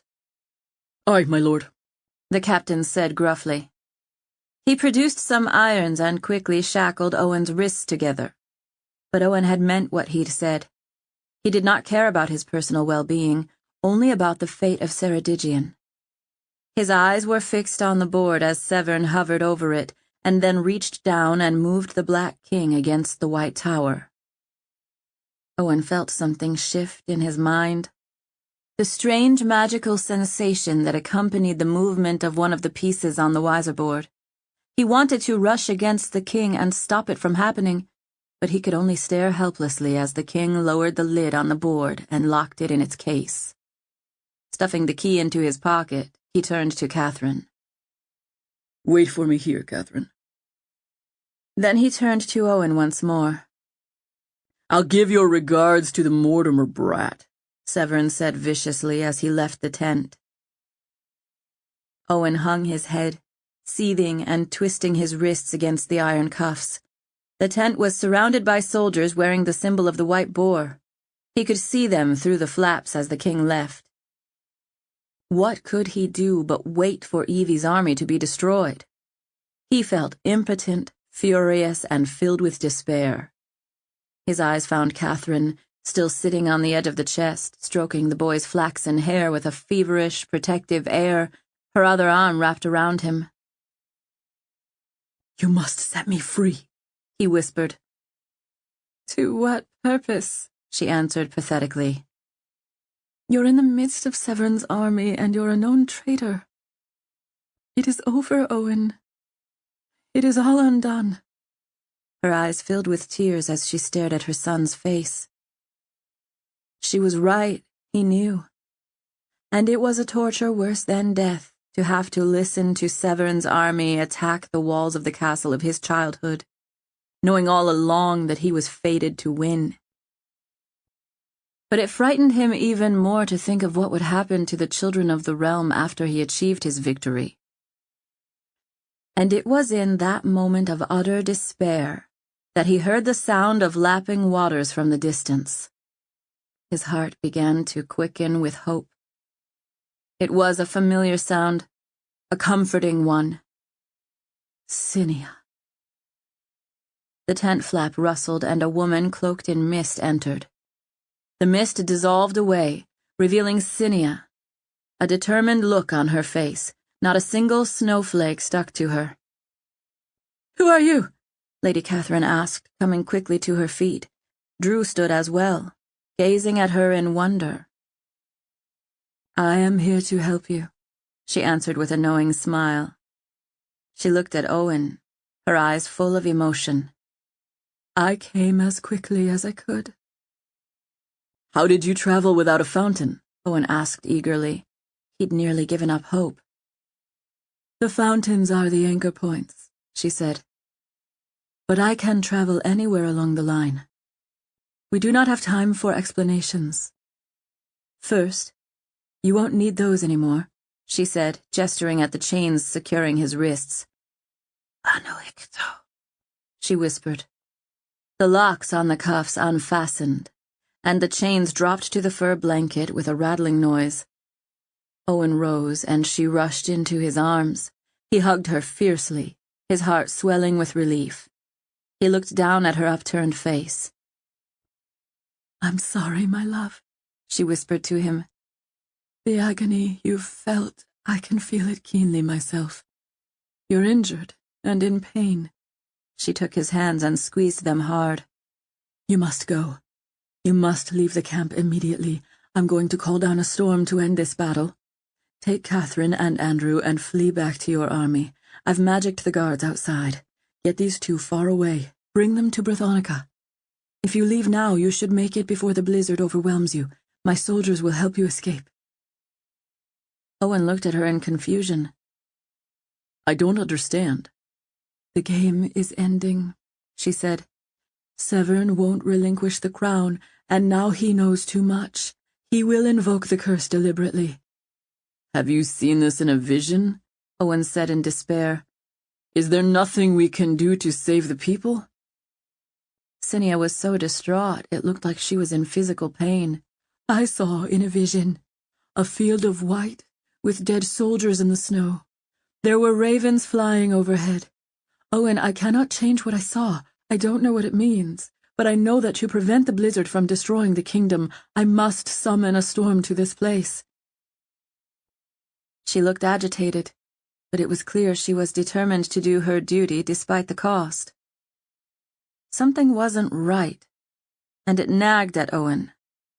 Hold a moment, he said, breaking her clasp and beginning to pace. Owen, there isn't time, Cinia pleaded. We must get away. The move was made.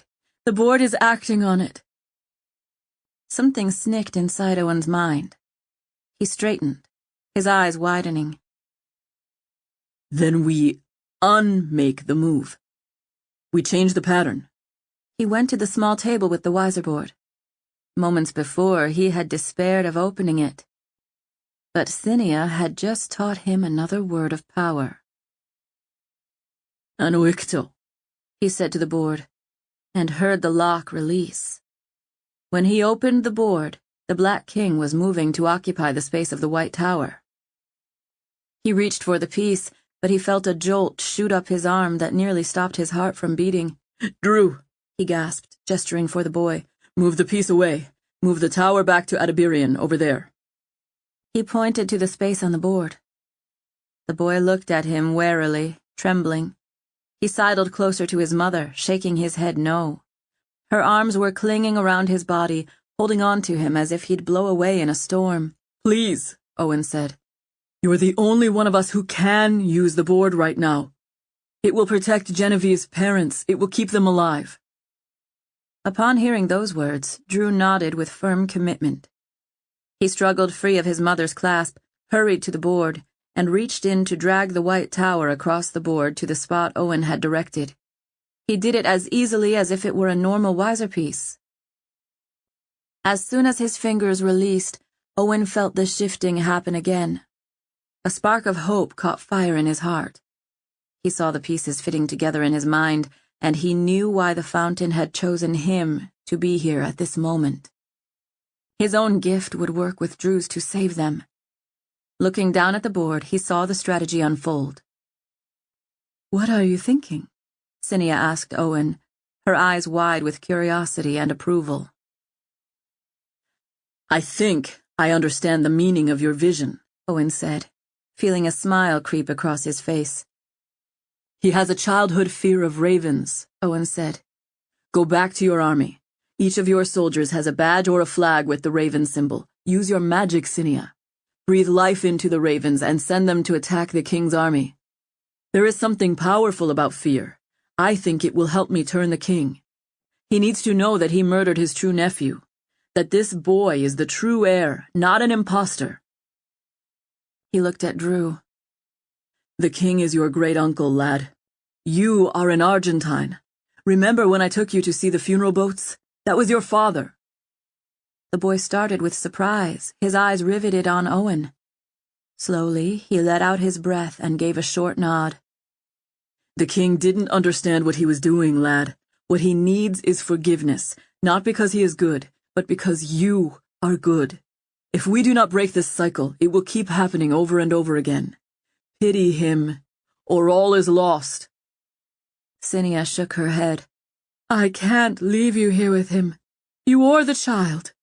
No, my love, don't ask me to do that. He put his hands on her shoulders. Trust me. This is why we are both here. Fill the sky with ravens. Send them to attack us. Now.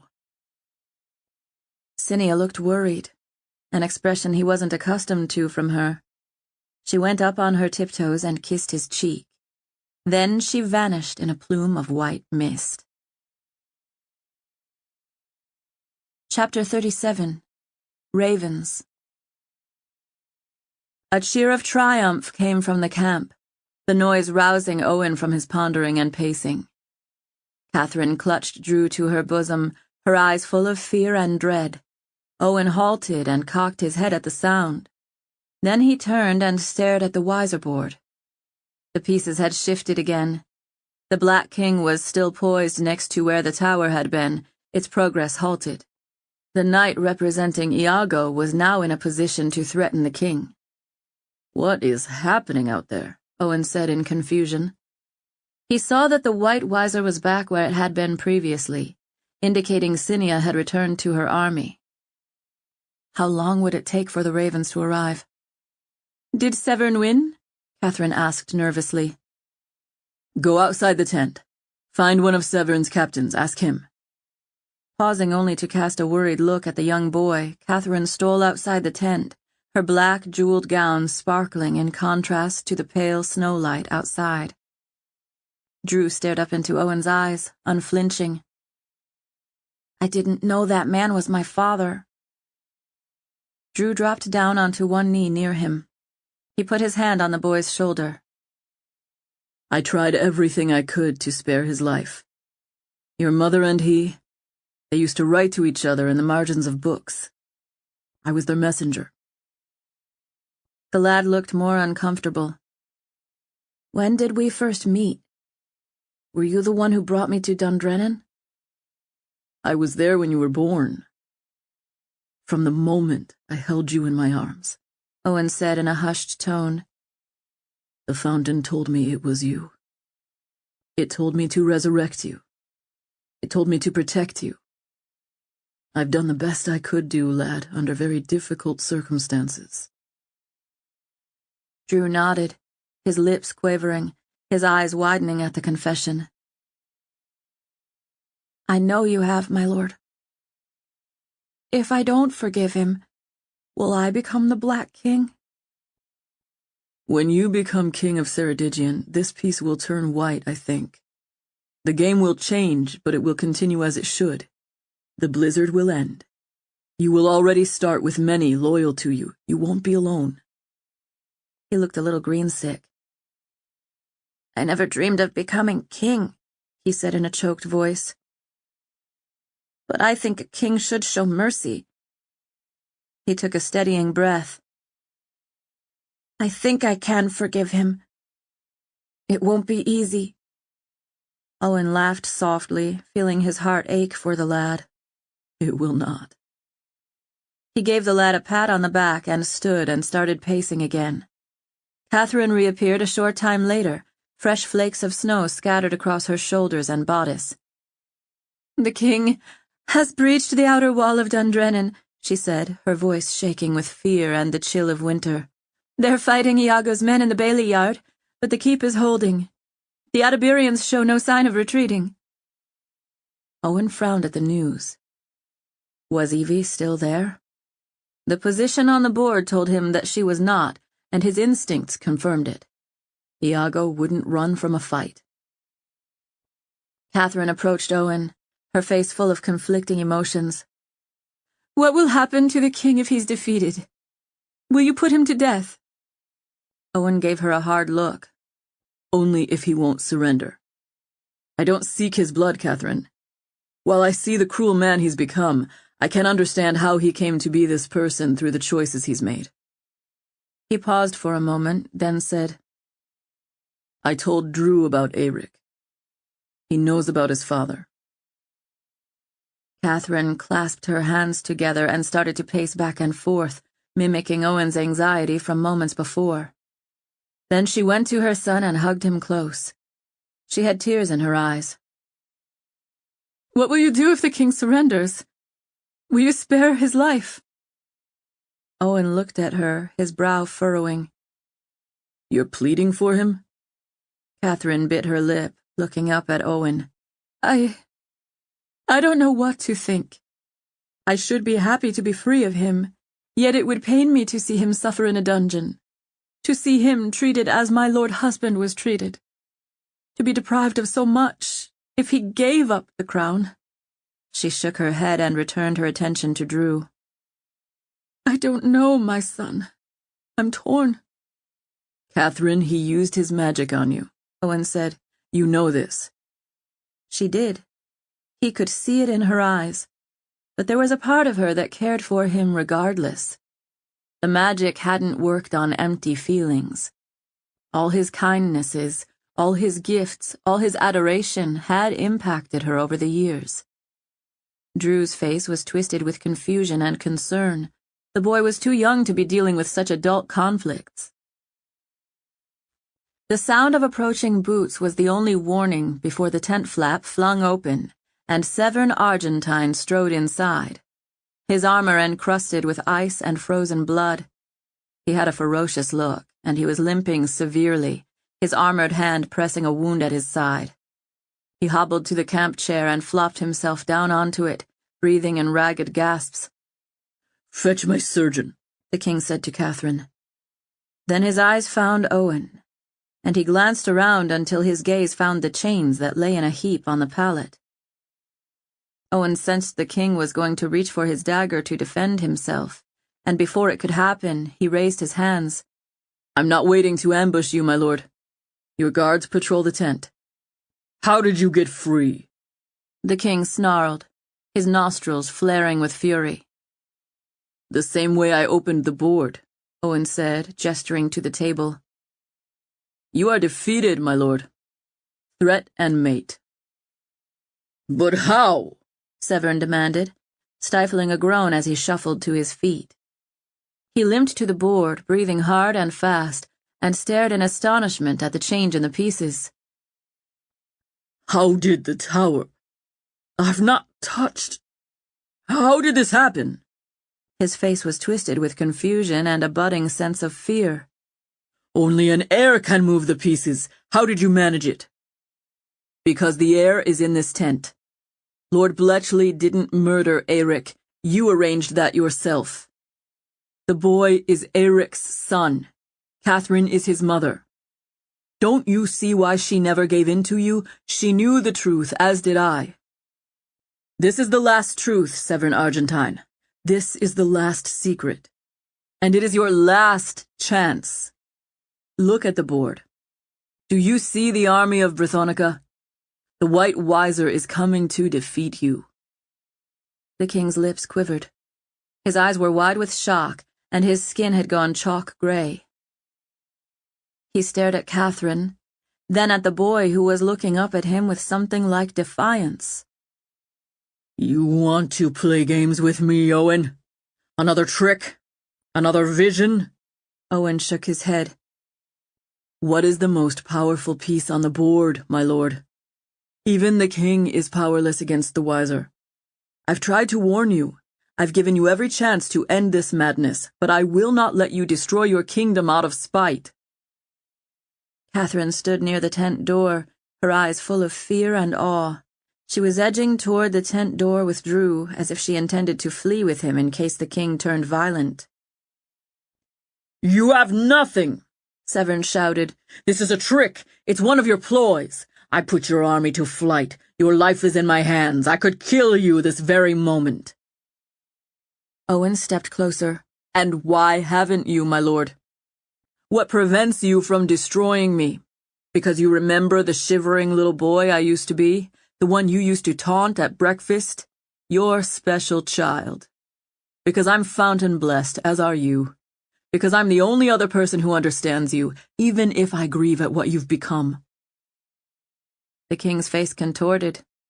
He began to draw the dagger from his belt, and Owen worried he'd said too much, a worry that only heightened when Catherine cried out in alarm, but the king slammed the weapon back into its scabbard in the nervous gesture Owen remembered from his youth. He repeated the motion and started to pace the tent, his eyes haunting and desperate. And that was the moment the ravens began their attack. The sound of flapping wings, the bark-like croaking, filled the sky over the army. Shouts of fear started up in the camp, and then the shouts became cries of pain and terror. "What is happening?" Severn exclaimed. Lady Catherine and Drew were nearly knocked to the ground as one of the king's captains burst inside the tent. "My lord! Ravens, they're falling on us from the sky!" "Speak sense, man!" the king roared. "It's winter, there are no ravens. They're huge. These are no beasts of nature, sire, and they're swooping down on us. They're killing your soldiers." Suddenly there was a heavy thump on the king's tent. and several black shapes began clawing and shredding at the pavilion fabric with beaks and talons. The cry of the ravens was primal and fierce, and Owen felt his own heart quail. Drew pulled his mother over to one of the braziers, where she maneuvered herself in front of him, protecting his body with her own. The look of fear and uncertainty on Severn's face showed Owen that his plan had worked. When he reached out to the king with his magic, he saw that all the man's sense and reason had fled beneath the onslaught and the guilt of what he had done to his own flesh and blood. "Get them away! Keep them away from me!" the king gibbered. The captain took one look at the utter fear and helplessness in Severn's eyes and turned and fled for his own life. Moments later, Owen watched as the captain was obscured by a pair of jet-black wings and a set of claws raking his face. The camp was full of commotion as the men tried to escape and were hunted down by the cawing, merciless beaks and razor-sharp talons. Owen's heart began to thrill. Severn hunkered down on his knees and stared up at the shredding fabric of the tent. Black beaks poked through the holes, screaming down at them. Catherine shrieked with terror, turning away her face and pulling Drew closer to her. The boy wasn't afraid. He was staring at the display of magical birds with rapture. Owen felt the magic of the fountain whirling around him. These were magical creatures, and he knew through experience that his particular set of abilities would protect him from them. "No! No!" the king groaned in terror, his face white, his lips quivering. "Yield!" Owen implored, standing before him, his hand outstretched. One of the ravens was nearly inside the tent, its beak snapping viciously. The cacophony of noise from the terrified camp filled the air, but Owen's eyes were riveted to the king's face. Severn shrank from the threat, scrabbling backward on his arms and leg, exposing the wound in his side, which seemed to drive the birds into a frenzy. "Stop! Stop!" the king cried in terror. "Yield!" Owen shouted back, pinning the king with his gaze. There was nowhere else to flee. The guards surrounding the tent had been plucked away. Wails of pain and fear resounded all around them. "I yield! I yield!" Severn bellowed. He frantically unbelted the scabbard around his waist and thrust the blade Fireboss into Owen's outstretched hand. As soon as Owen touched it, he felt the magic's strength surge through him. "Yield your crown," Owen said passionately, holding out his other hand. The crown was fixed onto the king's helmet as part of the design. Owen could feel the magic of the fountain exuding from it, summoning the winter storm that was about to annihilate the realm. The metal was tarnished and ancient, the fleur-de-lis patterns rising above the steel dome of the helmet like decayed flowers. The two men locked eyes. Severn stared at Owen with fear and hate. But being confronted with his own sins and fears had completely unmanned him. He hesitated only a moment before wrenching the helmet off his head and hurling it away from him. Owen caught it in one hand. "I yield," Severn said, flinching and quavering. Owen stood over him, sword in one hand, helmet crown in the other. "They're yours," the king snarled. "You win again, Kiskaddon." Owen stared down at the king, using his magic to sense any further threat from him, but there was none. The king had been defeated at last. "It is enough," Owen said. He lifted his left hand toward the roof of the tent. The ring's magic flared to life, repelling the ravens that had finally broken through that barrier. The rioting in the camp began to ebb. Owen saw Catherine lift her tear-streaked face, looking worriedly at the shredded gaps in the tent and the snow coming down on them from outside. Drew continually gazed at Owen with wonder, not fear, as Owen lowered his arm and the light extinguished. Bending her head to kiss her son's fair hair, Catherine nuzzled her nose against his neck, breathing a sigh of relief. "You've wrenched everything from me," Severn whispered in a strangled voice. Owen turned and looked down at him, prostrate on the ground, sniveling. What is to be my fate? You owe me the truth of it, at least. I'm broken now. All is broken. I've nothing left. What will you do with me? He finished, his voice breaking at the end. Owen stared down at him and felt the throb of compassion. Your fate will be decided by the new king, Owen said in a wearied tone. The king's face blackened. But aren't you truly the new king? Isn't that what this is all about? You hold the sword. You have the crown in the crook of your arm. It's yours to claim, Owen. Take it. No one can stop you now. A part of Owen was still tempted by the thought. Laying down the power that he had wrested from Severn would put him at risk too. What if Drew ultimately felt threatened by having such a powerful subject? Might the boy not try and strip him of his rights and privileges? He listened to the insidious thoughts in his mind, and then crushed them beneath his heel like a roach. It is as I've told you. I'm not the true king of Ceredigion, Owen said in a steady voice. Then he turned and nodded respectfully to the boy. I am only his knight. Severn had a queer look on his face, one that could almost be called admiration. But what is to become of me? Where will I go? How will I live? You've taken away everything. Must I beg for my bread? Even the dogs will snarl and howl at me. There are those who would be revenged. I am defenseless, cursed. What will become of me? Owen stared down at the fallen king, his pity increasing. The man's concerns were real and valid. My lord, he started, but Severn interrupted him. I'm no man's lord, he spat out. Owen closed his eyes, feeling the prick of pain in his heart. You were once a great lord of the realm, he continued. I know your story, not the lies that were whispered about you. You were guided by a motto, loyalty binds me. You've always sought that kind of loyalty, but when you failed your brother's children, you lost the right to demand that kind of obedience from others. If I were the king. He paused, then turned back to Drew once more. Their eyes met for a moment, and he saw the bud of forgiveness in the boy. If it were my decision, I would reinstate you as the Duke of Gloucester, yours by right since you were a child. I would make you lord in your own domain, much like the Duchess of Brithonica is in hers. You would owe obedience to the king and to the king only. That is what I would advise. We have too many enemies, and your presence along one of the borders would help secure the realm. Owen felt a flutter in his heart, a gesture of approval from the fountain. Or Cinia? He couldn't tell.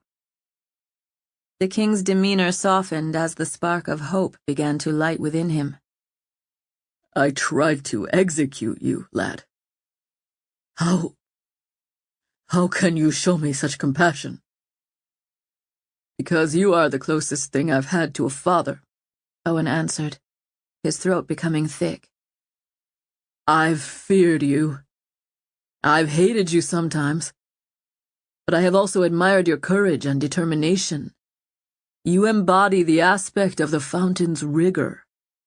Use your gifts for good, my lord. I implore you. He set aside the scabbard and reached out to take Severn's hand to help him up. The king wrested the gauntlets from his own hands, revealing the nicks and battle scars. He clasped hands with Owen and was helped to his feet, wincing. The two men stared at each other, and then Severn clasped Owen's hand harder. I couldn't have endured losing, the king said sincerely. To anyone else but you. His shoulders fell. Then he gave the boy a sulking look. Mayhap the new king will do as you say. Mayhap not. Regardless, I will submit. I will swear fealty to the new king. But I would give up Gloucester Castle and every sheaf of wheat thereon to not be alone. It is loneliness that I dread the most, my boy. It is a demon that torments me. It torments us all, Owen said, understanding the sentiment from his own heartbreak. He saw movement from the corner of his eye, and Lady Catherine was suddenly standing by them, her face streaked with tears. "If it be within my power," she said with a sad look, "then let me dispel that demon for a season or two each year. I made you a promise, my lord, and I do not break my promises." The king looked at her with such wild hope it was like a burst of sunlight through the fog. He wrapped his arms around her neck and sobbed into her shoulder like a child. Chapter 38. Our Lady. The victors of the Battle of Dundrennan had gathered in the spacious solar in the castle while a blizzard spilled snow from the skies. Owen stared out the large window, feeling the heat from the fires on his back as well as the cold air seeping into the room from the glass. Many of the dead were still buried in snow, and the soldiers were hard at work trying to find survivors. His heart clenched with grief at the thought of the many casualties. A soft hand touched his elbow. He hadn't noticed Cinia approach, but he was comforted by her presence in the castle of his boyhood. She gave him a knowing look, always sensitive to his moods and expressions. "Everyone is here now," she said in a low voice. Owen reached for her hand and squeezed it, summoning his courage once again. Cinia remained by his side, her warm hand linked with his, and he felt the buds of hope poking through the snowy debris. They had been waiting for Iago, and he strode into the solar flanked by several nobles from Adabirian in their strange battle garb. Their looks turned wary and fierce when they saw Severn Argentine and Catesby seated at the long table in the center of the chamber. Owen wished Evie were there. He would have valued her wisdom. Kevin Amrian was present as well, representing the Espion. With Cinia they formed a royal council of sorts. Lady Catherine was seated nearby, next to her son, who looked intimidated by all of the gathered men with storm clouds on their faces. Iago folded his arms, refusing to take a seat at the table. "My queen's ship left just before we arrived," he said, his voice curt. "She's halfway back to Edinburgh by now. I'd like to go after her and bring her back to Kingfountain for the ceremony. I think she should be there when the new king is chosen." Owen felt a subtle tightening on his hand, a flinch. He glanced at Cinia, who was staring at Iago, her expression grave and anxious. "Do you have a concern?" he whispered to her. She quickly shook her head no, but did not meet his eyes. "I don't think that's a problem, my lord," Owen answered. "This must be done in the presence of the people. The one who draws the sword Pyrobos from the fountain of Our Lady will become the new king." Severn's gaze was stony, and a slight curl to his mouth showed his resentment, but he said nothing. "What I want to know," Iago said, letting his anger boil up, "is why you have promised Severn such an important position. Giving him power will only weaken the new king." "And what would you suggest? A longboat in the river?" Severn shot back immediately. Iago was about to counter him, but Owen let go of Cinia's hand and stepped forward. "Iago, please. I think we all recognize the fragile nature of this peace. We have enemies enough laying plunder to our kingdom while we dither here. I made no promises to Severn.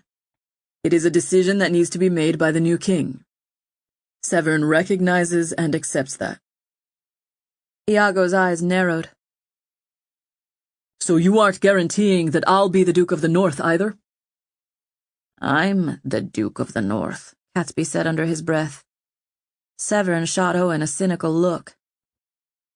"Thus is the nature and disposition of most men," he drawled.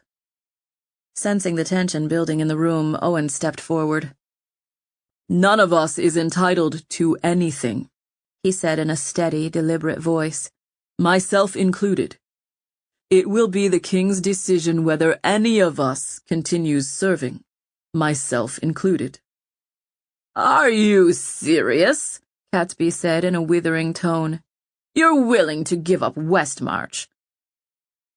Owen put his hands on the table, flinching slightly when the stitches in his waist tugged. Every hour he was feeling better as the magic of the scabbard continued to heal him, but he had to move cautiously for fear of pain. I was given Westmarch by the king. It can be taken away by the king.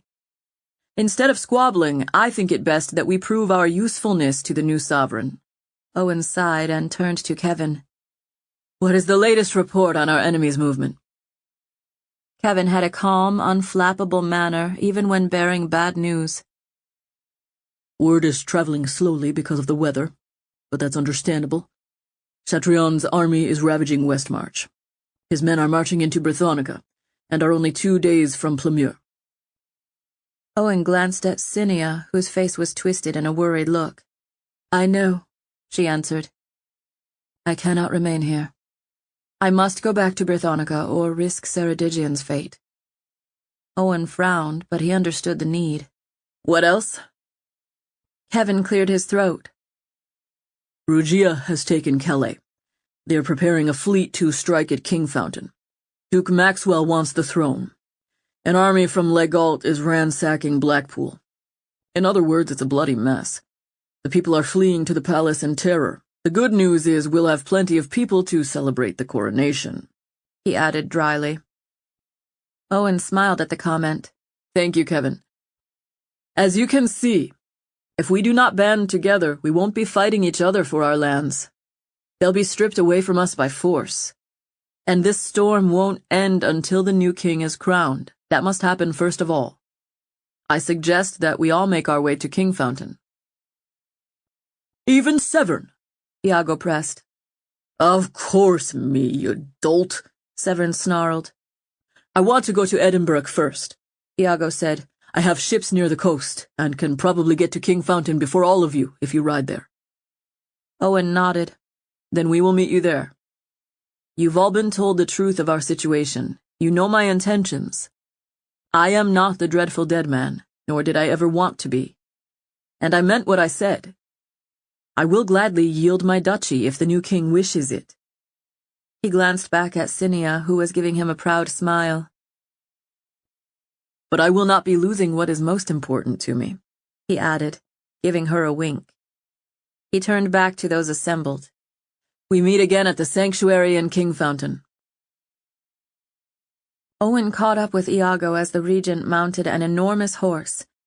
Only the behemoth steeds of the north could make it through the snow-clogged roads to the port. The flurries were growing thicker and thicker, another reminder that the boy needed to be crowned as soon as possible. Iago was covered in thick jackets, 2 cloaks, and fur-lined boots that went up past his knees. Hardly any of his face was visible past the hood. You're a good man, Kiskaddon, the Adabirian said with a snort. Although technically, I should be the one to see you off from Dundrennan. I think my wife will be disappointed if we don't get to keep the place. He smiled wryly, looking down at Owen. I don't think it'll come to that, Owen said, putting his hand out to the king. They clasped each other's hands and exchanged respectful nods. I think your children would enjoy being a part of both worlds. I hope I'm welcome to visit Edinburgh someday. Iago laughed openly. You're a rascal, lad. We like those in Adabirian. I might spare some time to go hunting with you. We have moose as big as a farmer's hut. Not the same as hunting boar, though. He winked at Owen. I think I could manage that, Owen said with a smile. My best to your wife and your children. Tell Genevieve I miss her. Aye, I'll do that. He adjusted his grip on the reins and then gave Owen a penetrating look. Well, you're welcome to come as oft as you like, but I do insist on one thing. I'd like to watch you play a round of Wiser with the Queen. She beats me every time. Someone ought to humble her now and then. There was a private chapel in the castle that contained a fountain people visited for moments of solitude or prayer. Owen entered it hand in hand with Cinia, and the only sounds were the licking flames from the torches and the echo of their footfalls on the stone. She was looking down at her feet as they walked, brooding silently, her expression guarded. "Are you fretting about your people?" he asked her, squeezing her hand. She nodded without answering, and then squeezed his hand in return before releasing it. The chapel was small and honeycomb-shaped, with small inlets on 3 of the sides. She walked to the edge of the fountain and then slowly sat down, folding her hands in her lap. "It's not just your people," Owen said cautiously, trying to meet her eyes. "Something else is bothering you." She remained still, staring down at the stone tiles. She wouldn't meet his gaze. "What's wrong?" he pressed. I can't tell you, she answered softly. She reached her hand into the water, and he watched as the surface rippled and flinched from her, repelled by her touch. He did not see any evidence of a ring or some other relic invoking the magic. Owen folded his arms and leaned back against the stone pillar at the doorway of the chapel. He knew she needed to leave, but a nagging feeling inside him wanted to forestall their separation. How long would it be before he saw her again? "If I ask you a question, will you answer me truthfully?"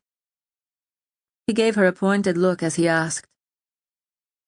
Her eyes lifted to meet his face, and suddenly she was full of suffering, as if something deep inside her bones were causing her pain.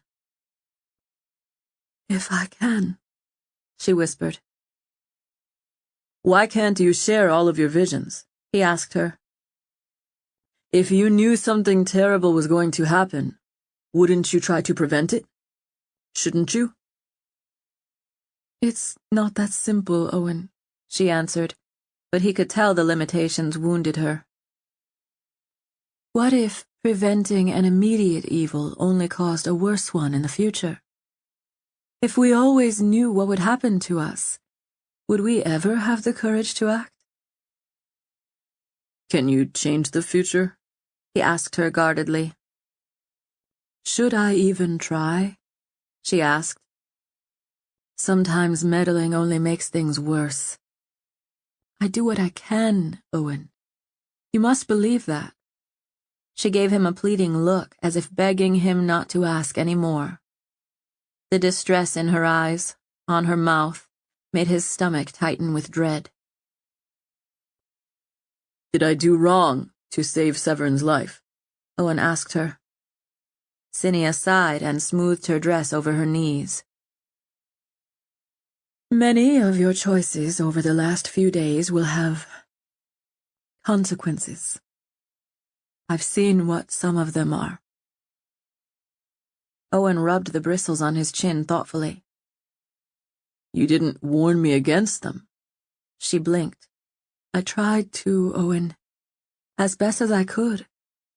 I don't think you were wrong to make the choices you did, but some of them will cause you pain later. That's why I'm so upset, you see. I foresaw this moment long ago.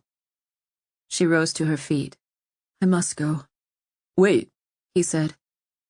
"When will I see you again? Can you tell me that?" She looked heartbroken. It's up to you, Owen. It always has been. I will hide the sword in the waters of the sanctuary of Our Lady of Kingfountain, as we agreed. It will exist in a state between our mortal world and the deep fathoms. When you are ready for Andrew to claim it, just summon it as you would for yourself, and he'll draw it from the waters. Owen frowned. "Will someone else who is fountain blessed be able to draw it out? I don't want Dragon to steal it like he stole the Wiserboard." She pursed her lips. No one will know it is there, Owen. It will be waiting for you. "Will you be there to see the boy draw the sword?" he asked. She shook her head. I can't. I've been away from Brithonica for too long. I must defend my people. Owen walked up to her and took her hands. I will come for you, Cinia. I gave you my word. Her forlorn look softened a bit. I know. I hope you will keep it. He started to bend down to kiss her, but she pulled away. Not now, she whispered. Not like this. It was painful to see her so vulnerable, so dejected, when he did not know the reason. He sighed in frustration, and then caressed her cheek with the edge of his finger. In the legends, the Lady of the Fountain was a water sprite, an Undine. I've intended to ask you about that. She flinched when he said the word, her cheeks blushing furiously. You are not the natural child of the Montforts, are you? He asked. She wrung her hands together, twisting her fingers and entwining them. I was a gift, she whispered. Then she gave him a pleading look. A gift from the fountain to save the kingdoms. A gift to grieving parents whose children were all stillborn. We must all make sacrifices, Owen. I willingly made mine. Owen sensed the layered meaning in her words. He started to unbuckle the belted scabbard, but she covered his hands with hers. Just the sword, she prompted. Grasping it by the hilt, he withdrew it and handed the blade to her. As soon as he set it on her palms, it started to glow. She started to glow as well as she backed away from him and stepped over the lip of the fountain into the low pool of water. The ripples moved away from her, leaving even the hem of her gown and her shoes perfectly dry. As she stood in the fountain, clutching the sword, a sheen of mist began to form around her. His heart nearly burst at the sadness in her eyes, the unspoken plea there. Don't betray me.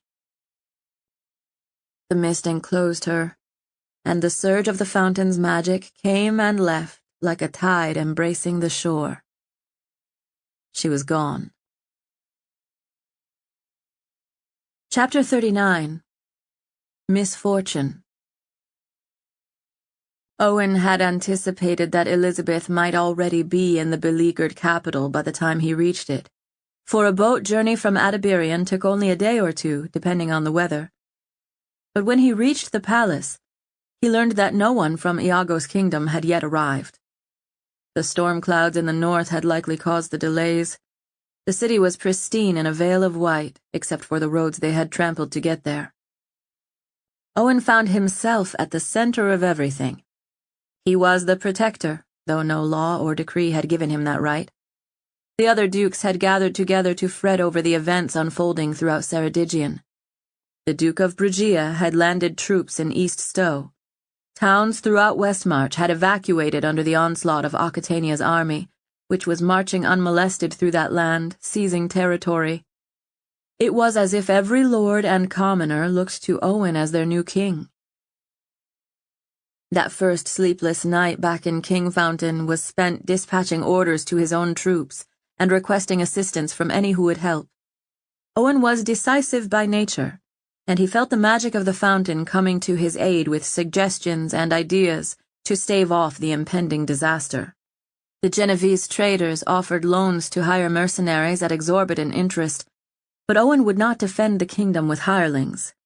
If the people did not rally under the new king, all would be lost anyway. The throne room was full of chaos the next day as people clamored for direction. Owen felt the weight of the duties on his shoulders. He had guards posted at the docks to alert him the moment Evie's ship arrived. His trust in her was complete, and he would welcome her counsel. Around noon, with still no word from Adiberian, he called Lady Catherine to meet with him in the solar. She arrived, Drew in tow, and bowed to him. There is no need for that, Owen chuckled with a dismissive wave. Thank you for coming so quickly. There are so many troubles facing the kingdom, Catherine said, her hands resting on the boy's shoulders. Owen had done his best to keep her informed, knowing that the new king would look to his mother for counsel and advice. She would be a powerful woman in the realm, but he thought she'd fill the role well.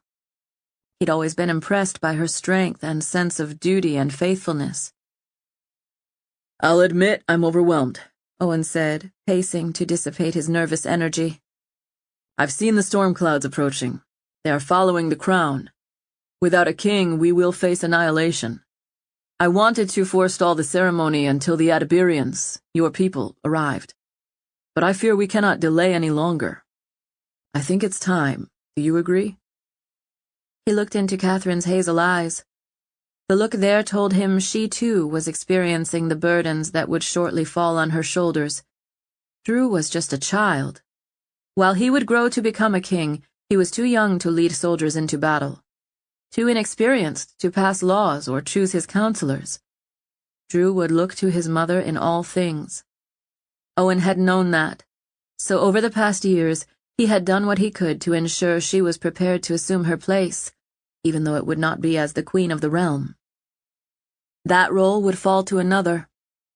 Genevieve, perhaps, if the fountain had told him true. I agree, Owen, Catherine said, squeezing Drew's shoulders. Then she turned the boy and knelt down in front of him, her black gown shimmering with small pearls and gems. She stroked his hair tenderly. Are you ready, my son? Everything will change once you become the king. The boy looked green-sick. I don't really want this, he said, frowning with concern. Will you stay by me? Will you always be near? He looked both at his mother and at Owen. Catherine's face saddened a little at the words. If you wish it, my son, she said, cupping his hands in hers. I will be near you as long as you wish me to be. He nodded energetically. Then he turned to face Owen. Will I still learn how to be a knight? I was rather looking forward to it. Owen grinned and approached. The king of Ceredigion doesn't sit on thrones all day long, he answered, and then mussed the boy's hair. Your grandfather rode from one end of the realm to the other regularly. You can't defend land you don't know. Every river, every grove, every waterfall will be yours. Drew smiled at the thought. I can go anywhere? It is your right, lad. And I will serve you through the best of my days, as Duke Horwath served the Argentines. Loyalty binds me to you, if you will have me. Drew smiled again. I should like you to serve me, my lord. Owen shook his head. It is I who will be calling you by that title shortly. He stared down at Catherine and offered a hopeful smile. We will go to Our Lady. The proclamation went out from the palace that every boy near the age of 8 should be brought to the sanctuary of Our Lady by their parents to be presented to the Diconius. The prophecy of the dreadful dead man would be fulfilled, it was said. The new king of Ceredigion would draw a blade from the fountain, just like King Andrew had done, according to myth. Owen, of course, had told Kevin to secure the sanctuary with his most trusted espion. He walked the entire grounds himself, using his magic to seek for threats such as Dragon. He had summoned the blade to the fountain once, to test it. It had appeared, shimmering in the waters. Then he had let it vanish.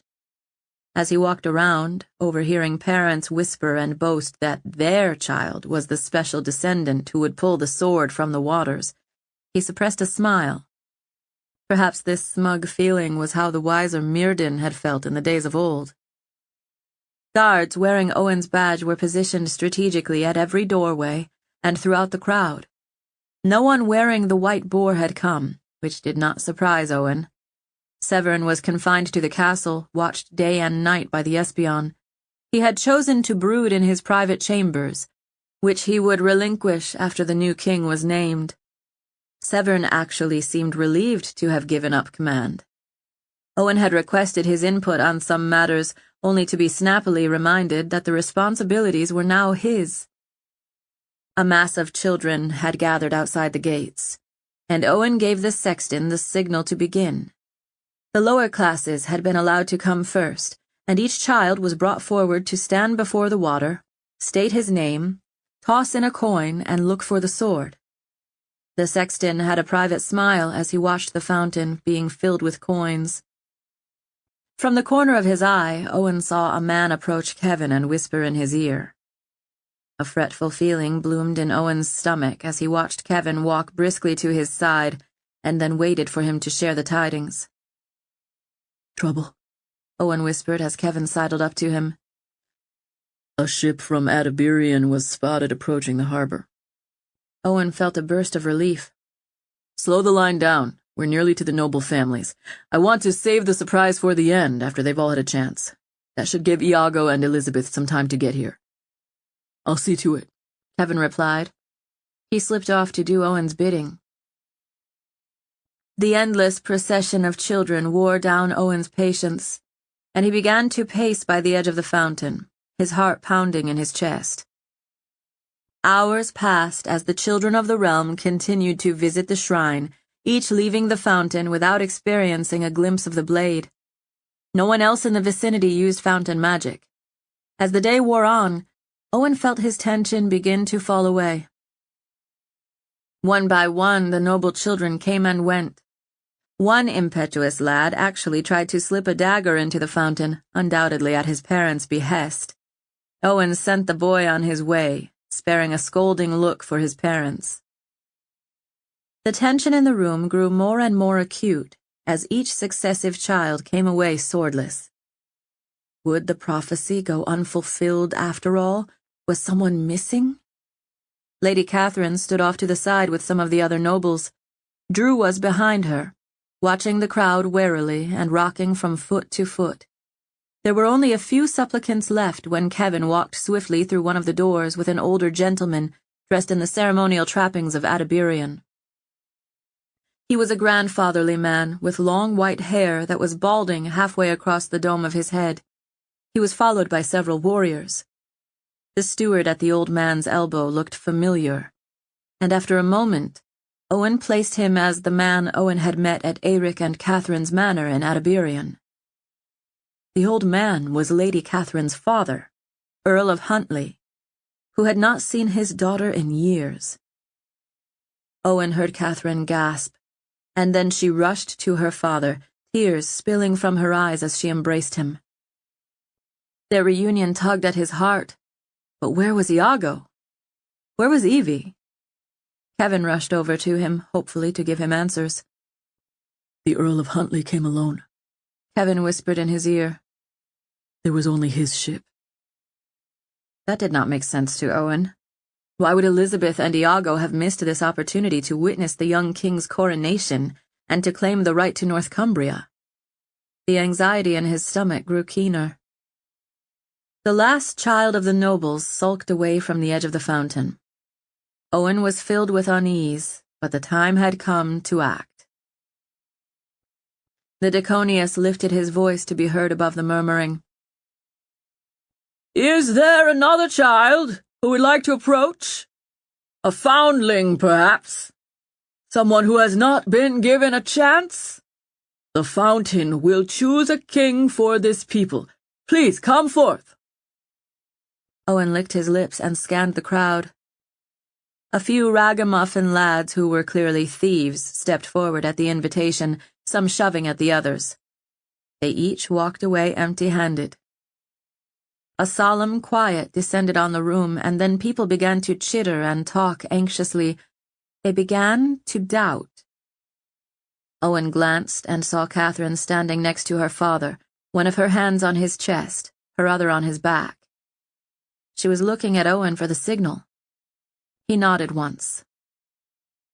With a subtle gesture, she motioned for Drew to approach the fountain.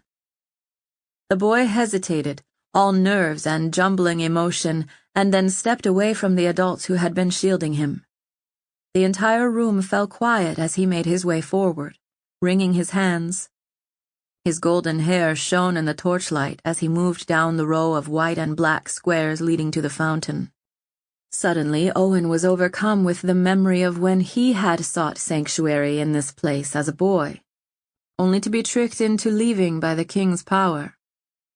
He swallowed the memory, feeling his heart nearly burst from the rush of emotion it summoned. Drew stood by the edge of the fountain, staring into the water. He had been given a coin for the occasion, and he dug into his pocket for it. Cupping it in his hand, he closed his eyes, and Owen saw his lips move in a silent prayer. Then, opening his eyes, he flung the coin into the fountain. Owen summoned the blade Pharibos into the water. It was there in an instant, gleaming and majestic in the waters. A hushed groan came from the Diconius as he watched the blade appear. Drew looked in fascination at the water, then hiked up his sleeve to his elbow. Bending close, he reached into the water. Owen felt a shudder of magic as the boy's hand touched the hilt of the sword. The Wiserboard was moving, transforming, ancient stone grating on ancient stone. The hush in the sanctuary was absolute. There was a whisper from the fountain, a sound that penetrated every heart and sent shudders through all of them, Owen included. "The White King has come," it said. Drew pulled the dripping blade from the fountain. It seemed to rise in the air of its own power until everyone saw the young boy quivering by the edge of the fountain, holding the sun-white blade aloft. It was too solemn of a moment to cheer. Owen watched as people fell to their knees, and he joined them. Water dripped down the boy's skinny arm. The look he gave Owen was one that said, "Now what do I do?" A warm breeze began to blow outside, and the snow began to melt. Owen leaned against a pillar in the sanctuary. The people were celebrating in the streets, the noise rising above the sound of the waterfall crashing beneath them. He felt he had done the right thing, but his heart was full of knives as he watched Kevin speak with the Earl of Huntly. Then the Espion escorted the man over to him. "Lord Huntly, I don't believe we've met," Owen said formally, bowing in greeting. "Welcome to Kingfountain." The man's voice was heavily accented with the brogue of his country. "I've supped at Tatton Hall, my dear boy, when your older brother was a wee one. I saw you when you visited Edinburgh in disguise. Clever lad, as always." "What news from Edinburgh?" Owen said, dropping his voice low. The Earl did not look comfortable. In fact, despite the happy reunion with his daughter, he looked to be grieving. "There is news. Aye, there is news," Huntly said. "I came on embassy from the Queen to fetch my daughter back in the commotion. But I arrived to find the situation much less bleak than we had feared, and my Queen bid me to entrust this letter with you, and no one else. Secrets have a way of being found, I've learned in my old age. Best if you be the first to know of it." He withdrew a sealed letter. "Where is Iago?" Owen asked, his mouth suddenly dry. "Read for yourself," Huntly said. But Owen already knew from his puffy eyes and desolate expression that Iago was dead. My dearest Owen, I know this secret cannot be kept for long. I apologize for the tear stains on the page. My lord husband died crossing back to Adiberian. His ship was wrecked in a storm. There were no survivors. I would have come to Kingfountain to witness the coronation, but now I am to be the Queen Dowager, and I cannot leave. My son is too young. Genevieve is as heartbroken as I was when I lost my father at her age. I need your friendship more than ever, Owen. I need your comfort. Can you please come to Edinburgh? My heart is broken. Evie. Chapter 40. Cruelty. Many sought refuge at the sanctuary of Our Lady when their hearts were torn in half. But Owen knew he wouldn't find the comfort he needed there. Evie's desperate plea for comfort had wrung him down to his deepest core.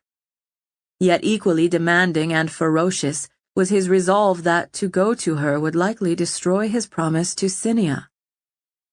He knew Evie wasn't trying to persuade him of anything rash, but their feelings for each other would make them vulnerable. The mere act of reading her letter had made him vulnerable. He had chosen the Poisoner's Tower as his sanctuary. It was a place where he could be alone with his thoughts, alone with his demons, but not truly alone, for there were ghosts there. The room had been made over after Etaine's tastes, and the lingering smell of the chamber reminded him so vividly of the thief's daughter that he nearly fled back down to the stairs. He sat on a small chest with his back against the wall and looked up at the rafters, letting the weight of his dilemma rock on his shoulders a bit. He had not felt this terrible since the day of Evie's wedding. Memories had painful edges that could still cut. Over the years, Owen had secretly hoped the King of Adiberian would somehow die, giving him another chance with Evie. Such had happened to Severn and his first love. But he had long ago given up that hope. Now the impossible had happened. If only he had known. If only he had known. He'd gone down to Brithonica with a sneer on his mouth and spite in his heart, sent to woo a duchess with curses and disdain. Despite his ill treatment of her, Cinia had patiently endured his sarcasm and discourtesy. She had accepted him because she saw something in him that made her care for him. Love him. Could he truly break his promise to her? Did he even want to? He kept thinking about how heartbroken she had looked before leaving Ceredigion.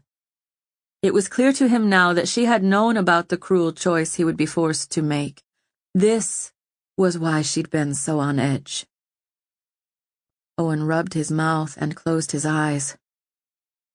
Drew had already named him the Lord Protector of Ceredigion. He could not fulfill his duties to the king from so far away. The boy needed someone at hand, someone who would help him learn how to take the reins of state.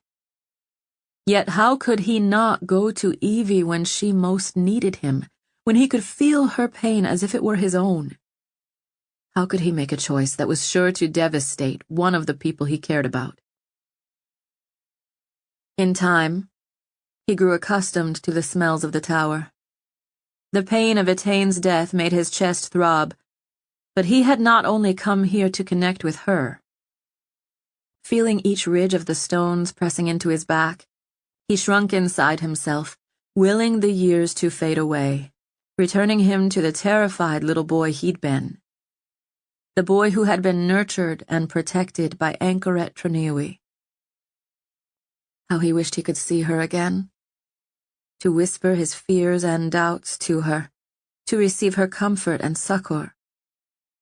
He would have given all of his wealth to make it happen. Sadness and longing filled him, and tears warmed his eyes, building up on his lashes without quite falling. "What would you advise me to do?" Owen whispered into the stillness. Up in the tower, he could hear a gentle night wind. The thin candles he'd brought up were the only source of light, and shadows smothered the room. Owen rose from the chest and pulled open the curtain, standing before his reflection on the glass. If anyone in the dark city below was looking up at the castle, they might see a pinprick of light coming from the tower and mistake it for a star. He saw the frown on his mouth in his reflection. The dilemma was truly awful. This was the kind of fateful choice Severn had been forced to make after the death of his brother Eridur, a choice that had yielded years of fateful consequences. Owen was not wise enough to see the future. He had no mantic gifts. But he did have Cinia's warning. Someone, like Owen, had existed before. Someone like him had been faced with a terrible choice, and he had chosen to forsake his wife. How many times would the story be repeated until the cycle was broken? The heart was such a powerful force. Owen could see why his predecessors had chosen as they did. Owen stared at the glass, unable to see the city beyond it in the darkness. The future was just as dark. He could not see it, no matter how much he wanted to. He had to make a decision without knowing the repercussions of it. Well, he did know some things that would happen. Owen knew himself well enough to know that if he did go to Edinburgh to comfort Evie, he might never leave. He would not be able to see her pain without trying to comfort her. It would likely scandalize the people in that kingdom, which could have repercussions for young Iago's leadership. He'd made no promise to Evie, but he had promised his troth to Cinia Montfort, a pledge nearly as strong as the marriage oath. He wore a ring. There was something wrong about forsaking it, something that made him squirm inside. Before he could go to Evie, he would need to be released from his engagement. But the thought of ending his connection with Cinia made him tremble with dread. She was a powerful wiser, yet she was so vulnerable, like the butterfly she was named after. He had no doubt that she would release him from his promise. She was kind-hearted and forgiving. But she had silently and secretly helped him for years. She'd given his parents and siblings a home. She'd saved his life and his army with her powers. And she had saved Ceredigion from an eternal winter. That was not all, though. Since getting to know her, he had grown fond of her. He had begun imagining his life with her at his side, a thought he quite liked. Cinia was not as talkative as Evie, but she was a better listener. She was fountain-blessed, like Owen, so they could relate to each other on a special level. Together, they had saved the kingdom from destruction.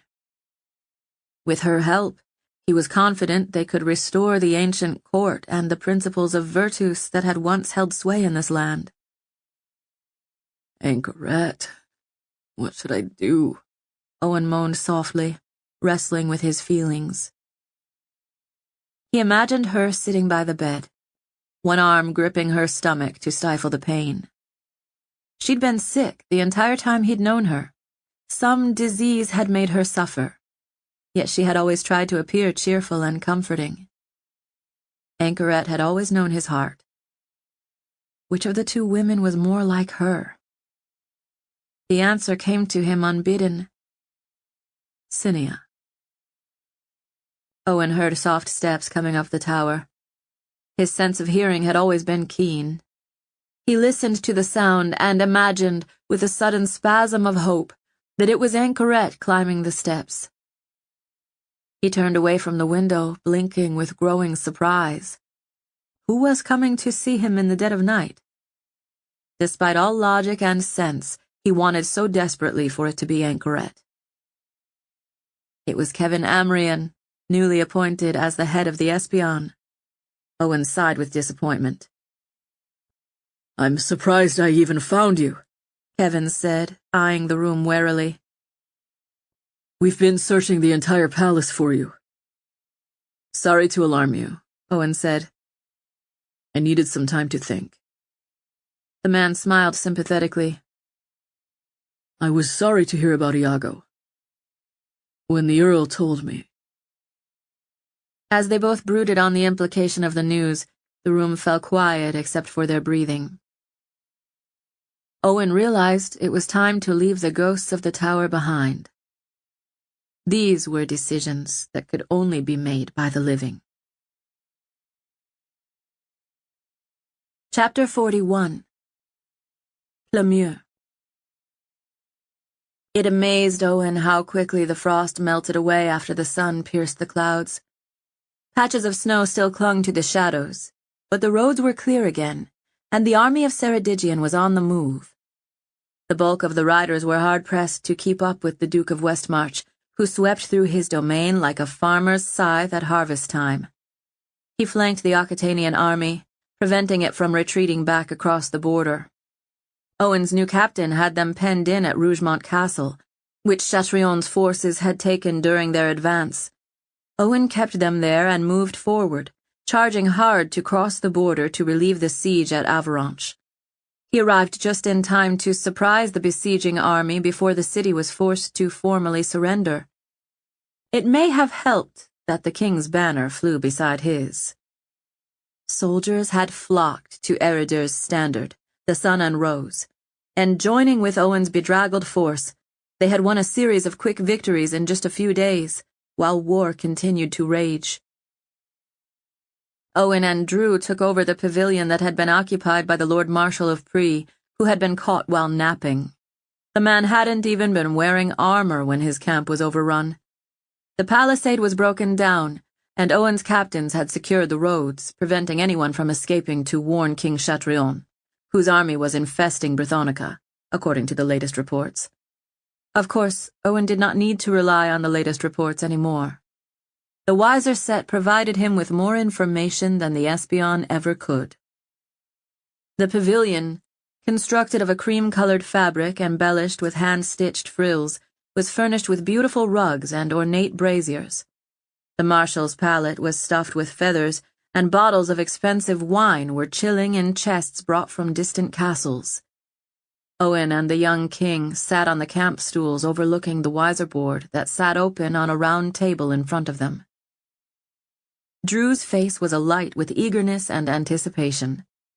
He no longer wore the drab colors of a knight in training, but was bedecked in garments befitting his new rank. The coronation ring glistened on his finger, and a coronet pressed against his flax-colored hair. Severn's crown traveled with them. The sword Pharibos was in a brand-new ornate scabbard, propped against Drew's chair. He never let it out of his sight. Owen continued to wear the battered, raven-marked scabbard for his own weapon. "What make you of the pieces?" Owen asked thoughtfully, his shoulders slightly hunched as he stroked his bottom lip. The boy's grin was infectious. "I think we're winning." "No doubt we're winning," Owen said with a laugh. "Show me the positions. Who is where?" Drew put his finger on the white visor. "This is the Duchess of Brithonica, Cinia Montfort.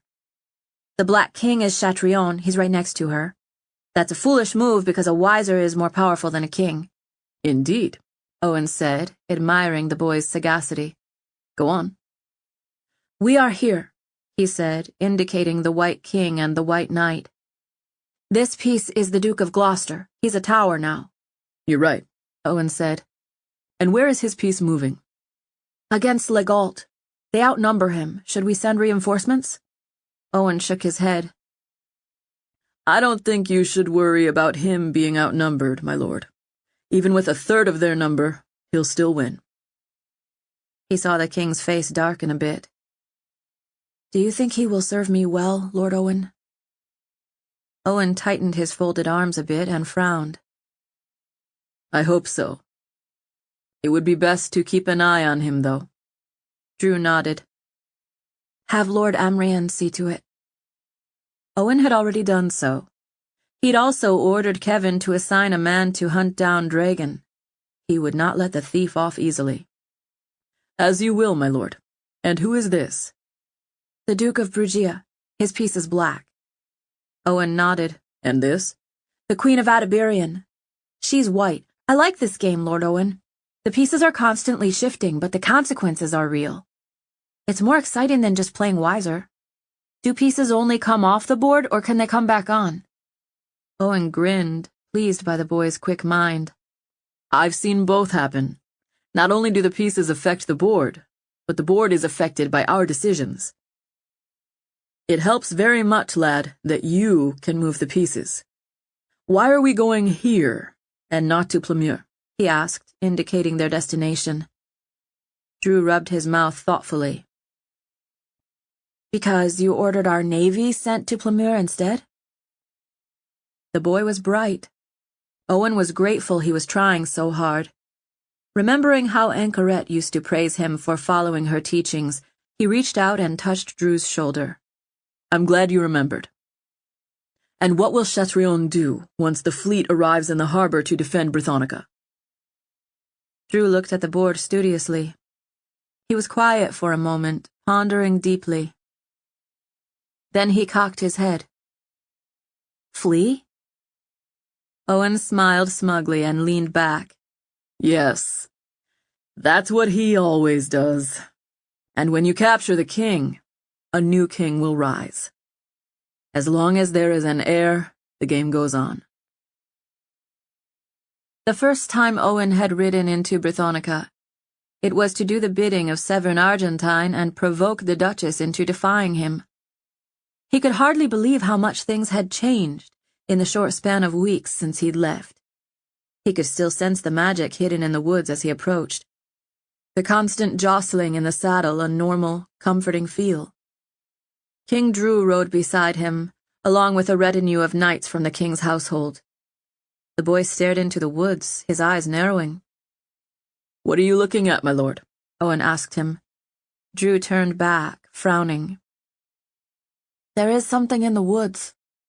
Can you feel it? The boy nodded slowly. What is there? Owen wondered if the lad was beginning to show the first signs of being fountain-blessed. In the legends, King Andrew had not possessed that ability, but he had surrounded himself by those who did. Curious. As they rode into the lush lands of Brithonica, Owen's heart skittered with anticipation. He'd had much time to think as he'd battled his way here from Kingfountain. He was fretting about seeing Cinia again, but despite his nervousness, he was at peace with his decision. As they came down the road, he saw two riders approaching from ahead. He recognized both men as heralds. One was his own, Farnes, and the other was Anger's, herald to the King of Occitania. Anger's looked miserable.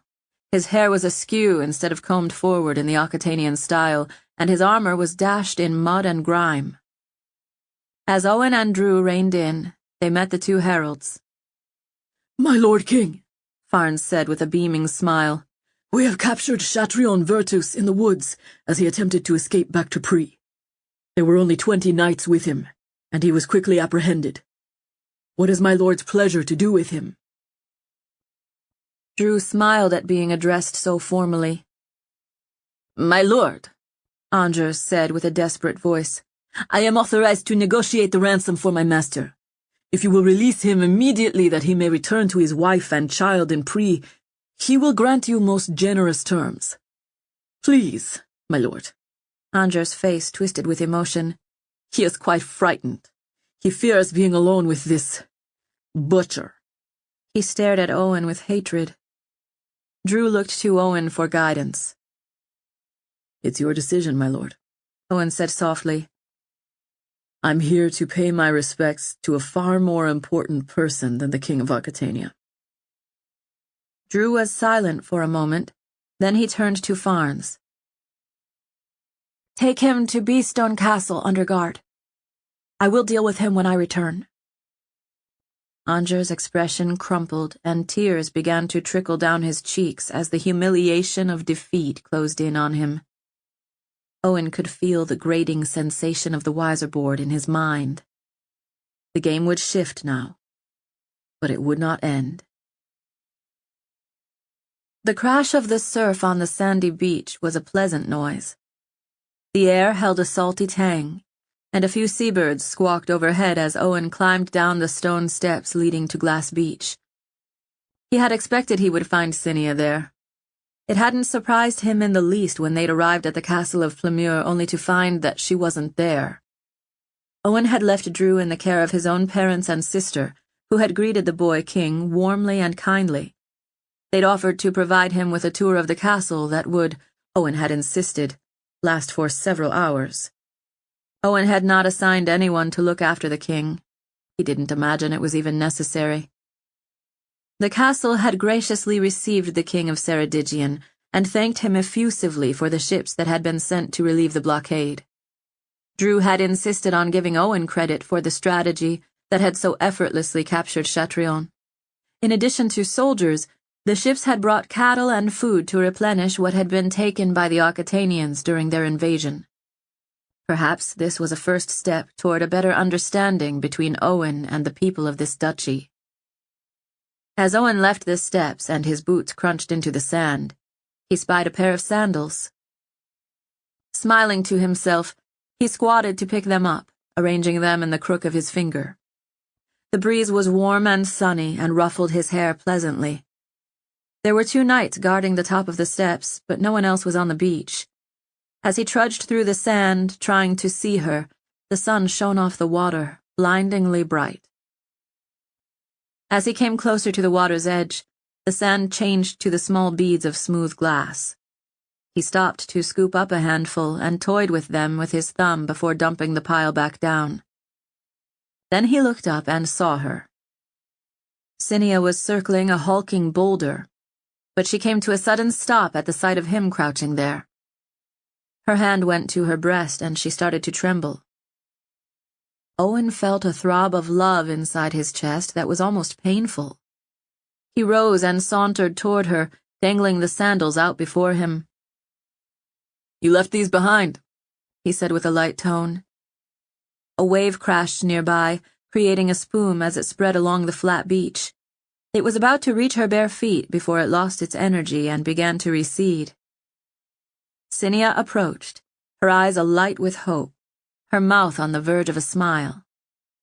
Owen tossed the sandals aside, walked up to her, and took her hands, holding them before him.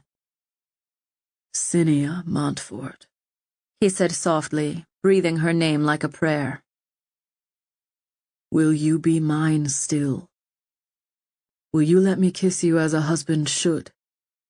Will you walk with me along this beach and teach me how to please you, how to woo you?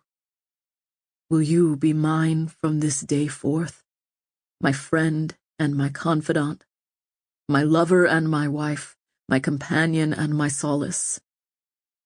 I'm so weary of being alone." He felt his confidence rattling, his heart nearly bursting. "Can you forgive my imperfections, my sharp words when we first met? Can you forgive me for being tempted to betray you? But I did not. Will you let me give you a soul so that you may be one with me, so that we may have children who are as beautiful as you are?" Owen sighed. "You are truly a blessing from the fountain, and I feel unworthy to claim your affection. But may I claim it all the same? Will you consent to be my wife?" Tears ran down her cheeks, and the smile she gave him was so radiant he thought he would break inside. "Yes," she answered, then flung herself into his arms, hugging him so tightly it amazed him how her little fingers could inflict pain. He held her to him, stroking the softness of her hair, feeling her body so near. He tipped up her chin and looked down at her face, at the longing in her sunshine eyes. He lowered his head, his mouth just barely above hers. "Neshama," he whispered before he kissed her mouth. The magic of the fountain began to swell inside him. It rose like thunder, swelling and building and exploding inside him as his magic imbued her with a mortal soul, the breath of life. He felt the next wave engulf their ankles, the sucking of the sand beneath their feet as it receded. She gasped with delight at the sensation, digging her fingers into his unruly hair.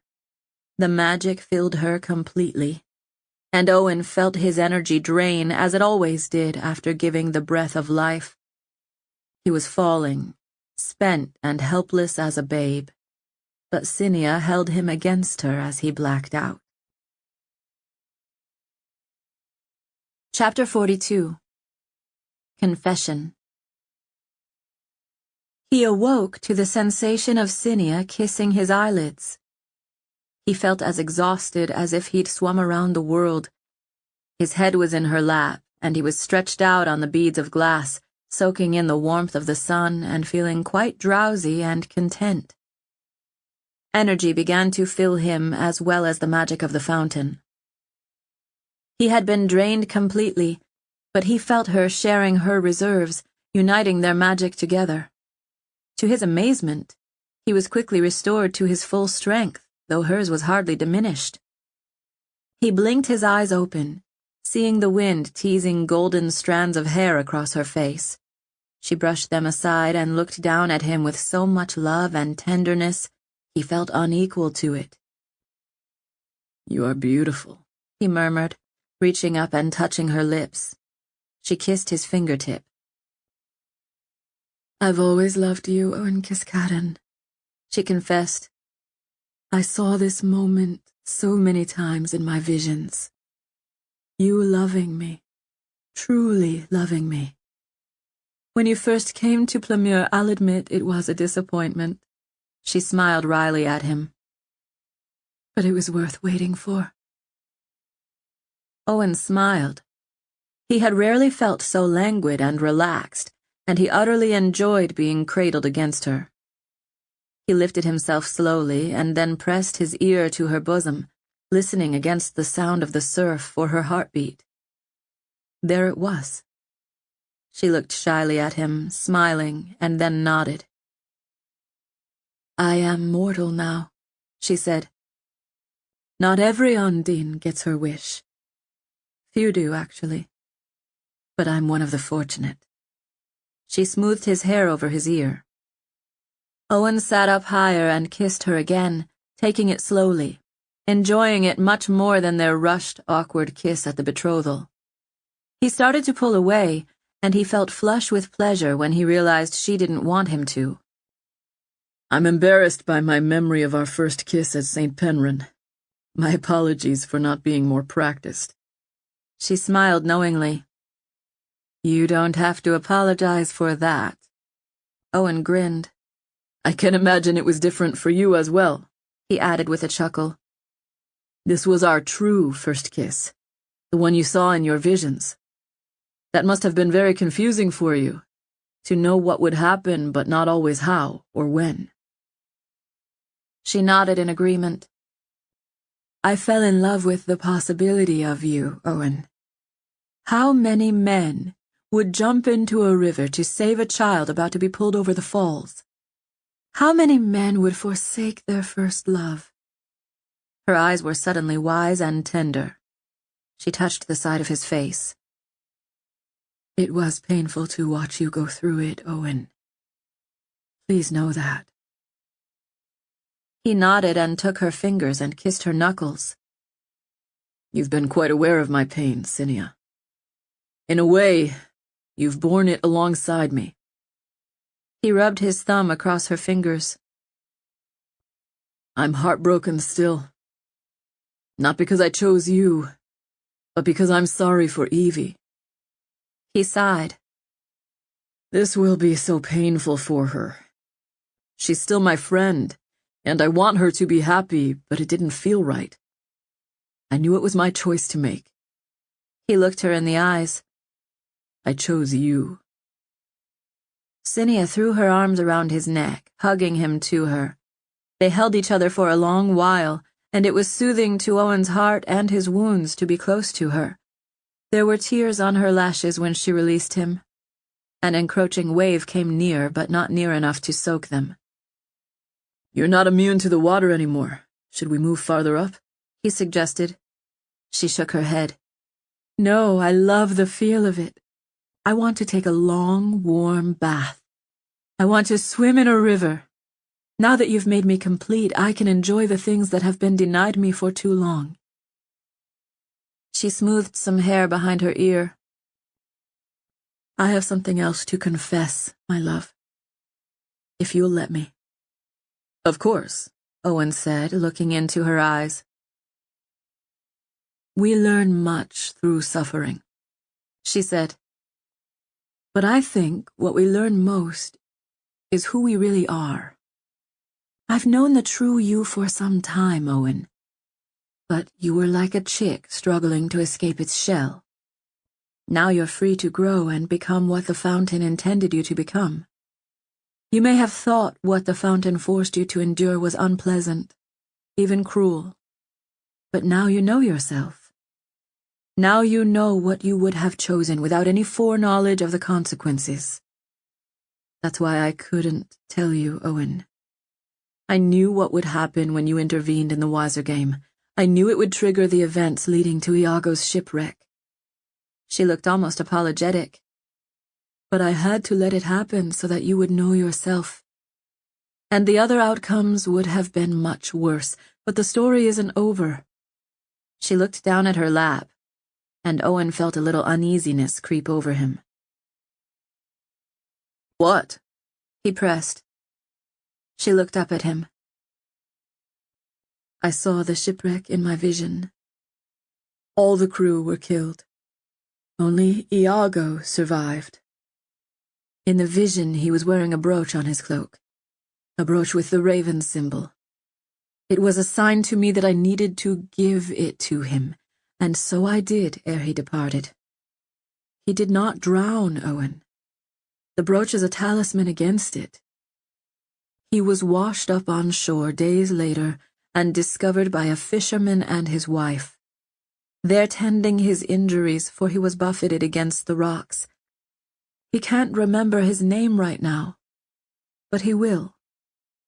And then he will return to Edinburgh, and he will find his wife and children waiting for him. Owen stared at her, his eyes widening. His first reaction was shock, followed by an all-encompassing sense of relief. Thank the fountain! He could not fathom how he would have felt if he'd gone to Evie right away.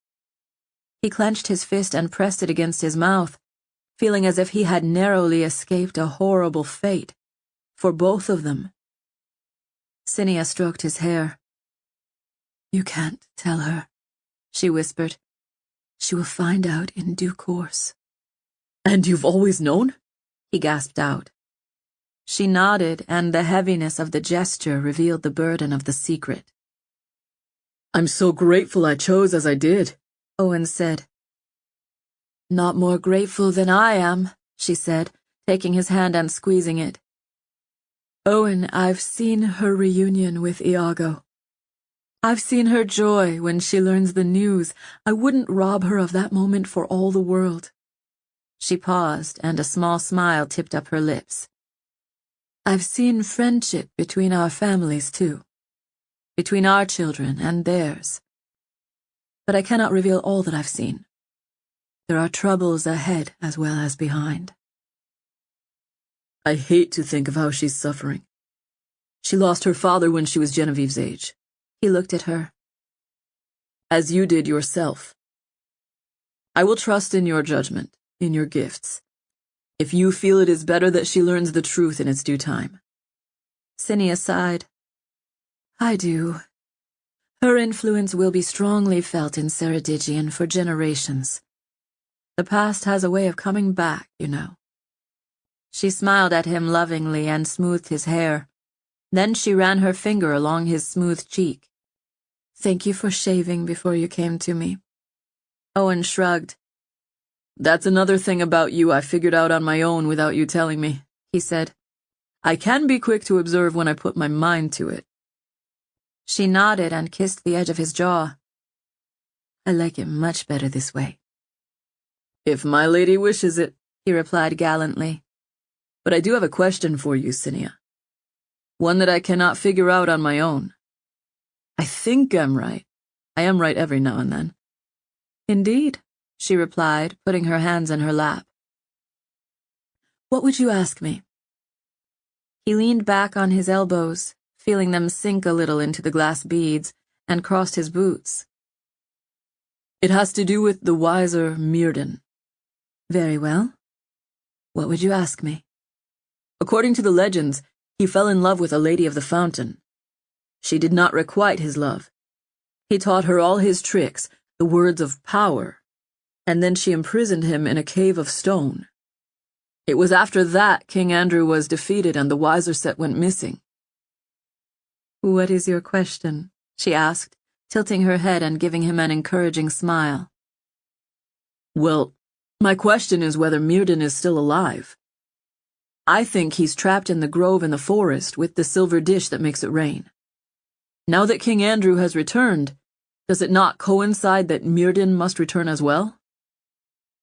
Cinia seemed to have anticipated his question. She did not look surprised by it at all.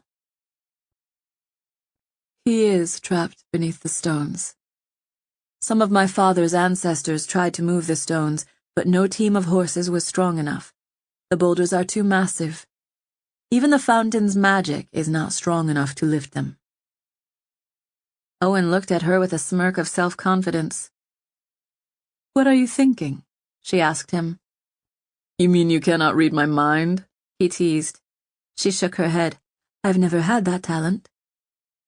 I think I know a way it can be opened, he replied. It's one of the reasons I brought the king with me to Plymure. Have you had any visions that say we shouldn't release Myrddin? She looked curious and interested. None at all. Owen sat up. Do you think he'll be angry for being imprisoned so long, if he's even alive? Oh, I know he's alive, Cinia said. He's trapped between the mortal world and the deep fathoms. He does not age where he lives. If we succeed in saving him, he could bring back knowledge that was lost long ago. Owen had been considering it. I'm hoping he would be grateful to those who freed him. Wisers have been known to be generous, Cinia said. He took her hand in his and helped her to her feet. They stood at the edge of the beach, staring at the crashing waves, hand in hand. Shall we? He asked eagerly, nodding toward the rush of waves. Cinia's smile was all the coaxing he needed. Epilogue. The day was cool and mild, the air thick with the fragrance of trees. A few ravens croaked overhead from the branches as Owen, Cinia, and Drew carefully made their way through the maze toward the sound of trickling water. After passing the gorse, they reached the stone plinth to which the silver bowl was fixed with a chain. Memories clashed inside Owen's mind. A battle had raged in this place where he had defeated Marshal Rue and become the protector of these woods. This time he felt safe and confident as he walked into the hallowed grove. He was welcome here. The forest recognized him as its new master. What is this place? Drew asked, staring at the massive boulders lodged together against the backdrop of a stony hill. The oak tree's haggard branches were twisted at crooked angles. The leaves had grown black and were draped with clumps of mistletoe that caught Owen's eye. He sensed magic in the tree. Just as before, water was coming from its roots, trickling down the lichen-speckled boulders. A place of ancient magic, Cinia answered, her voice hushed to match the solemnity of the place. The Montforts have been its guardians for centuries. Drew gazed up at the tree in awe, his expression wise beyond his years. It feels familiar. Have I been here before? There are many memories in this place, Cinia answered, setting a gentle hand on his shoulder. Owen hefted the large shield and slung his arm through the strap. The shield was emblazoned with the sigil he had seen throughout the palace. It was of two faces opposing each other. It was a mark of the Wiserboard, Cinia had explained to him. A sign that Brithonica was one of the places set on the board to hold in balance the barrier between water and land. When I pour the water on the table, Owen said, taking a few steps forward before looking back. There will be a loud peal of thunder. Be ready for it. Then a storm will rage around us. It cannot hurt you while we are near. Don't be afraid. Owen's eyes were deep and serious and a little afraid, but he nodded with the encouragement. Owen glanced at Cinia, meeting her gaze to see if there was any look of warning. She said nothing to encourage or discourage him. Owen hiked up to the edge of the table and then picked up the bowl. He felt the power of the fountain flow through him. It was like trudging through a river, feeling the force of its current push him from behind. He was not trying to walk crosswise against the current, but with it. The magic swelled and strained inside him. Reaching down, Owen carried the bowl to the small waterfall streaming down the face of the boulder beneath the tree. He placed it under the flow and watched it fill and then brought it carefully back down to the plinth, the chain rattling as it scraped along the rocks. Excitement churned inside of Owen. His plan would work, he was certain of it. Standing over the plinth, he turned the bowl over and splashed the water onto it. Then he set the bowl down and retrieved the shield just as the sky cracked open with thunder, sending a percussive boom that made Drew flinch and cover his ears. Just as Owen reached his betrothed and his king, the rain began to pound down on them, coming in fat, heavy drops that immediately turned into a torrent. Owen held up the shield and Cinia and Drew sheltered beneath it. The boys' eyes were wide with fear as the storm slammed into them, the rain turning into sleet and then rock-sized hail. Cinia lifted her arm and helped Owen support the weight of the shield, her eyes widening with excitement at the ferocity of the storm. The shield took a battering, and Owen's arm throbbed under the weight of it, but the magic of the storm was parting around him. After a few terrible moments passed, Drew's frown of fear turned into a grin of ease. The storm stopped as quickly as it had come. Owen remembered what happened next, and it followed that same order.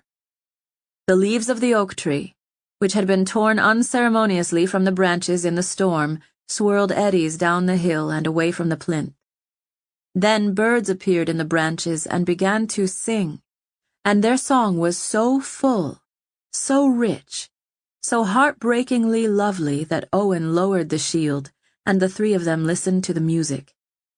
The final notes were a cry of loveliness that made Owen swallow the rising thickness in his throat. Tears danced on Cinia's lashes. It was a familiar song to her, yet it moved her still. Owen turned to Drew. "Now it is your turn," he told the boy. "Take out the crown." The boy quickly unfastened the buckles and opened the flap of the leather satchel he wore around his neck. Wedged inside was the hollow crown, the symbol of office for the king of Ceredigion. "Do you remember what I told you?" Owen asked the boy. Drew nodded and removed the crown from the satchel. Owen's heart was beating faster now, his mouth suddenly dry. "Bring the winter," Owen said softly, gazing at the tree and then at the stone. The boy held the crown before him and then lifted it onto his head. There was magic in it, and the crown adjusted its size to fit the boy's head. The tines along the fringe were battered and ancient. Owen felt the magic throb and swell as the boy settled it onto his head. Drew stared at the boulders, his eyes suddenly fierce with determination. A cold wind swept through the grove, rattling the branches. Puffs of steam came from their mouths. Cinia started to shiver, and Owen pulled her close, his arm around her shoulder. His other hand rested on Drew's. Little crackling, tinkling sounds started as the water in the grove began to freeze. Frost appeared on the boulders, glistening in the sunlight. The cold pervaded the grove so deeply it turned the limbs of the trees rigid. The birds flapped away, seeking shelter. Staring at the boulders, Owen watched the designs of frost zigzag across the faces. His ears and nose began to tingle with the chill. The boy's gaze was transfixed on the boulders in front of him. He did not tremble or close his eyes. He was mesmerized by the magic flowing through him. Creaks and groans began to rumble. Owen held his breath. He felt Cinia reach up and rest her hand atop his. "Colder," Owen breathed softly. The hairs on the back of his neck stiffened. The boy stared at the rocks, his mouth turning down into a little frown as he concentrated. The air was so cold, it was like breathing knives. Then there was a cracking sound. The main boulder behind the tree split in half and tumbled to the side. A jagged series of seams and splits showed where the water had been carving inside it for ages. Owen jolted when the boulder broke away, moving backward involuntarily in case it tumbled toward them. Beyond the rock, a black cave lay open. There was a sigh as the breeze found it and began to explore the edges. Drew stepped forward, drawn to the gap in the stone. His eyes were narrowing, his expression grave and intense. "Do you hear it?" the boy asked in a hushed tone. Owen did not. He looked at Cinia in confusion. She shook her head no. "What do you hear?" Owen asked. "Whispers," the boy replied. He stepped cautiously toward the riven boulder. "You can hear them, boy?" said a gruff voice with a strange accent from within the cave. "Bless me if you can. Bless me indeed. It's still daylight out." There was a grunt and a stifled groan, and then the shape of an older man with a crooked staff was silhouetted against the darkness. "And who are these pethets you brought with you, eh?"